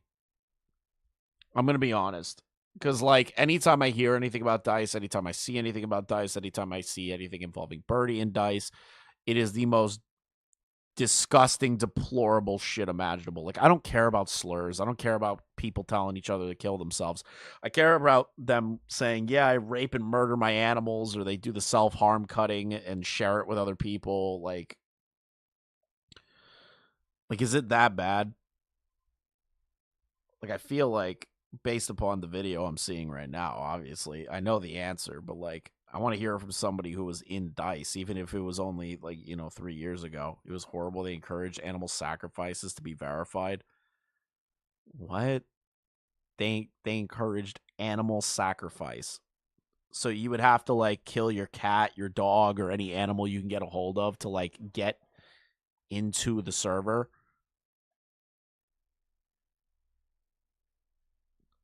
If there's any reassurance, I'm pretty sure DICE is dead and Mortis has been arrested. Oh, thank God Mortis was arrested. That is the best fucking thing I've heard all day. Holy shit, Toastify. Thank you. Mortis was arrested. Thank Christ. Thank Christ. Oh, my God. I don't believe in God, but hearing that just made me believe in him for a minute. Minors aren't very intelligent. They don't know about encryption or how links work or IP grabbers work. So, it's easier for him, I assume, to manipulate people to click on those. Do you know if, like, there's any age verification for anything in there? Or was it... Meraki, do you want to play Monster Hunter later? I definitely need a palate cleanser. Just, like, if you knew them more, you got into, like, the kind of other shit that's probably hidden from new people? There was none. And were there, like, a lot of talks about, I guess, NSFW talks, where, like probably in those chats? Well, I will say that they do talk about, like, not safe for work stuff, but I guess most of them are, in those situations, so I assume yes. Rusty was allegedly a server member of DICE. All screenshots I could find show Rusty doing ironic humor about being a call. This call gives us some insight into one of the members that was supposedly involved in the server. According to the group members, Rusty is allegedly just 15 or 16 years old. This person, combined with Mortis, goes further to present a reality of a disgusting Discord cesspit. Starting off, Rusty says that if he saw he'd say, yeah, I get off to that. Because there's a new channel which seems to be Mortis where they beg for money. I hope they kill themselves. I'm not even kidding, Amos. Fuck. Fuck, today is rough. So, the fucking weather in Buffalo is like so shit for me when like summer rolls around for like the first couple of days, because like all the pollen just hits at once. We don't even have like a regular spring. It's like boom, summertime, time for pollen to fuck your day up. So if I'm being real, if Mortis like actually just hangs himself from a fucking ceiling fan, I think it would just be like a way better outcome for humanity. I don't care how long ago he did this. I hope this shit carries for the rest of his life. Emotional maturity. At least there's some level of knowledge behind one of those. That's a 6th grader, dude. What? What are you on about? Dude, you're a fucking sophomore in high school, and you're learning about fucking biology and shit. You're working for a job, you're looking for what colleges you want to enter, and a 6th grader barely got out of elementary school, knows barely how to go to the fucking bathroom and... So you're saying that a 12 has more maturity? Then, oh my fucking god, what are you on about? It's like, you know, I see it in my school, and I'm like, yeah, I'd get off that. How do you do that? I don't... Fucking Crust here, let me think before I give you an answer. It isn't... Why does that voice... That voice sounds weirdly familiar. Mainly for the bits. It's for the emotional bits, because... No, it's straight up that. And you know that. You morally know that. And you know this shit is wrong morally. Dead end. Around the 5-minute mark, the conversation takes an insane turn, with Rusty openly admitting an attraction to animals. I think it's just the undying love that animals can give. Sparks living in my head that turn into, oh, this is hot. I mean, if they love me, they love me. Oh, so... That's my mental process. Yeah, that's fucked up. What Honestly, the fuck? It's like, dog, and look at their and be like, yeah, that's fucked up. This disgusting theme continues just minutes later, when Rusty elaborates on their so-called process. Let me ask you, what age dog would you have? I don't have an idea of ages for animals. I literally just, if they look nice, they look nice. That's my process. My mind interprets in a weird way. It's not necessarily just any dog. If it's a dog, that's mine. If I owned a dog, that's what I would have in my mind. So this guy's talking about like having sex with like 12-year-olds, and now he's talking about like he loves the idea of like unconditional love of animals, so that's what gets him off to wanting to have sex with animals. Oh my fucking god. This is just fucking gross, dude. Why do I do this content? Why do I do this? Rusty, please take the Loshire God advice. Yeah. This is pretty disgusting, as I think anybody would agree. And Rusty would continue with a hypothetical proposed by the person in the call. You would have sex with the dog. If I owned it. Then we get a pretty insane admittance that Rusty would want to do. So, when you said that you wanted to have a child with, and say that you wanted to and just have the kid just for it, was that fucking true? At this point, y'all know everything, so...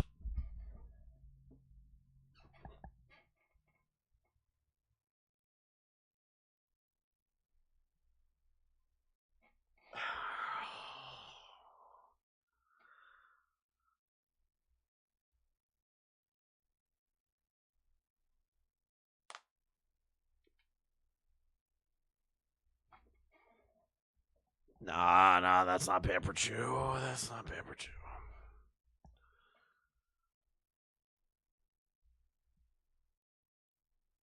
I'm fucking struggling to get through this.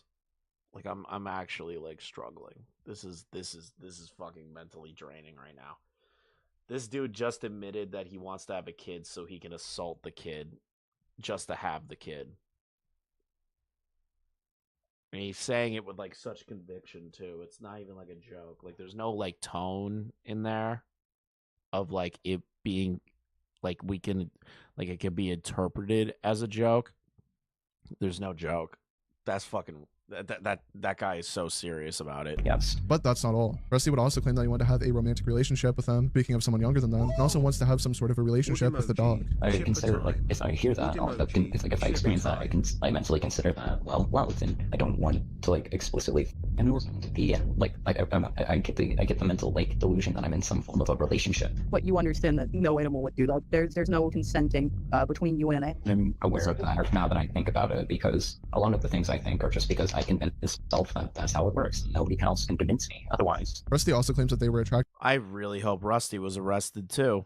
I hope they were arrested and the big Bubba got a hold of him to teach him what non-consensual acts is like. I hope Bubba finds him.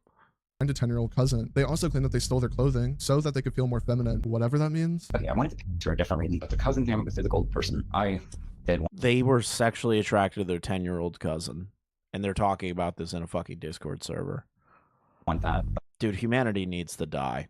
Humanity needs to die. I wanted to pick for another reason. Okay, Zeke, listen, I wasn't gonna say it, but you said it. I wasn't gonna say it. So you didn't want what? It's not him though. It's not him. The H-man would never do that. He's on a rise, dude. Hippleton's stocks are up. Okay, I wanted my cousin for reasons, as y'all know, but I wanted because I wanted to dress feminine without getting in trouble. So you wanted to f your cousin? Is that the reason that you wanted to? She was okay. Zeke, listen. I didn't say it. You fucking said it. She acted was adorable, and I will admit, I did kind of like a few minutes ago. I was like, that guy sounds kind of familiar. Picture, and that this is an Alabama tier shit. So you like the 9 or 10? Okay, so you liked her, like you had romantic feelings towards not only your cousin, but a 9 to 10-year-old cousin, and you've had.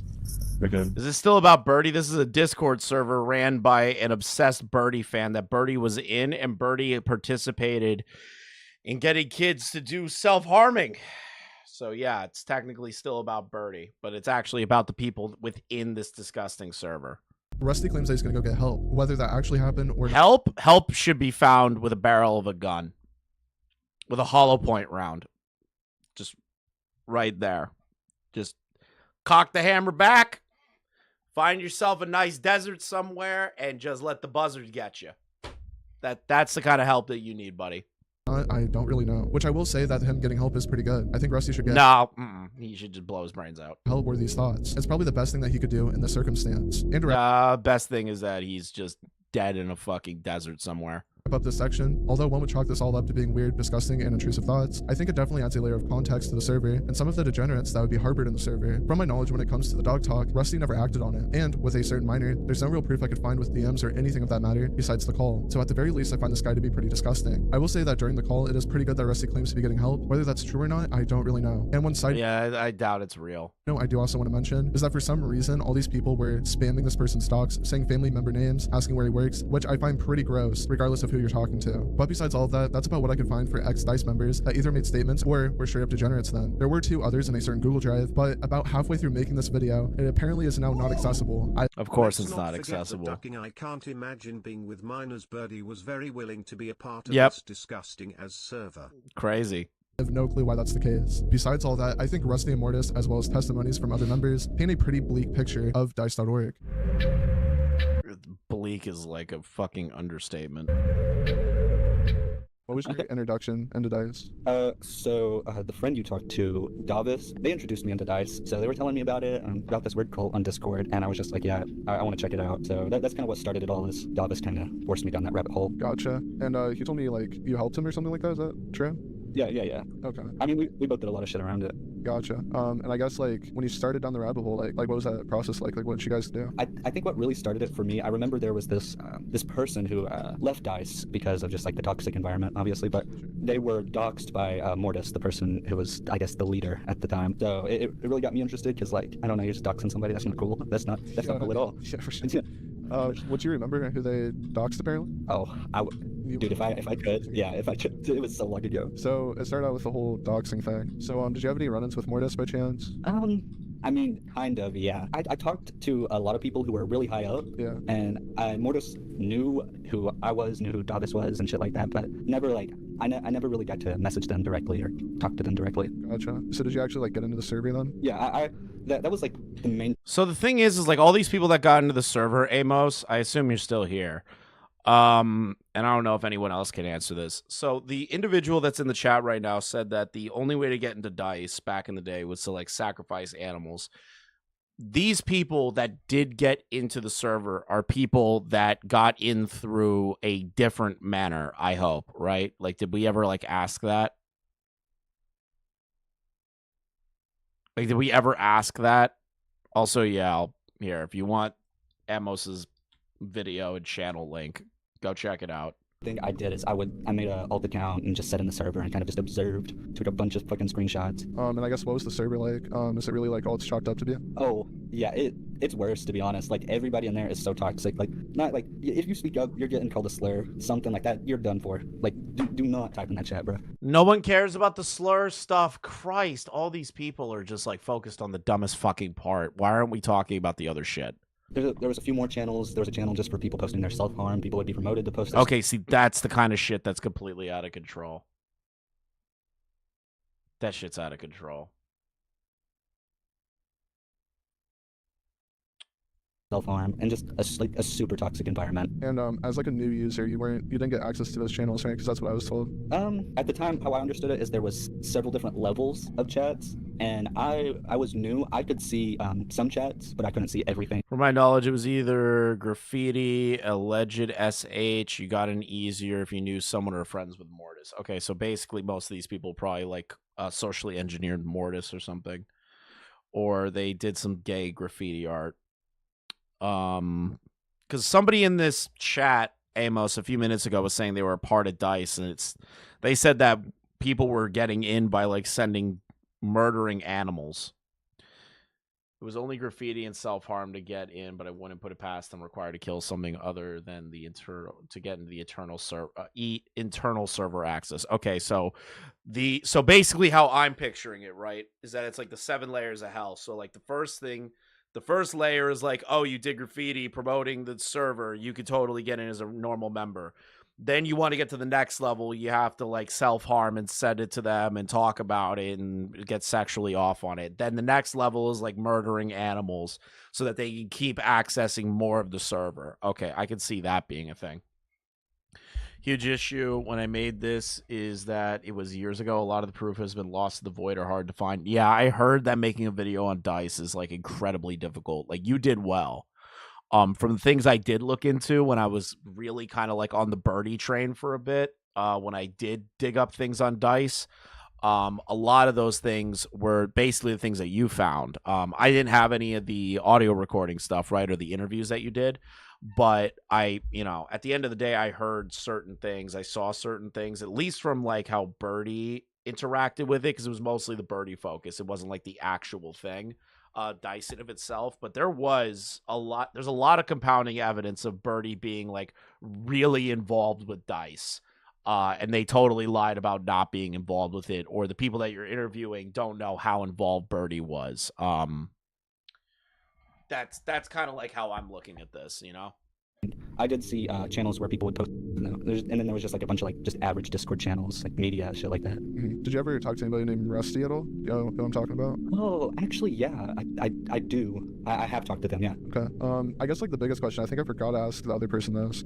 I think it was like claimed in this call that's leaked that he talked to or something like that. Do you know much about that? Okay, wait. Davis is like, I'm at their house right now. They're right next to me. I'm gonna ask them about this. I'm gonna ask them about this to see. You remember Rusty? Wait, they live in a household together and they were both a part of DICE? Oh my god. Weren't they cool when we first met them? Yeah, kinda, I guess. Well, they weren't. Because when we were friends with them, they came out that they were talking to him, right? Yeah, like all types of different shit. Yeah. What the fuck? They're like, yeah, dude, totally. Like this random motherfucker talked about wanting to have sex with a kid. And so they did actually like talk to him. Like yeah, and we were pretty close with Rusty, weren't we? Like they were in for a little while. They were in our group chat, and like they were chill before the whole like shit came out, obviously. But yeah, because I do remember in that call that it was claimed that like they wanted to have a baby with this, and then they wanted to like shit or something like that. Yeah. The more you tell me about that, I'm remembering all this shit. Like it was crazy, dude. But like like I said, they were pretty chill, and then all this came out, and it was like I definitely could see that they were the type of person to do that, but you wouldn't be able to tell just by talking to them. So I guess besides Rusty, did you ever run into Birdie at all? Did you see Birdie in the server around the time, or is that before your time? Do you remember Birdie? I talked about Birdie. They only talked to me like once or twice. Yeah, I never had any personal interactions with Birdie that I remember at all. I just heard from like word of mouth about them. I did also want to ask, because I know from the last interview I did, I've done like a lot more research too. So I've watched this whole Mortis confrontation. Do you know a person named Satan by chance? Yeah, I think I remember Satan. Okay, I know Mortis said something along the lines of like they posted a trans person because they wanted people to get Did you ever see that like go down on Instagram at all? You just saw the call? Yeah, well, me and Davis both had a kind of a fake Instagram account that was linked to Dice and shit like that, and we were both pretty active on it. I didn't personally. Dude, all these people are fucking crazy to me. Like, even the people that got like wrapped up into it, these guys that you're interviewing, Amos, they sound like giddy talking about it. It's I just get some weird fucking vibes, man. Like, they're probably like, they probably grew up and they don't like do that shit anymore, or like want to be a part of that stuff anymore. Or maybe they were opping the server or something, but there's like, it's so weird hearing these people talk about it and they're like weirdly giddy about it. You know what I mean? Like, I think I would have snapped in these calls. This is why I don't do like private interview calls or do any sort of like investigative legwork outside of like screenshots and like video clips, because like I think I'd snap. I think I'd just like snap on them instantly. I'd be out of control. Like this is why anytime people invite me to some dumb fucking call, I don't join it, because I'll lose my shit. You remember when Slimed Alien was spying on the server and she was apparently kicked out of the server? Not shocked. See it, but I heard a lot about it after it all happened. I guess, was there like anything really illegal in the server that you saw? Oh yeah, there was photos of Mortis being their own dog. Right, I remember. So there were yeah, guy. Yeah, total misinformation on Mortis. He definitely didn't do that. Photos were seen in the Discord server of him raping the dog. You told me about that. Yeah, they that's one of the big things that I remember is that coming out. Also, I don't know how much you know. There, to get into this Dice server, or to get higher up into the Dice server, there was like a process you had to go through where I just pledged your allegiance to Dice by you would do graffiti for Dice and take a photo, post it in the server, and you would also have to post photos of like one of the most common themes for Dice probably is like. Yeah, Core. This video alone is what gassed me out. Like, I was having so much fun like covering the retarded birdie shit. And like this like just sucked the life out of me. Like, learning about Dice. Like, this might be one of the more depraved things I've covered on the YouTube channel. Promoting. Wait, so did you actually have to do that? Because I know for the other guy, I think I watched his video. I think he did like art and like something else. Yeah. So I never had to do anything like that, because I mean I already knew people who were in Dice, so I just got the invite. But Davis did have to do something like that. I think he just made graffiti on, I don't remember what it was. I think your dresser or some shit like that. And then I think he just like used makeup to make it look like he had. Shit. Yeah. Okay, that's interesting. That's really fucking disturbing. Like, I know that they didn't cut themselves. They like used makeup or whatever, but like, it's such a disturbing idea that to like access this server, there are people that were willing to actually cut themselves and send photos to this deranged schizophrenic kid that thought he was God or something. Like, fucking hell, this is just fucking wrong. Got into a call with Mortis and stuff. Like, to be completely honest, they were just like really young children, you know. Oh yeah. I don't know what they were trying to accomplish there. Were we in call with Mortis? Yeah, you were there too. Is that when I said that one thing? Yeah. Okay. What I'm referring to, I could send you the video if you wanted me to. It was we were in call with a few people like higher ups, and I guess Mortis too, and we were just talking to him. I don't remember. I didn't know it was Mortis, but I was being stupid. I was quiet the whole interview, bro. And I just like all of a sudden I'm like, you know, I'm a little disappointed. I honestly thought Dice would be a little bit more, I don't know, mentally stable than this. Dude, the fucking call blew up. People started crying and shit. It was crazy. But I actually, if that was Mortis, yeah, I remember. Like, I've talked to Mortis. Yeah. Was it dark? So they said that they hoped that the server was more mentally stable and people fucking exploded. That's. Oh god, I don't know how much more I can take. I know we only have a few minutes left, but fucking Christ, chat logs. I'm afraid to see what that is. I think I'm done. I think I got the point. I can't keep going. If you want to watch the rest of this, go watch Amos's video. You know, he did all the legwork. Subscribe to his YouTube channel. If he does something stupid in the future, I am not endorsing Amos. Okay. Listen, thank you all for watching. I genuinely appreciate your time and all your generous donations today. This live stream will remain up. I'll clip out the Creator Clash segment out of it because I know people really care about the birdie stuff on the channel, so I'll just keep this stream up. I'll update the thumbnail for you guys. It won't go members only or unlisted. It's just going to stay up for you guys to watch it through. Yeah, that took a lot out of me too. I'm exhausted. Thank you all for watching. Thank you all your generous donations. Oh yeah, did you guys congratulate Shockmouths on becoming the host of LolCow Aussie like anyone gives a shit? Anyways, thank you.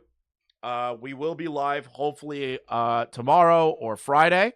That's the kind of plan I'm hoping for. I'm hoping that Dad drops out of the running for Creator Clash. Friday situation is that Hassan and Ethan are apparently going to do a debate, and I don't know how that's really going to go. I don't think it's going to go well. But we'll probably be live Friday or Saturday and to go over that. So Ethan Hassan Destiny, Ethan Hassan Destiny, Ethan Hassan Destiny, Ethan Hassan Destiny, Ethan Hassan Destiny, Ethan Hassan Destiny, Ethan Hassan Destiny, Ethan Hassan Destiny, Ethan Hassan Destiny, Ethan Hassan Destiny. The content never ends. Ethan Hassan Destiny.